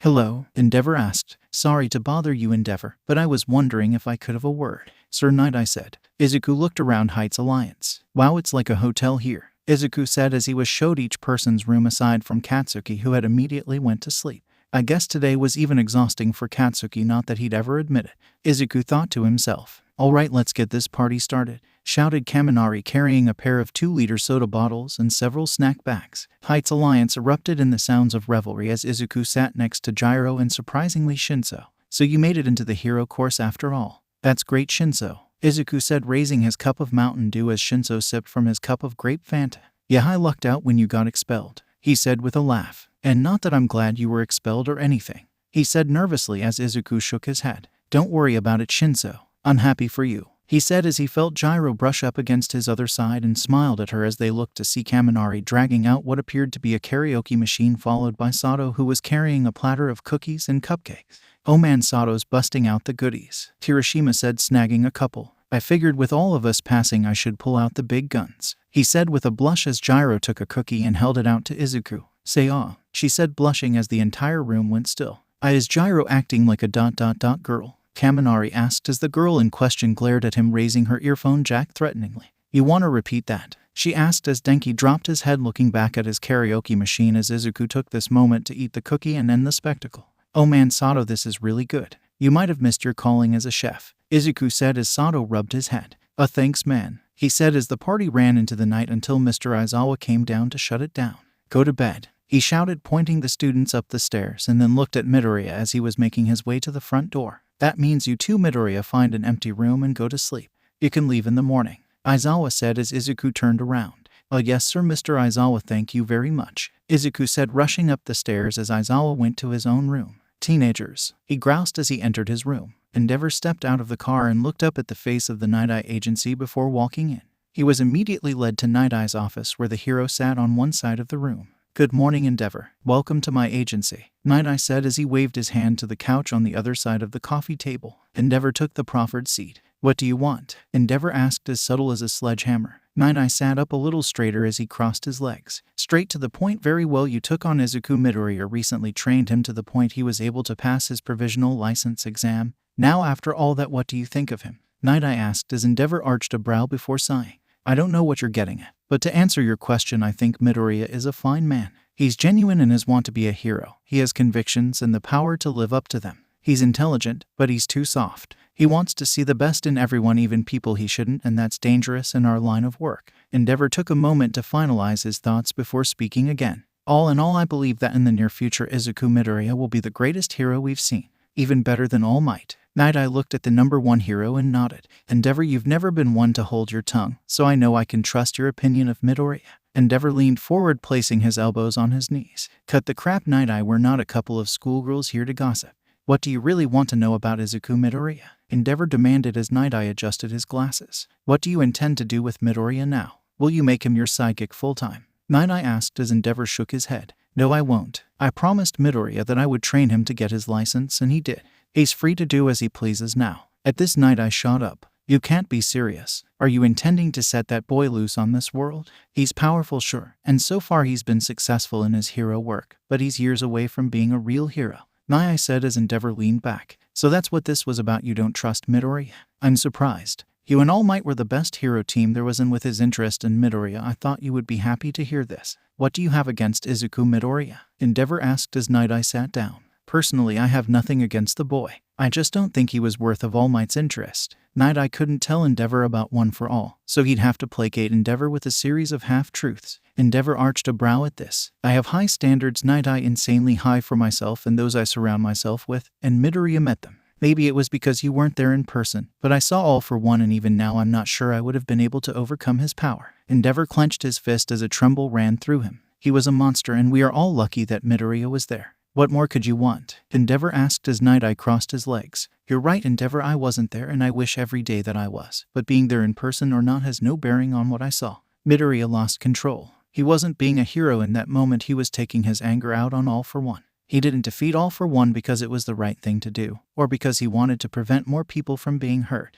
He just wanted to hurt him, and that is not what I consider to be a hero. Endeavor stood up. I'm not here to argue heroic philosophy, Night Eye. I regard Midoriya as someone who is worthy of the title of hero. To answer your question from before, I don't intend to cut Midoriya loose. For a while now I've been getting requests from other heroes about Midoriya. Until now I've kept this information from him and urged those heroes to keep their distance. But now that he has his license, I will bring this up with him. It'll be his choice to stay with me or pursue other routes. This will be a good opportunity for you to see if you're right about him. Take him on at your agency, see him work up close, and find your answer. Endeavor said, walking out of the office. Maybe I will, Night Eye said as the door shut. So that's it then? Tamura asked as Overhaul leaned forward. Yes, that is my plan in its entirety. And I will need several of your men to accomplish this, Overhaul said as Tamura arched a brow. Who do you need? Tamura asked as Overhaul leaned back, clasping his hands in his lap. Kirigiri for starters, and Twice and Toga. I think those three will be useful for our needs. Tamura bared his teeth at this. No way, that's almost half of my men. And Kirigiri is out of the question. Tamura growled as Overhaul rubbed his forehead. I've placed a great deal of trust in you, Shigaraki, telling you my plan. And now I'm asking you do the same.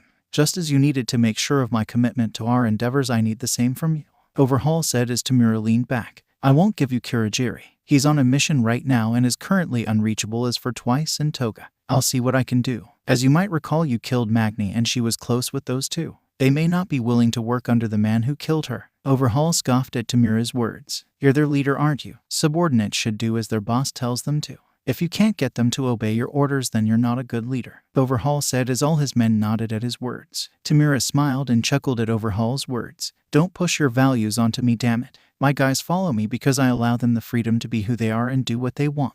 I don't force them to conform to some outdated philosophy like the puppets you keep. I won't order them to work for you, but I will try to convince them, Tamura said, standing up. Now one of you bastards lead me out of here. I've had enough of breathing your stale air, Tamura said, walking towards the door. I suppose that's all I can ask, Overhaul said as Tamura left. Gyro was lying in her bed having the best sleep she'd had in who knows how long, except for one thing. Someone kept poking her. Kyoka, Kyoka. Gyro waved her hand, swatting whoever it was away. Kyoka, come on, wake up, I need to go. Gyro huffed as the person continued to pester her. She opened an eye, seeing Izuku lying next to her and trying to extract himself from her arms. Maybe we can convince Mr. Aizawa to let you stay another day, Gyro said as Izuku laughed. I doubt it, but thanks for the offer, he said, fully dressed, and moved over to kiss her. It was chaste but passionate and over far too soon in Gyro's opinion. Bye, Kyoka, he said quietly, exiting her room as the young musician fell back on her bed, gently caressing her lips. Izuku walked down the hall, making sure he didn't run into any of the guys, and made his way downstairs. "Midoriya!" shouted Aizawa, making the green-haired boy leap several feet in the air and fall flat on the ground as Aizawa walked over to him. "I was just coming to get you. Your time's up." Izuku nodded. Yes, I know, Mr. Aizawa, thanks for letting me stay the night," Izuku said, heading for the door before feeling Aizawa's hand on his shoulder. "You did well during the exam, but don't get cocky just because you have your license. Think about how your actions affect others, especially yourself," the Erasure hero said as he pressed the small case containing Izuku's suit. It looked like a glasses case, to be honest. Izuku smiled as he put the case away. "I will. Thank you for everything, Mr. Aizawa," Izuku said as he left the dorm. Izuku exited the gates of UA and took a deep breath. He still couldn't believe that as of this moment he was a licensed hero. "It's like a dream," he said, fishing in his pocket to find his hero license just to look at it.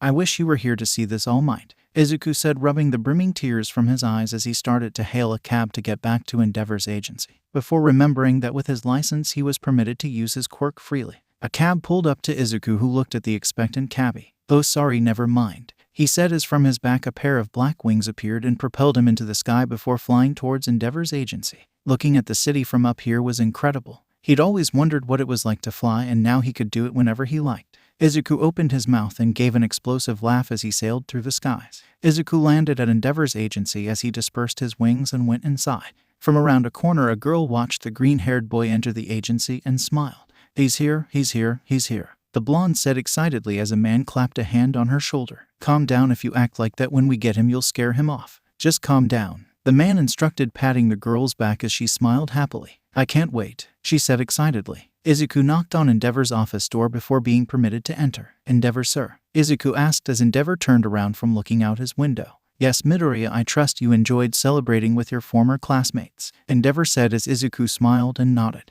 "Yes, sir, thank you for allowing me the opportunity," Izuku said, bowing as Endeavor waved the gratitude off. "Stop that. You are no longer my apprentice. That license in your pocket says you're a full-fledged hero. As such, we are now colleagues," Endeavor said, standing in front of Izuku. "Now that you have that license, there's a choice you need to make. You could feasibly start your own agency. I'm sure the Hero Association would love to have you as a proper hero. After all the accolades you have, it wouldn't be out of the realm of possibility for you." Izuku's eyes nearly popped out of his head at this. "Me have my own agency? Thaw, that's insane. I mean, sure, I can do hero work, but I don't know anything about the paperwork and finer details of working as a hero," Izuku said, nearly hyperventilating as Endeavor stared down at the boy. "That's good. If you had said you wanted to open your own agency, I would have hit you," Endeavor said before continuing to speak. "The next option you have is to become my sidekick officially. I wouldn't mind having you here and continuing to train you until you felt comfortable stepping into your own shoes. But if I did that, I feel you'd pick up some of my mannerisms and my reputation would always be linked to yours." Endeavor's eyes darkened at that. He didn't want to stain Midoriya's budding hero career.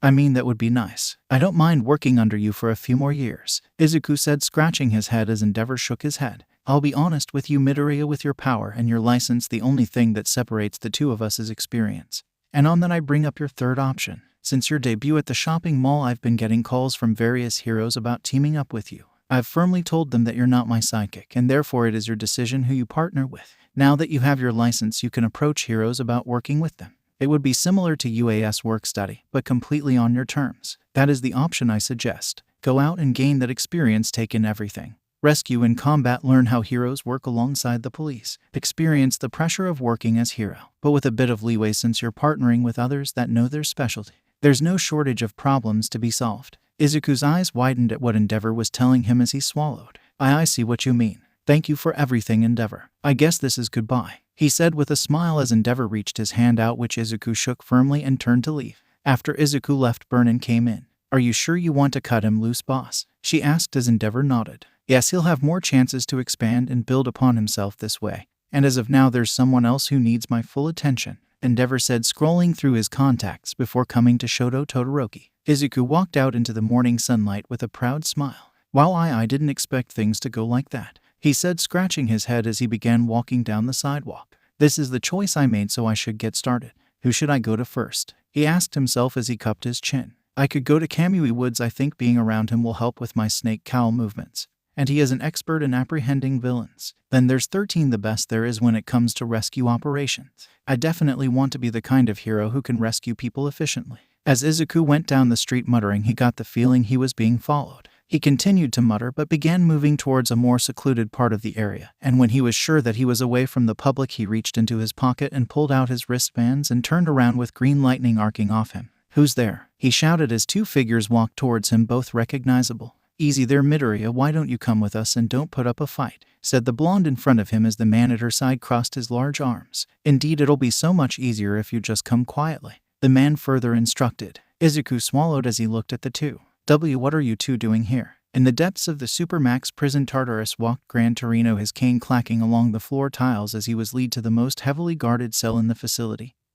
And in this cell sat All For One. He was strapped to a chair in a straitjacket behind a thick plastic window, and in the upper corners of his cell were turrets that moved each time All For One did. The villain laughed as he saw the small man in front of him. "Oh, what a surprise. How lucky I am to be visited by the great Gran Torino. Pardon me for not bowing. If I do, these turrets might blow me away." Gran Torino sat in the chair on the other side of the glass. "I see time has done its work. You're not even a shell of the man you used to be," All For One said as Gran Torino grinned. "We all can't be so lucky to have stolen longevity quirks. How's your stump?" Gran Torino said, pointing at what remained of All For One's arm. The villain frowned. "I see your tongue hasn't lost its edge. Did you come here just to make fun of me, Gran Torino?" All For One asked as Gran Torino scratched his chin. "No, I don't enjoy abusing pitiful creatures like you do. What is your plan, All For One?"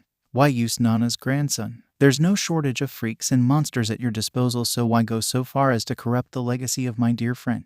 Gran Torino asked as All For One asked. "Now that is the question, isn't it?" he asked, leaning forward, his sightless eyes staring into Gran Torino's. Gran Torino stared into All For One's sightless eyes before gritting his teeth. "Are you going to make me ask or what?" Gran Torino growled as All For One smiled. "No need to be so impatient, Torino. I just wanted to savor the moment is all. I've been down here for over a month with no company or anyone to converse with. Excuse me for wanting to make this last as long as possible. Plus, you've asked a very intimate question. I wouldn't want to say anything out of turn, but if you insist." The simple answer to why I took in Tamura is because he was the best possible way to hurt All Might. Your precious friend and All Might had a sickeningly sweet relationship, and I wanted to eviscerate her memory in All Might's eyes. All For One frowned at this, showing genuine disgust and irritation. "I hated All Might. Don't get me wrong, I feel nothing but anger for all my brother's successors. Each one sears my mind with fury, but none do so as much as All Might. I hated him. I wanted nothing more than to cause him misery and pain before sending him to the afterlife."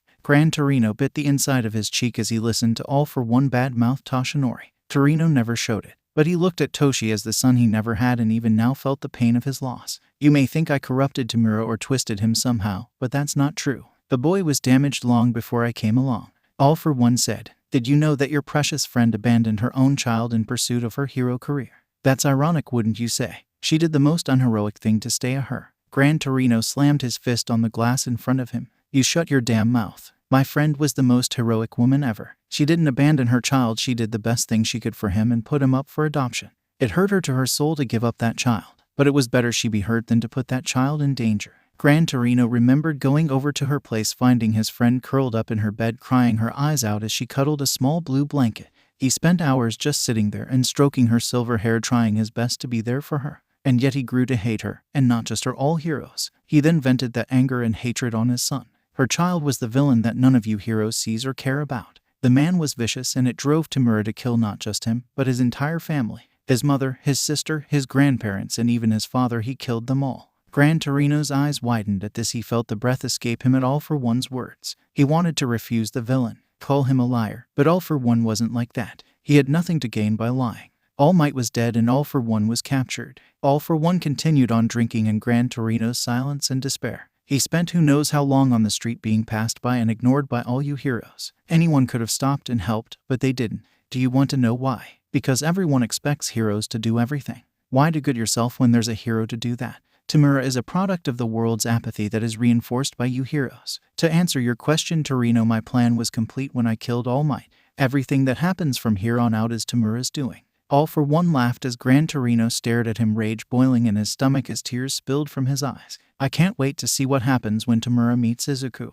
The heirs of light and dark, oh what a clash they'll make. All For One shouted as a speaker came alive. Gran Torino, your time is up, please exit the room. Gran Torino stood up and turned his back on All For One. I can already tell you what will happen when those two meet, All For One. Tamura will fall and be thrown in here with you for the rest of his days. It doesn't matter who Tamura is related to or the circumstances of his life. He's a villain, period," shouted Gran Torino as he left to the sound of All for One's chuckle as the door slammed shut. "How steadfast of you, Gran Torino. But I wonder if young Midoriya will feel the same," All for One said as he leaned back in his chair. Izuku sat in the booth of a diner as his eyes looked between the other two occupants. "What's wrong, Izuku? Order whatever you like, it's our treat," said Pixabob, who sat next to him, boxing him against the wall as Tiger sat across the table nodding his head. "It's as Ryuko says, Midoriya, it's on us." Tiger was dressed in a long-sleeved blue shirt and gray jeans with boots. Ryuko, who sat mere millimeters away from him, was dressed in a low-cut tight amber sweater with black leggings and heels. If her outfit didn't kill him, her proximity would.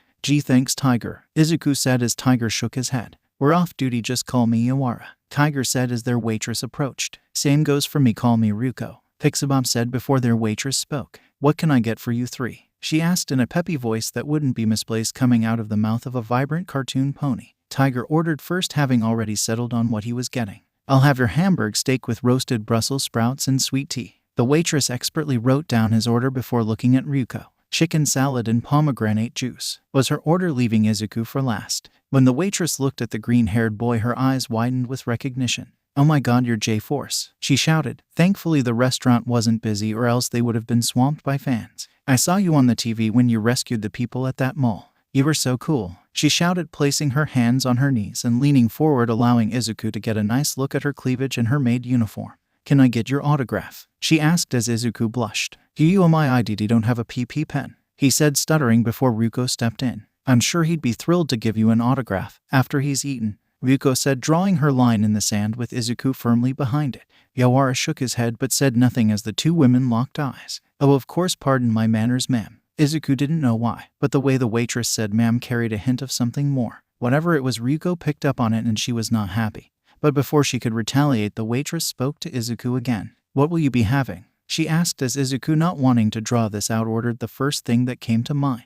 "Oyakodon and green tea," he said as the waitress nodded, taking it down and sashaying away. Yawara chuckled. "Well, look at that. Barely been in the business and already you're eclipsing us, kid," he said as Ryuko looked after the waitress to make sure she was gone before turning back to Izuku. "Well, who could blame them? Izuku's been on a non-stop fame train," she said, reaching up to ruffle his hair. "To think not too long ago you were in our training camp," she said, letting her hand slide from his head to his cheek, lingering there for a moment before withdrawing. Yawara coughed. "Speaking of training, we recently heard you were released from Endeavor's apprenticeship." Ryuko jumped in this, cutting off Tiger's words. "And we wanted to know if you'd want to work with us. We could teach you the ropes of rescue operations, seeing as that's our specialty," Ryuko said as Izuku thought about that. He did want to learn about rescue operations. But was mountain rescue too niched? He wondered. Ryuko was on pins and needles. She really wanted Izuku to come work with them. "I have no choice. Time for the big guns," she said, leaning closer to him to the point her breasts were pressing into his shoulder, breaking any concentration Izuku had. "We owe you a lot for what you did at the camp, and Kota really wants to see you. He won't stop talking about you. And believe it or not, he's even working on his quirk. He wants to show off the next time he sees you," Ryuko whispered in his ear, her breath puffing against his ear, sending chills down his back right before a thud was heard at their table as their food was set down heavily. "Here's your order," the waitress said with the thinnest smile Izuku had ever seen. Ryuko let go of Izuku, allowing the boy to breathe. "Is there anything else I can get you?" the waitress asked the table, but her eyes were on Izuku. "And no thank," Izuku was cut off as Pixabob spoke. "Actually, I'd like this lover's parfait," Ryuko said as the waitress eyed the blonde before giving a smile and nod. "Of course, coming right up," she said, leaving again as Yawara shook his head. "Stop picking on the girl," he said as he cut into his steak as Ryuko shrugged. "She started it. You heard her call me ma'am like I'm some old biddy," she hissed, not unlike the cat she was named for. "So what do you say, Izuku? Care to partner up with me? I mean us," Ryuko asked as Izuku swallowed. Now that he could think again, he didn't see a problem with doing so. "Yeah, I think it's a good idea. If you don't mind, could you guys pick me up tomorrow? I was planning on spending some time with my mom. I've been so busy working with Endeavor I haven't had much time to see her," Izuku said as Ryuko grew a cute smile as she toyed with his hair. "Oh, are you a mama's boy? That's so cute. We don't mind coming to get you tomorrow," she said, looking as pleased as could be as the three began eating. Shortly after they finished their plates, Ryuko's parfait was brought to her and sat between Tiger and Pixabob. The older male arched a brow before sliding it fully towards Pixabob. The parfait was in tall, thin glass flute. It was a swirl of vanilla and strawberry ice cream with deep red strawberry sauce on top. The rim of the flute had strawberry sections on it with a tall spire of whipped cream and a cherry on top with red and white heart sprinkles. I'm having no parts of that. That's too much sugar, the man said as Ryuko stuck her tongue out at him. It wasn't for you anyway, Ryuko said as she took a spoonful of the red and white monstrosity and placing the cherry on top of the spoonful. Here, Izuku, you can have my cherry now, say ah. Izuku's face steamed with how red it was. First Gyro and now Pixabob. Why is this happening to me? He asked, looking between the waitress who eyed the spoonful like it was the most disgusting thing she'd ever seen, Yawara who simply sighed, but offered no help, and finally Ryuko who had on a cute and innocent smile steadily edging the spoon towards him. Izuku bit the bullet and opened his mouth as Ryuko pressed the spoon into his mouth and the cold sugary confection exploded across his tongue. That's really good, but too sweet for me, he said, excusing himself from having to try anymore. Ryuko frowned before shrugging and dipping the spoon into the confection and taking a bite herself. Their waitress blushed angrily at this before moving to go get their bill. Ryuko gave a cocky smirk as she went to work on the parfait. It was a mystery to Izuku how women could demolish sweets with such ease. He would probably have diabetes from the spoonful he ate. To prevent any further embarrassment, Izuku decided to ignore the fact that Ryuko and he had shared a second-hand kiss. Well, now that you're done harassing the help, I suppose we should pay and give Midoriya a ride home, Tiger said, fishing out his wallet as their waitress appeared with their bill. The trio of heroes got up and made their way to the exit before the owner of the establishment stopped them. Excuse me, sirs and madam, if you don't mind, would it be all right if we take a photo of young J-Force here? You see, long ago the symbol of peace himself ate here. This was before his career took off. I missed out on the opportunity to take a photo with him. I refuse to make that mistake again. Izuku looked between Yawara and Ryuko, who each gave a grin and nod. Certainly, sir, he said, stepping forward as the owner produced a camera as Izuku felt someone grab his arm. The waitress from before. You don't mind, right? She asked, pressing his arm between her breets as Izuku swallowed, shaking his head. And not at all, he said as the owner raised the camera. 3.2.1 smile. Just as the owner said smile, the waitress leaned forward, placing a kiss on Izuku's cheek as the camera flashed, capturing a shocked but grinning Izuku. Since I can't ask you to wait or come back when it's developed, will you please sign this? The owner asked, handing Izuku a napkin which the young hero eagerly signed. Thank you so much, young sir. I can't wait to see how far your career will go, the owner said, waving as the trio left. I can't believe that little tramp. How dare she place her lips on you like that? Ryuko said as the three climbed into a car. And you, Izuku, you can't just let girls do what they want to you. It gives the wrong impression and makes them think they can do anything. Girls are devious that way, Ryuko said as Yawara chuckled. It gets even worse when they get older, he said as they drove into traffic heading towards Splinter's dojo. Izuku got out of the car and turned to speak to Tiger and Pixabob. Thanks for the ride, you two. I'll call you tomorrow when I'm ready, he said as Ryuko leaned forward. In order to call us, you're going to need our number, don't you think? She said as Izuku blushed, having forgotten he didn't know either of their numbers. Go ahead, Izuku asked me for my number, Pixabob said as Izuku's face lit up like a stoplight. Okay, Ryuko Sika, can I have your new number? He squeaked as Pixabob smiled, taking a pen from the glove box and scrawling it across Izuku's forearm in bright pink ink. Of course, Izuku, she said before Yawara shook his head. Okay, that's enough of that. See you tomorrow, Izuku, Tiger said, pulling away from the curb as Izuku walked towards the dojo and knocked before it opened to showing Midoriya, who grabbed her son in a bone-crushing hug. Izuku, she shouted as she squeezed him. Hey mom, I missed you, he said, hugging her and patting her back as the two shuffled into the house to be greeted by the Hamato family. Well, if isn't mean green, Mikey said, waving from his seat at the table as his other brothers also greeted Izuku. Wow, look at the big shot coming to slum it with us normies, Raph said, punching Izuku in his arm. How you been, little bro? He asked as Donatello walked up to Izuku. So, how is your suit doing? I'm sure it can't compare to my craftsmanship, but I'd be willing to take a look at it just to confirm my suspicions of Melissa's work. Izuku sighed as he pulled out the case containing his full armor. Donnie liked to pretend he wasn't competitive like his brothers, but when it came to machinery, Donatello refused to be second best. At times like this, it was best to just stay out of his way. Here you go, Donnie, but I'm going to need it back tomorrow morning, Izuku said, only for his forearm to be gripped by Kurai. Is this a phone number? She asked, looking at the bright pink handwriting. The room went silent as all eyes pinned to Izuku. I can explain, he said weakly. Tamura stood in the abandoned office building that was serving as the League of Villains headquarters, having just explained what Overhaul wanted from them. I'll do it. No effing way, shouted Twice as he clutched his chest. I refuse to work for them, Shigaraki. I brought them here and they killed Magni. What more do you want from me, Tamura? I'm only human, shouted Twice as Toga hopped down from her seat. I like it here, Tamura. I can be the person I am here and am free to do as I please. So why should I go and work for that masked son of Beach? Toga asked as Shigaraki took the hand from his face. You're going to do it for me, but also for the two of you. Twice you say you feel remorse for bringing Magnus Killer here. Then this is how you take responsibility. I trust the two of you to do what's best, Shigaraki said as he walked past them and pulled out a phone. Kurogiri, how is it going? Tamura asked as Kurogiri's voice rang out through the speaker. It's been slow, but I think I've found Dr. Yujiko, the mist villain said as Tamura smiled. Bring me to him, he said as a portal opened up through which Tamura walked and found himself in a lab. The place stank of antiseptic and death. He walked through the corridors until he found a short man working at a computer. Hello, doctor, Tamura spoke, startling the man as he turned around with a gun pointed straight at Shigaraki. What are you doing here? He shouted as Tamura looked around the lab. Dr. Yujiko was a squat individual with a thick white mustache. He wore his doctor's coat, green slack, and a black shirt under his lab coat. So this is where you spend your time and make your monstrosities, Tamura said as Dr. Yujiko looked at him. Kurogiri brought you here, didn't he? Yujiko asked as Tamura ignored his question.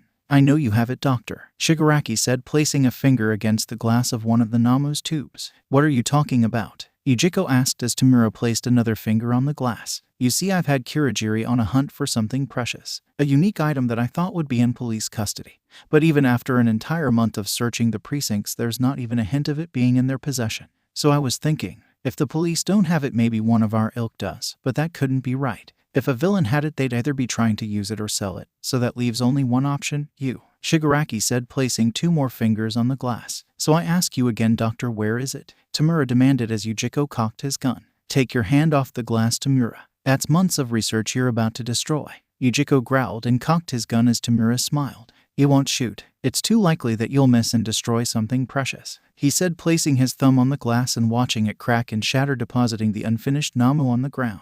Now where is my master's arm? He shouted, punctuating each word with a step until he was standing over Dr. Yujiko. Yujiko swallowed before putting his gun down. So that's what you're after. You should have just said so, though I have no idea what you would want this for, Dr. Yujiko said, hitting several keys on his computer as a hiss was heard and a small tube popped out of the ground near the computer console as All for One's severed arm sat suspended in a slightly glowing liquid. Shigaraki walked forward before kneeling as he placed his hand on the tube. Master, Dr. Yujiko, I want you to give me this arm, Shigaraki said as Yujiko's eyes bucked. You can't be serious. You plan to try and use your master's power? Yujiko asked as calculations and simulations ran through his head. It's possible. I suppose I've done harder while making the Namu, but giving Tamura All for One, I don't think that's a good idea. There was a splat and a thud. Yujiko looked to see that Tamura had used his quirk on himself to sever his own arm. I am serious. Now do it, Yujiko. Give me All for One so that I can destroy everything.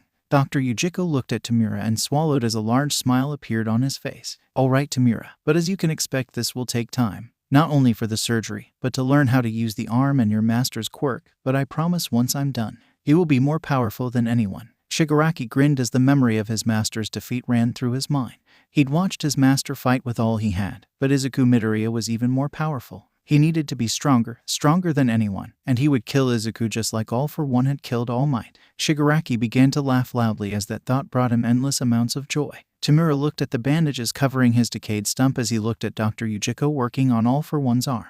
I kept it in a premier solution that kept the flesh from deteriorating. Thanks to that, this procedure will go by easily, Dr. Yujiko said as Tamura rolled his eyes. He'd learned quickly that Yujiko liked the sound of his own voice and singing his own praises. I get it, Doc. Now when can we start? Tamura asked as Yujiko turned around, pressing his goggles to his eyes. So impatient, but I understand. I'm excited too. I've worked with many quirks and spent several years working on All for One, but this will be groundbreaking. If I wasn't sure I'd be arrested, I'd enter this process into the Nobel Prize Committee, Yujiko said as he stepped next to Tamura with an IV. Now hold still, Yujiko said as he pressed the needle into Tamura's arm. Now count back from 10, Yujiko instructed as Tamura hissed. I'm not a child, you must have shioed quack. Tamura growled as a feeling of numbness flowed through him and his strength seemed to pour from him as his eyelids grew heavy, falling shut as Tamura slipped into unconsciousness. Dr. Yujiko looked at the man-child on his operating table and pressed a scalpel to his neck. It would be so easy, you little shit, Yujiko growled before pulling the scalpel back as he went to work on Tamura's stump. What a ragged mess, Yujiko complained as he worked to prepare the stump for attaching All for One's arm. In a small mountain town, a group of children played running around as the adults worked. The tranquil scene was broken by an intense rumbling. The villagers looked as a wave of mud and water careened towards their home. "It's a flash flood run," shouted a woman as she snatched up her baby and began running away from the incoming wave as others followed her lead. One man ran for his son who was the nearest to the coming wave and grabbed him, turning his back to the wave, shielding his son from what the man assumed would be their imminent death. As the man kneeled, he heard his young son giggle. "Kitty," he said happily, prompting the man to look as Pixabub crouched before him, keeping the wall of earth she'd summoned in place. "Smart ... kid you've got." "There," she panted as keeping the wall in place took up most of her concentration as the man felt a hand on his shoulders and looked into the face of J-Force. "We should get out of here, sir," Izuku said, grabbing both father and son in his arms as he leaped into the sky to the hilltop where they'd started to assemble the townsfolk. They were under a serious time crunch. Pixabub could only hold that barrier for so long under the weight of the water that was already starting to spill over the top of it. Izuku looked to Ragdoll. "Where's the next person, Ragdoll?" Izuku asked as Ragdoll began pointing them out. "There are 3 people in that house, 2 elderly and 1 child." Izuku nodded, jumping down to the house Ragdoll had pointed out as he heard Mandalay's voice in his head. "Everyone make your way out of your homes. Those who can walk should help the impaired. The Pussycats are on the scene and we will get you through this." Izuku smiled, emboldened by Mandalay's words as he walked into the house, finding the 3 individuals Ragdoll had pointed out. "Mr. My grandma and grandpa can't move very fast," the little boy said as Izuku smiled, rubbing the boy's head. "Then it's a good thing I've got you here to help me," Izuku said as he grabbed the boy, summoning his Kyuubi cloak to wrap the boy in one of his tails as he did the same with his grandparents. He walked out of the house to see Pixabub's wall starting to give. "I need to hurry," he thought to himself as he made his way back with his cargo before rushing back in to grab more victims. He saw Tiger and Mandalay moving throughout the town, grabbing people left and right. "Mandalay, we're done. I sense no more people in the village. Let Pixabub know," Ragdoll said as a crash could be heard and Pixabub's wall gave way. "Pixebob," shouted the remaining Pussycats as a green flash moved past them. Pixabub watched in slow motion as the water rushed towards her. She knew there was no way she was going to be able to get out of the way in time. "Guess this is my exit," she thought to herself as Izuku fell in front of her. His hand was covered in Melioda's black energy as a Rasengan formed in his hand. The black energy pierced the Rasengan and extended, cloaking itself in the swirling energy as Izuku raised his hand before slashing downward. Vortex Blade. The water split like the Red Sea around Izuku and Pixabub, giving Izuku just enough time to leap into the air with Pixabub back to the high ground as the water smashed in on itself and crashed into the village. Izuku's hair was wet and dripping as he panted, looking at the raging waters. "That was close," he said, looking down at Pixabub in his arms. "Are you okay?" he asked as Pixabub slowly nodded her head as Izuku set her down. "Good. After all, you did all the heavy lifting here," he said, smiling, slicking his hair back from his face as he stood up and looked at the remains of the village and shook his head. "I wish we could have stopped it," he said as Tiger, Mandalay, and Ragdoll looked at him and nodded. "Yeah, so do we. But we did the best we could getting everyone out of there. Buildings can be replaced, but there is no replacement for a lost life," Tiger said, placing a hand on Izuku's shoulder. "Come on, the emergency services will be here soon after we talk with them. I say we call it a day." Izuku nodded as he walked back with the rest of the Pussycats. The group of heroes got out of the car in front of the Pussycats' lodge. Ragdoll stretched. "Oh man, talk about crazy. Your first day on the job and you have to stop a flood," she said, laughing a little as she pet Izuku on the head. Izuku had put his full armor away after speaking with the emergency services. Thankfully, he was pretty dry, unlike Pixabub was pretty soaked. "You did good work out there," she complimented as Tiger agreed. "You sure did, boy. You were a real asset. I don't know how things would have gone with just the 3 of us to rescue that entire village," Tiger said as they began to head into the lodge, only to have the door open and Koda race out. "You're back, Izuku. How'd it go?" Koda asked as Izuku nodded. "We saved them all," Izuku said with a smile and a thumbs up as Pixabub sidled up to Izuku, a blush still on her face. Izuku, do you think?" She was cut off as Koda pulled on Izuku's hand. "Come on, Izuku, I want to show you what I can do. I've been practicing with my quirk." Izuku smiled at Koda. "Oh, I'm sure," he said before walking with the young boy to see him display his quirk. Izuku's mind was already racing with possibilities. He was almost positive Koda would have a water quirk. After all, that was the quirk both his parents had. Pixabub stood there as Izuku and Koda walked off and bit her lip. "No fair, no fair, no fair," she hissed before looking at Mandalay. "She know Koda is hogging Izuku all to himself," Pixabub said, pointing at the retreating figures as Mandalay shrugged. "Come on, Ruko, Koda's really excited to have Izuku here.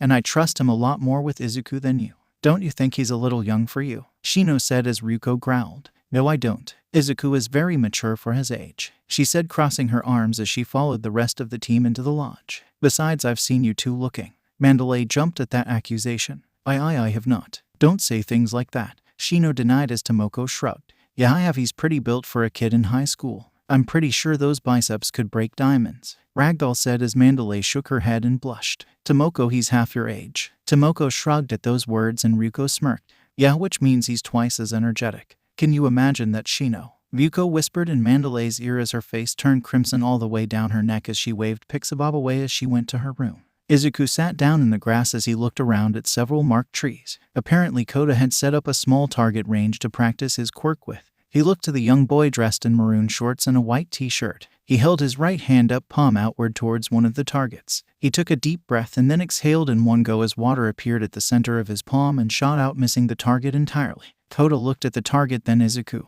Wait, that was just a practice shot, he said before repeating the same motion and sprayed another stream of water, this one also missing its target. Izuku stood up, which caused Kota to panic. Wait, I promise I can hit it, he said as Izuku placed a hand on his shoulder. Don't worry, Kota, just take a deep breath and concentrate. Your quirk is new right now, it's going to take a little while before you get it down pat. I can give you some tips though, he said, taking a stance himself before firing off his Mamba Smash and having it hit the target. You just need the right aim. You see, when I aim I use the tip of my index finger to mark my target, Izuku said, kneeling down and showing Kota how to do the same. But you're going to be firing from your palm, so take your thumb and bend it against your palm and use that instead. Second, just take your time. You've got all the time in the world, that target is not going anywhere, I promise, Izuku said as Kota took his improved stance and shot a stream of water that slapped against the target. I did it, Kota cheered as Izuku nodded. See, just a little advice and you're already well on your way. I bet in a few years you could shoot skeet with your water, and as you train your quirk will get even stronger. By the time you're an adult you could probably shoot water like a Blastoise. Hydro pump, Izuku said excitedly as Kota's eyes sparkled at the thought of being able to blast holes in stone with his water. You really think so? Kota asked as Izuku nodded. People don't realize how powerful water is. Did you know that at a high enough pressure water can cut through steel? It's really powerful, Tashinori, Izuku said before hearing the name he'd said and bit his tongue. Why'd I say All Might's name? He thought to himself as Kota cocked his head to the side. Who's Tashinori? He asked as Izuku shook his head. Oh, never mind, that it was a slip of the tongue. Why don't we practice a little more? Izuku asked as Kota nodded, preparing to shoot off another stream of water as Izuku scratched his head. Where did that come from? He asked himself. Kyoka swirled her bowl of cereal, not really paying it any mind as her thoughts were on someone else entirely. Oh, I know that look, Mina said, sitting next to her, jolting the girl from her thoughts. That's the I want Izuku inside me look. Oh yes, I know it well, Mina said, stroking her face as if she had a mustache. He's a blessing and a curse, that boy, she said as Kyoka looked at her. I can't even deny it. I miss him, she said, dropping her spoon as she looked at Mina, who nodded. Yeah, but you just have to tough it out. You're handling it better than Momo did her first time. I'm telling you, the moment she opened her door you could smell it a mile away. I'm surprised Minda didn't have a stroke, Mina said with a laugh as Gyro looked around. Speaking of which, does the dorm seem a little emptier to you? She asked, not hearing Bakugo's shouting or Kaminari saying something stupid. She couldn't even hear Toru's bubbly voice. Oh yeah, everyone's off doing their own thing, I guess. I'm pretty sure I saw Kirishima and Bakugo book it out of here earlier, probably to hit the training field and gym. I think I saw Sato head out with Shoji. Yamomo went home to spend some time with her parents. Ada went to visit his brother. Achako is sparring with Anjiro. Believe it or not, Shinso is on a date with that Takage girl from Class B. So here's hoping someone is getting laid around here. And last I heard, Todoroki is working with his father. Kyoka looked at Mina a little surprised. How do you know all this? Were you spying on them or something? She said as Mina smirked and shrugged. I have my ways, she said mysteriously. Todoroki unleashed a blast of flames, hitting the metal target dead center as the metal turned a bright cherry red before Todoroki's flame guttered out. No, Shoto, you're not letting the fire build up enough before releasing. You should be able to burn a hole straight through that target, Endeavor said as Shoto panted and cringed as he looked at his arm. It was starting to burn in places. It's too hot, he said, looking at his dad, who shook his head. That's because you've neglected your fire for too long. You don't have the resistance you would have had if you kept up your training, Endeavor said. This is also because UA isn't training you like they should, having you regulate water temperature. Ridiculous, Endeavor said as Todoroki stood up straight. Don't feel entitled. I told you I'm only here because you are the best hero, not because I feel any connection to you, Shoto said as Endeavor eyed him. It doesn't matter. Come on, maybe some field work will help you get things down, Endeavor said as Shoto bandaged his arm and walked out of the agency after his father. In the abandoned building that served as the League of Villains hideout, Kirigiri appeared before the gathered members. As of a short while ago, Tamira will be absent from the League for some time. I will be in charge until then. Rest assured things will not change. You are all free to do as you have been. The only thing I ask is that you try not to draw attention to yourselves while you go about your recreational activity," he said, looking at Toga, knowing her to be the most likely to make a scene somewhere. "Well, if that's the case, I'm out," Toga said, walking towards the door. "It's been forever since I've seen my B. I'm going to go spy on him," she said with a giggle before having Dabai's arm thrust in front of her. "Are you insane?" "What am I asking? Of course you are. Your B is working with Endeavor. He may be the #1 hero in name only, but he's still pretty vigilant. If he even gets a whiff of you, you're done for. He won't hesitate to roast your ass," Dabai said as Toga looked up at him, her eyes cold and dark. "Gee, thanks for your concern, but I can look out for my own ass, thank you very much," Toga said, popping her butt as she walked out of the room. "Give the girl some space, Dabai." "Don't worry, I'll watch over Toga-chan," Twice said before Dabai stepped in front of him. "You're more likely to encourage her on than keep her from doing anything stupid. I'll keep an eye on that psycho, and if she gets out of hand, I'll just incinerate her before Endeavor can even move,"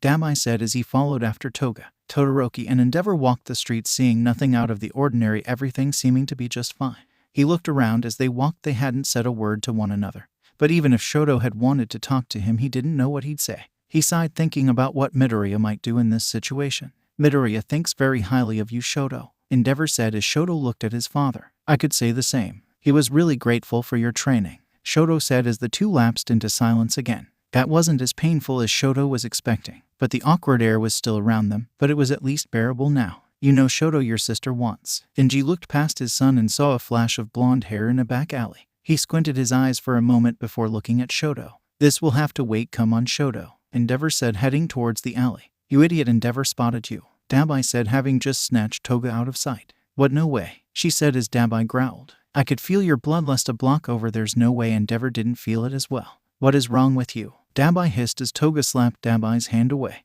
"Where's my Izuku? Why does he have that kid with him instead of my darling?" Toga complained before her eyes widened almost imperceptibly. Dabai turned around as his blue flames collided with Endeavor's as Toga hurled a knife into the air, narrowly missing Shoto, who was standing on the ledge of a building as he sent his ice downward, narrowly missing the blonde.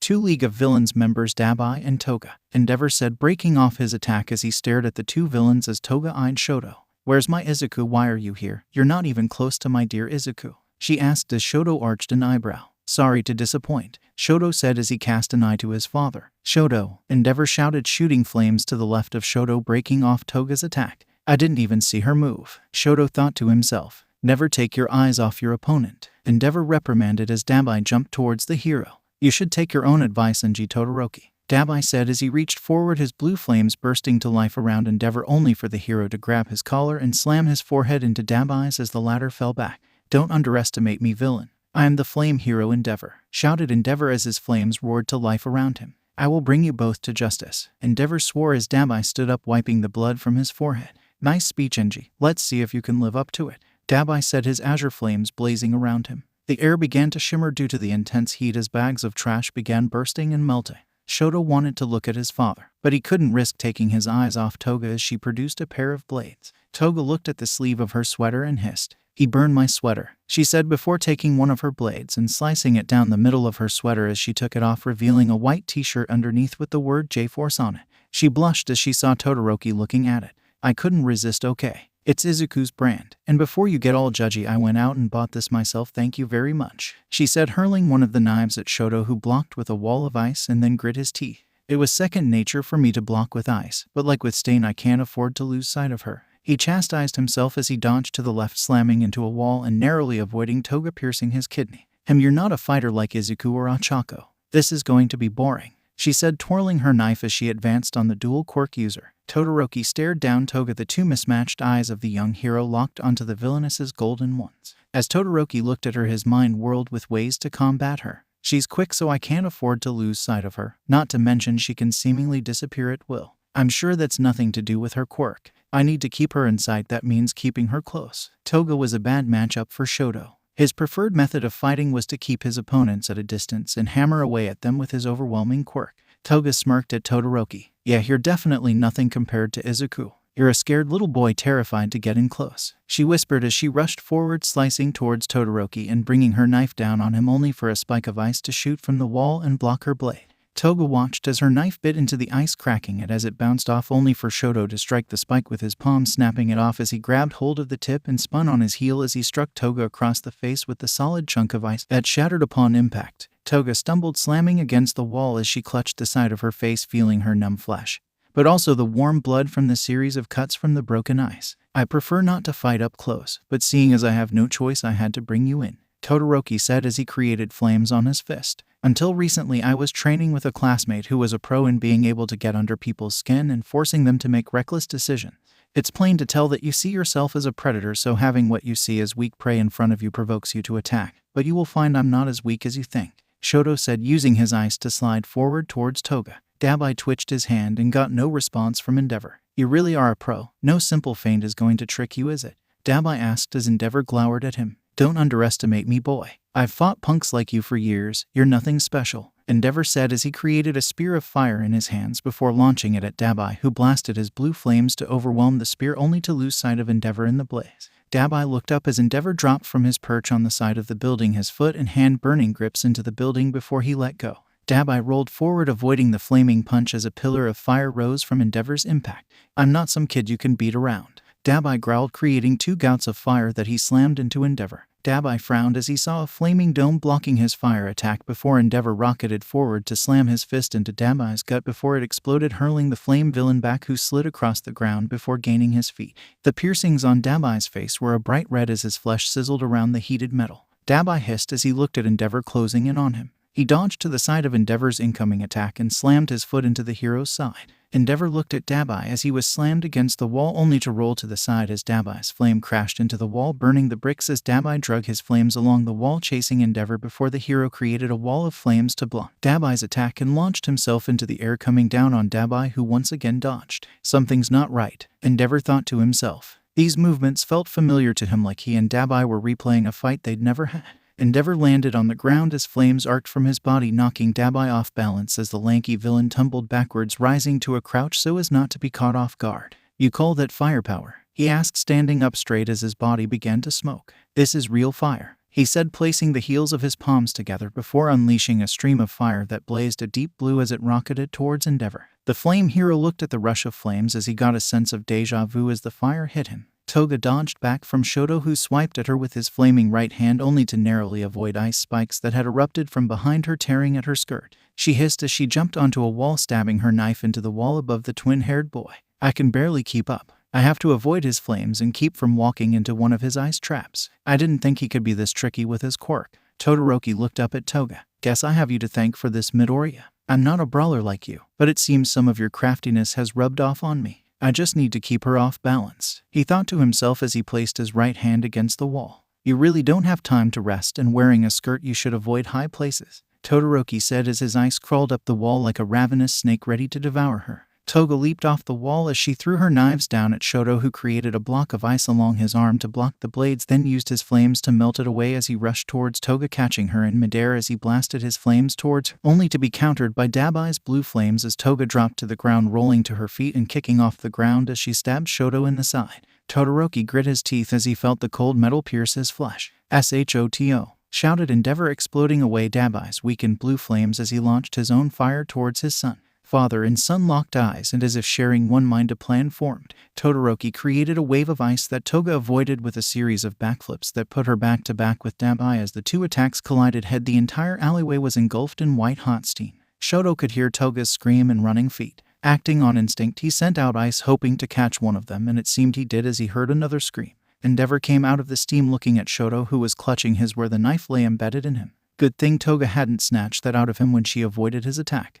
Are you all right, Shoto? Endeavor said as he placed a hand on his son's shoulder and looked at the knife sticking out of his side. I'm calling an ambulance, just don't move, Endeavor said as he activated his comlink. Burn and have the police sent to my location with an ambulance, he said before placing his hand on Shoto's. Shoto looked at his father a moment before speaking. I'm fine, he said, looking towards the scream he heard, and as the steam began to dissipate they saw Himiko Toga with her leg trapped in ice glaring at them. Izuku leaned against the edge of the hot spring and gave a contented sigh. Man, this was a good day, he said as he heard splashing to his left and saw Kota sitting down in the water next to him and shooting off thin streams of water. Don't overdo it, Kota, you're not going to get everything in a day, Izuku said as he remembered his training with All Might. He'd overdone it then as well, but unlike him, Kota had years to learn and grow his quirk. You should listen to Izuku, Kota, Yoara said as he entered the hot springs and sat down in the water. The kid knows what he's talking about. You'll have plenty of time to destroy that quirk and build it into something truly powerful, Tiger said as he too gave a pleasant sigh. Okay, I'll take a break, but we can train again tomorrow, right, Izuku? Koda asked as Izuku nodded. Sure thing, whenever I come back from patrol with everyone I'll be sure to help you train, Koda, Izuku said with a grin as he leaned back to look up at the multi-hued evening sky. Izuku then heard laughter across the large wooden wall and assumed the rest of the pussycats had come to bathe as well. Guess that's my cue. Those three are way too loud for a man to enjoy his bath in peace, Yawara said as he climbed out of the water and headed to the dressing room. Also keep an eye out. There are eyes everywhere, Yawara said as he left. Koda and Izuku looked at one another with a raised eyebrow before shrugging. On the other side of the wall, Ryuko sidled up to the wall and placed her ear against it.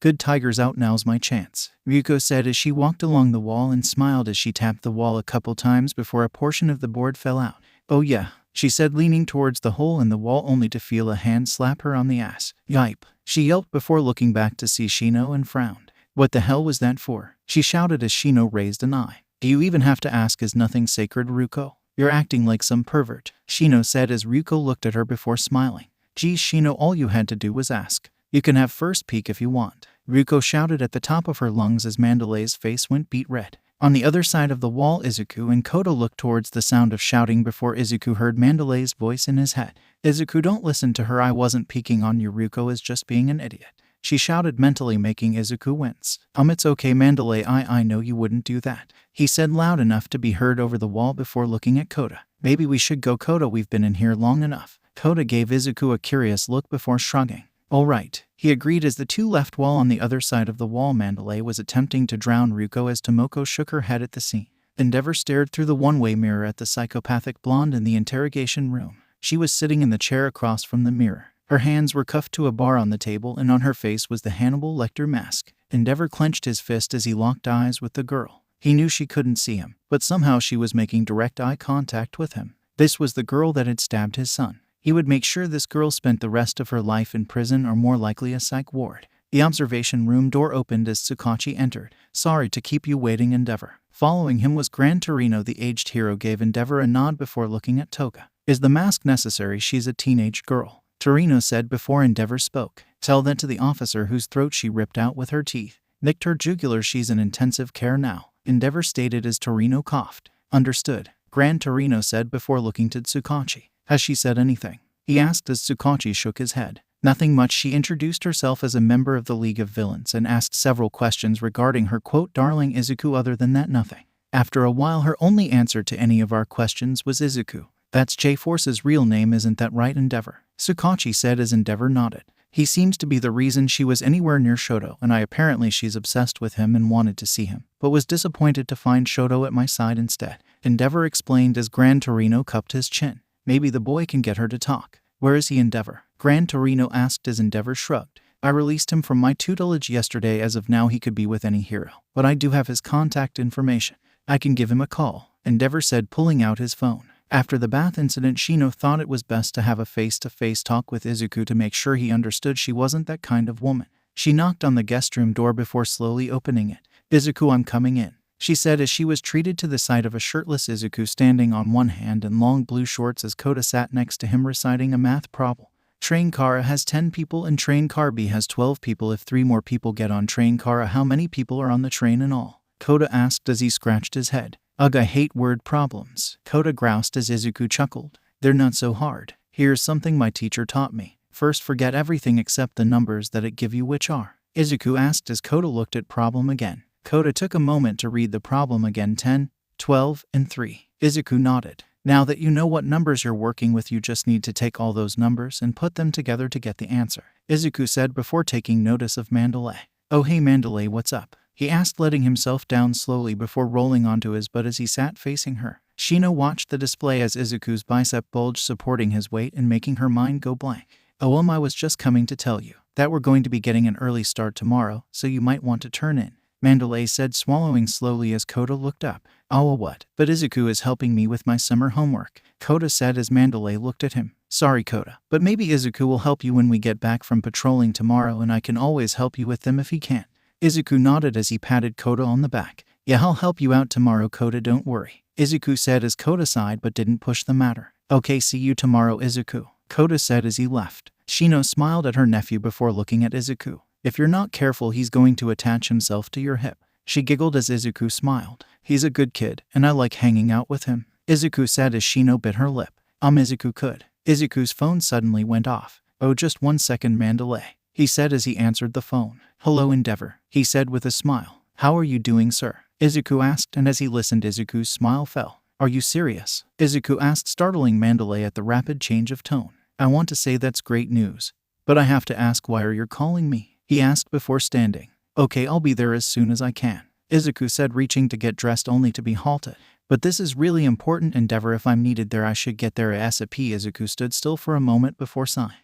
Alright, I'll see you in the morning. Good night. Izuku dropped his phone on his bed as Mandalay walked forward. Izuku, what's wrong? She asked, placing a hand on his shoulder. Endeavor and Todoroki captured Himiko Toga, he stated, to which Mandalay cocked her head. Isn't that a good thing? She asked as Izuku nodded. Yes, it is, but she's not talking to anyone unless her condition is met, he said as Mandalay looked at his face. What's the condition? She asked as Izuku looked up. She won't talk to anyone but me, Izuku stated. In the Tartarus control room, a guard was monitoring All for One's biometrics and noticed something peculiar. Sir, you might want to see this, the guard said as his superior stood up from his own duties to investigate his junior's concern. He looked over the readings for All for One and saw what his junior was talking about. His heart rate is elevated and his body temperature is a bit high. He's in pain, the superior said as his junior nodded. Yes, sir, and by the readings it seems to be a lot. Should we medicate him? The subordinate asked as his senior cupped his chin. No one is allowed in there without express permission from the warden, and I don't fancy calling her to give this guy a painkiller, the senior officer said, about to return to his desk. But sir, he may be a prisoner, but he deserves treatment, the newly appointed guard stated as his supervisor sighed. Tell you what, rookie, if All No Face says something about it, I'll call the warden up and ask her for instructions. Until then, let it go. That was his superior's only response before getting back to his own duties. The younger man sighed before going back to his monitoring. He intended to hold his superior to those words. All for One grit his teeth against the pain in his stomach. It wasn't the worst pain he'd felt, but it was certainly worth noticing. He'd heard of this before, phantom limb pain. It was all in his head, or at most it was a misfiring of the nerves in his stump. Either way, it hurt. It felt as if someone was carving away at his limb that was no longer there. All for One took a deep breath, letting it out slowly, hoping to relieve some of the pain in his stump. He was on the verge of asking the guards for assistance, even though it seared his pride to do so. He had very few pleasures in this place, and sleep was one of them, something that the pain in his arm was robbing him of. All for One opened his mouth. He would swallow his pride and ask for medication.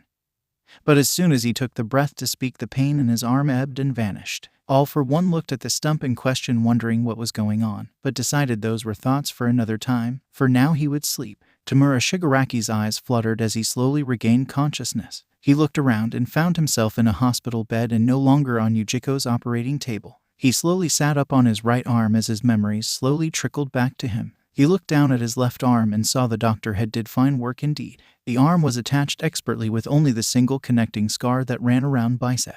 He tried to move the arm and watched it rise a few inches into the air before dropping back down again. It will get easier with time. As of now, those nerves are new. It will take practice and repetition before the arm functions like your old one, Dr. Yujiko said from an observation window. Tamura swung his legs off the bed, seeing he was shirtless and barefoot, dressed only in hospital scrub legging.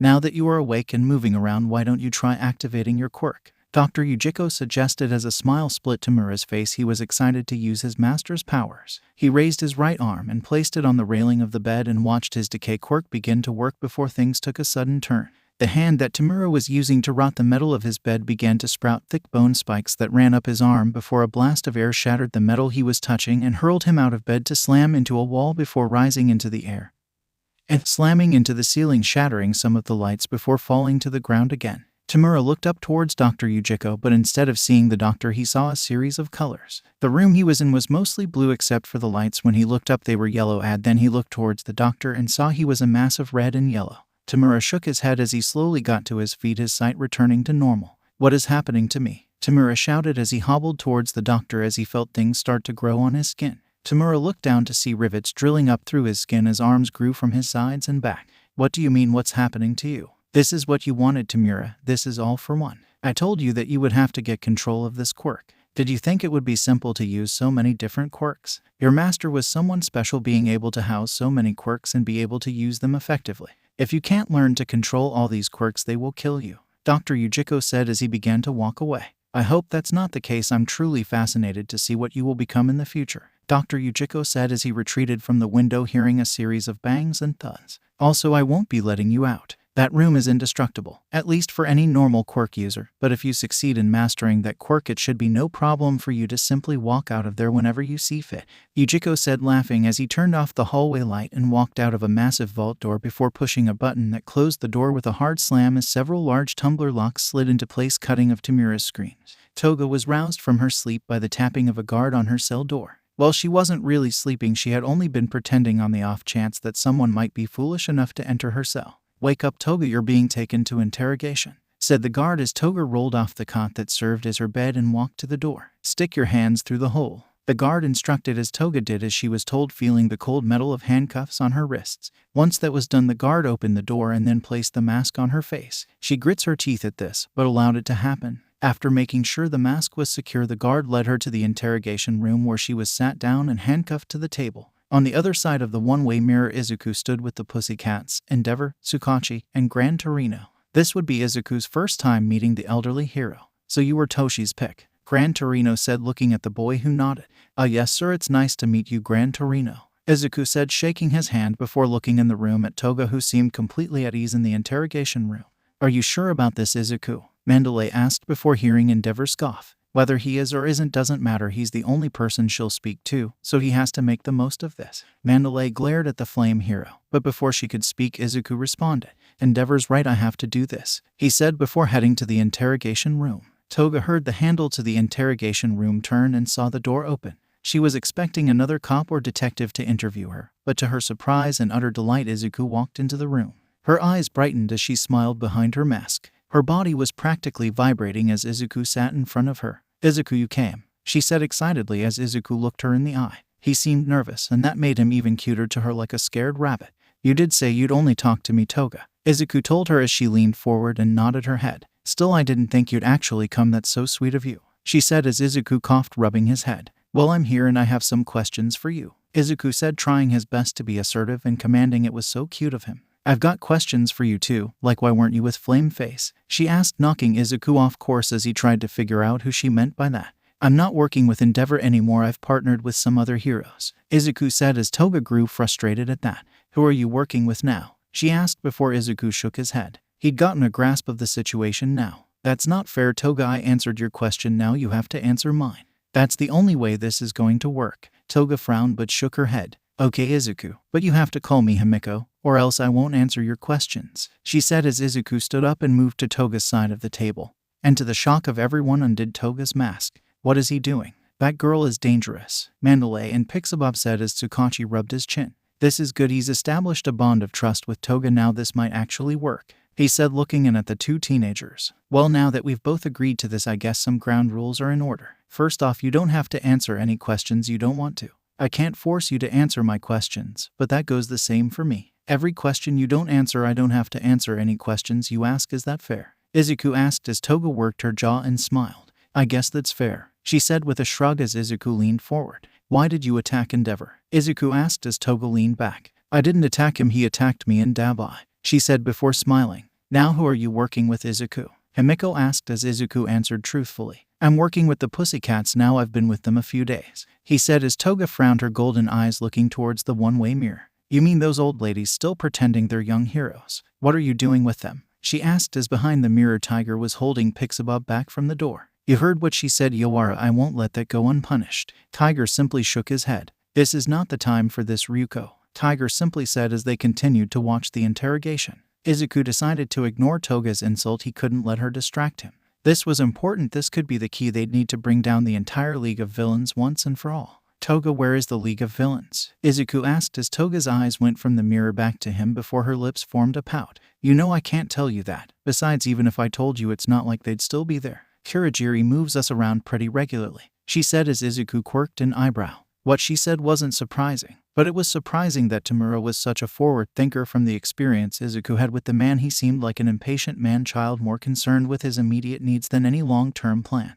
This either meant that Tamura was a very skilled actor or he's maturing. Izuku didn't know which scared him more. My turn. Izuku, do you have a girlfriend? Time seemed to stop for Izuku as those words rang out. And no, he stuttered out, which technically wasn't a lie. He didn't have a girlfriend at this point, he was up to 7. Toga narrowed her eyes at this. She couldn't be sure if Izuku was lying or just nervous. She'd have to ask some follow-up questions to get to the truth. Glad that was over, Izuku pressed on. What is Shigaraki planning? Izuku asked as Toga bit her lip. I don't know what he's planning, he doesn't tell us anything. But he wants us to work with this guy called Overhaul, he's a yak. Suddenly Toga's form burst apart, splattering the room with a viscous liquid. Izuku's eyes went wide at this as for a split second he assumed the worst, that somehow, someway the League had detonated Toga's body. But after another few seconds of looking he realized this wasn't the case. There were no scraps of clothes or blood, just this mysterious fluid. The door to the interrogation room opened as Tsukachi and the others rushed in. So she was a clone, Tsukachi said as Izuku stood up, wiping the mess from his face. A clone like ectoplasm? Izuku asked as Tsukachi nodded.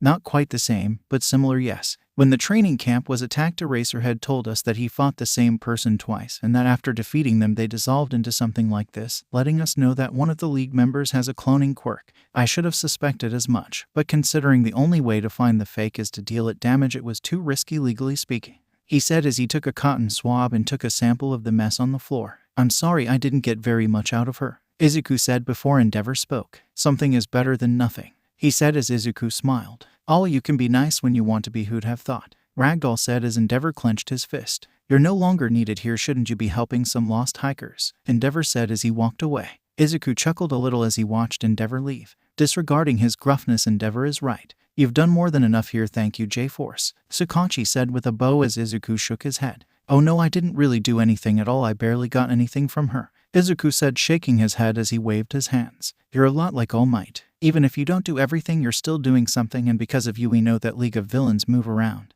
We also know that Shigaraki is working with someone called Overhaul, which feeds into some information we learned a while ago. Something you have to understand, J-Force. One person having 100% of the solution is good, but 100 people with 1% of the answer works just as well, Tsukachi said as Izuku smiled and bowed. It was a pleasure working with you, Detective Tsukachi. I hope to do so more in the future, Izuku said as both smiled and shook hands. We better head out now, Izuku, if we want to beat traffic, Iwara said as Izuku nodded. All right, Tiger, Izuku said, waving goodbye to Tsukachi, only for Gran Torino to step into his path. Say boy, how long are you going to be staying with the cats? Gran Torino asked as Izuku shrugged. I wasn't really sure, I'm just kind of playing this by ear really, Izuku said as Gran Torino frowned and shook his head. Well, not anymore. You can have fun with the kiddies for another week, but after that you're coming to me. It's time somebody whipped you into shape, Gran Torino said as he began to walk away, only to be stopped by Pixabot.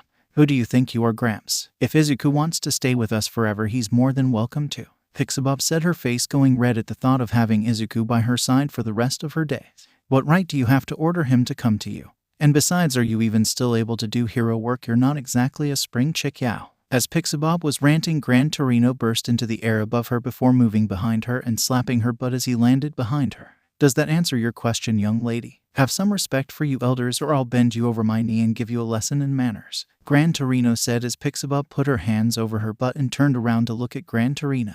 I want you on my doorstep by the end of next week, boy, not a second later, Gran Torino said before walking out. Izuku looked at the old man, and though he'd been able to see what happened, he wasn't sure if he'd have been able to block or avoid the attack himself. Maybe he has a point, Izuku thought. UDID what? Shouted Kurogiri, shouted, slamming twice against the wall with his mist, the stone cracking around the pinned villain. Kurogiri rarely lost his temper, but this was too much even for his near-limitless patience. I thought it was a good idea. It let us get away easier, Twice said as he was dropped to the floor. You thought it would be a good idea to make a clone of Toga and have the police capture it? Kurogiri asked as the real Toga and Dabai sat against a wall wearing various bandages. Yeah, I mean, if the cops thought they captured at least one of them, they wouldn't be looking so hard for anyone else, and I was right. They pretty much gave up after like 10 minutes of searching, Twice said, giving a thumbs up. Kurogiri nodded. The logic was sound, but what he found absurdly stupid was the aftermath. What I want to know is why you decided to leave the clone in the hands of the cops for more than a day.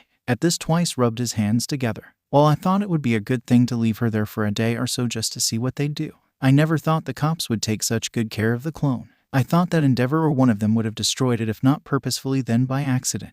Kurogiri raised a glowing eye before sighing. She doesn't know anything, I swear, Kurogiri. Her memories will only go back to about a week ago, nothing further, and besides, this is Toga-chan we're talking about. There's no way she'd tell anyone about us, Twice said as Kurogiri nodded. Toga was a wild card, but she was loyal. Very well, twice as long as you destroyed the clone there should be no harm, but just in case I will be relocating us. Pack anything that you value and be ready to leave in 10 minutes, Kurogiri said as Twice got up and walked to get his things. He was sweating under his mask. He'd hated to lie to Kurogiri like that, but he'd had to leave that clone toga in the police's hand for as long as he could in the hopes that maybe, just maybe, that toga would let something slip about Overhaul. This was his way of doing what he wanted and taking responsibility for leading Overhaul to their base and letting him kill Magni. Mandalay walked out of her room and stretched her back, popping a couple times as she shook her head. She hadn't slept well, indicated by the fact she was up well before sunrise. Mandalay was dressed in a burnt orange robe with paw prints randomly placed on the fabric and slippers. She made her way to the kitchen for a cup of coffee. There was no use trying to go back to sleep, that wasn't the problem. It's what happened once she fell asleep that kept her from sleeping well. Dreams of green-haired men ravaging her like wild beasts. Her mouth went dry at just the thought. "What is wrong with you, Shino?" she asked herself as she started the coffee machine and grabbed her mug while she waited on the machine to do its work. Shino nursed the empty mug in the darkened kitchen as she went through the problem at hand.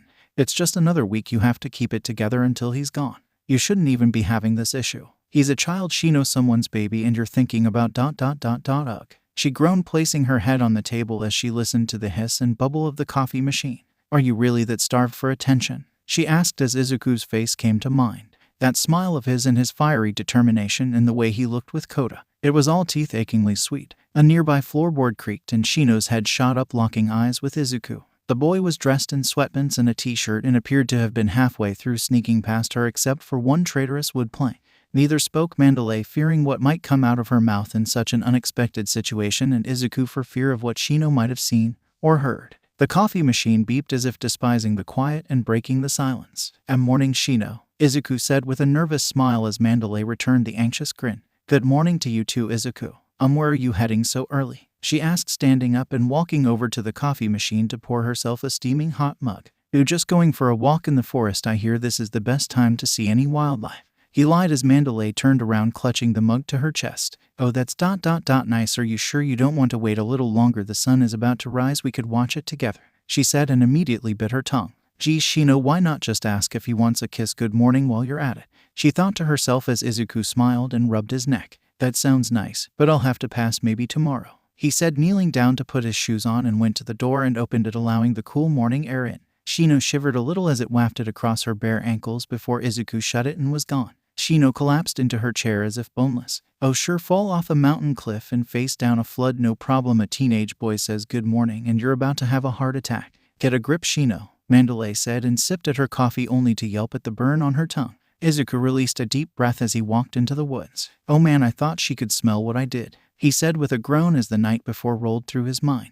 "I'm in way over my head," he moaned as he walked into the darkened tree line. "I don't know what to do. Just when I think everything is going well, a new bump comes in the road," he said, wishing for All Might's guidance. "Yeah, right, like I could tell All Might about this. He'd be so disappointed in me. Besides, this is something I need to work out on my own," he said as he reached a large lake just as the sun began to crest the tree line. Izuku sat down with his back to a tree as he watched the shades of purple and red proceed across the sky as the sun rose higher and higher. It's not just the whole girl thing, it's everything. There's a new vestige coming and who knows what they can do. I hope it's not someone as powerful as Meliodas. I still don't have all that great control with his power," Izuku said as he held up a hand and watched as black energy began to drip off his fingers before he dispelled the power. "I just need to think about this," he said, looking at the sun's reflection on the water, and nodded.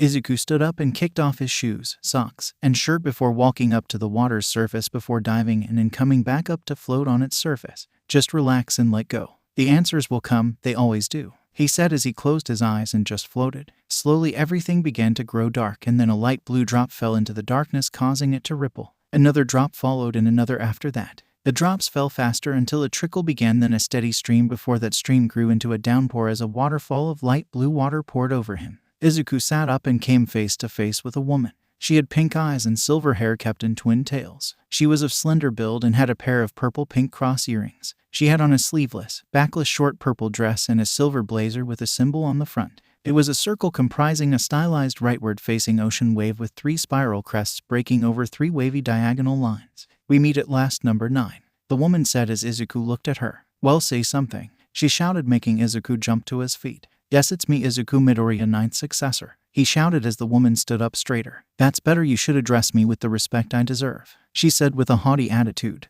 "But who are you?" Izuku asked as the woman brought her nose down to look at him. Who am I? Toshi didn't tell you about me? She asked as Izuku shook his head from side to side. That idiot, she shouted, stomping her foot, causing a splash in the light blue water they were standing on. I am his master, the one who gave him One for All and trained him to become that symbol of peace. I am the seventh holder of One for All, Null Silva, the sea goddess, she shouted with all the weight her title should command. Izuku looked at her a little confused. He couldn't imagine All Might not mentioning a woman like her. She seemed so unforgettable. Izuku also noticed the sad tone in the woman's voice and the way she kept blinking as if fighting off tears. Are you all right? He asked as Null turned to him, wiping the tears from her face. Of course I am. This is no time to be worrying about people who are no longer with us. All Might trained you to the best of his abilities, but he was never the teaching type, she said, shaking her head. I'm here to help you in his stead. Your body has matured and grown enough that you can now wield my quirk, which was hydrokinesis. I had the ability to manipulate water as I saw fit. Izuku's eyes widened at this. That is a powerful quirk, he said, thinking about the properties of such a power. Water was everywhere even if you couldn't see it. Noel nodded. You get it? Toshi wasn't nearly as flexible with his thinking. I know that you will push my quirk farther than even I could, she said, crossing her arms. I know you are going through a lot, but this is only the beginning. You'll be asked to carry many burdens.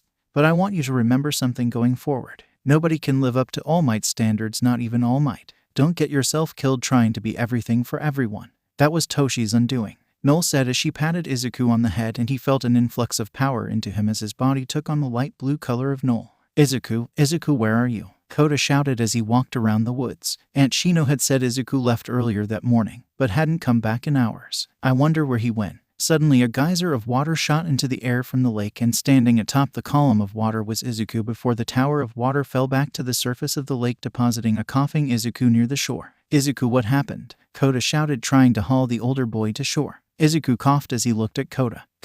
Oh, I kind of went for a swim and lost track of time, Izuku said unconvincingly as Kota looked at him. Did you cause that explosion of water? Kota asked as Izuku looked down at the water's surface and concentrated, watching as the water formed a wave and slammed into the opposite shore. I guess I did, Izuku said as Kota looked from the older boy to the receding water. That's awesome, you have a water quirk too. You can teach me a lot more now, Kota shouted excitedly as Izuku shook his head to get rid of some of the excess water in his hair. Actually, Kota, I think you'll be teaching me, Izuku said as he stood up and got dressed. Come on, Kota, we should head back, he said as Kota, oblivious to Izuku's previous comment, nodded happily. At the dining table, a storm was brewing. The four pussycats were on each side of the table, with Shino at the head of the table and Ryuko at the foot. The two women were glaring at one another as Yawara sipped at his coffee, blatantly ignoring the growing tension as Tomoko's eyes moved back and forth between the women like the shifting eyes of a cat claw. So did something happen this morning? Tomoko asked as Shino looked to her before looking at Ryuko. Yeah, Ryuko, did anything happen? She asked as Ryuko smirked. I have no idea what you're talking about, but if something were to have happened, it wouldn't concern anyone but the people involved, Ryuko said nonchalantly as Shino grit her teeth. I disagree. Considering if something like what I think happened were to happen, there would be some serious consequences within the team, Shino said as Ryuko shrugged. Nothing happened, so there are no consequences to worry about. A vein throbbed in Shino's temple, and as she opened her mouth to speak, the front door opened, admitting Izuku and Kota. So it's not like you're controlling the water, it's more like you're using the energy in your body to move the water, Kota asked as Izuku nodded. Yep, so I don't have more than one quirk, it's just a new way of using my quirk, he said as the two boys rounded the corner, and though Kota seemed completely oblivious to the atmosphere, Izuku was not, and noticed that something was off with the pussycat. Hey guys, he said, waving his hand at the gathered adults as Ryuko stood up and turned to Izuku. Good morning, Izuku, Ryuko said, sauntering over to him only to have the back of her shirt tugged by Mandalay and pulled her back into her seat. We're not done talking, Ryuko, Shino said as she turned to Izuku with a myriad of emotions on her face: fear, pain, anger, and sadness. What is your problem, Shino? If you just said what was up with you, then this wouldn't be a problem.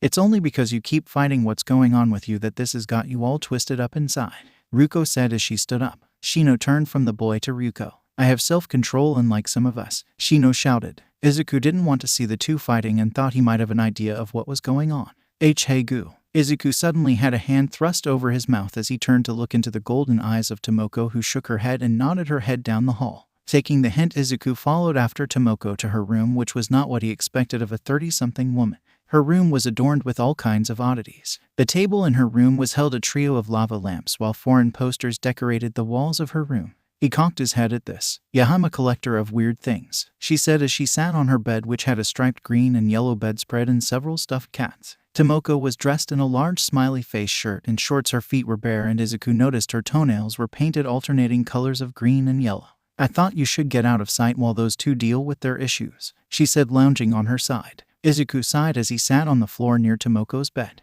"I'm the reason they're fighting. I did something I shouldn't have done," Izuku said before he was poked in the head by Tomoko's toe. "You had sex with Ryuko," she said bluntly, causing Izuku's face to turn a bright red as he stared at the heroine. Okay, sadly the chapter is over. And if you enjoyed the video, just leave a like and subscribe with post notification, so when the next chapter is ready, you will be notified. Okay, see you in the next video. Bye.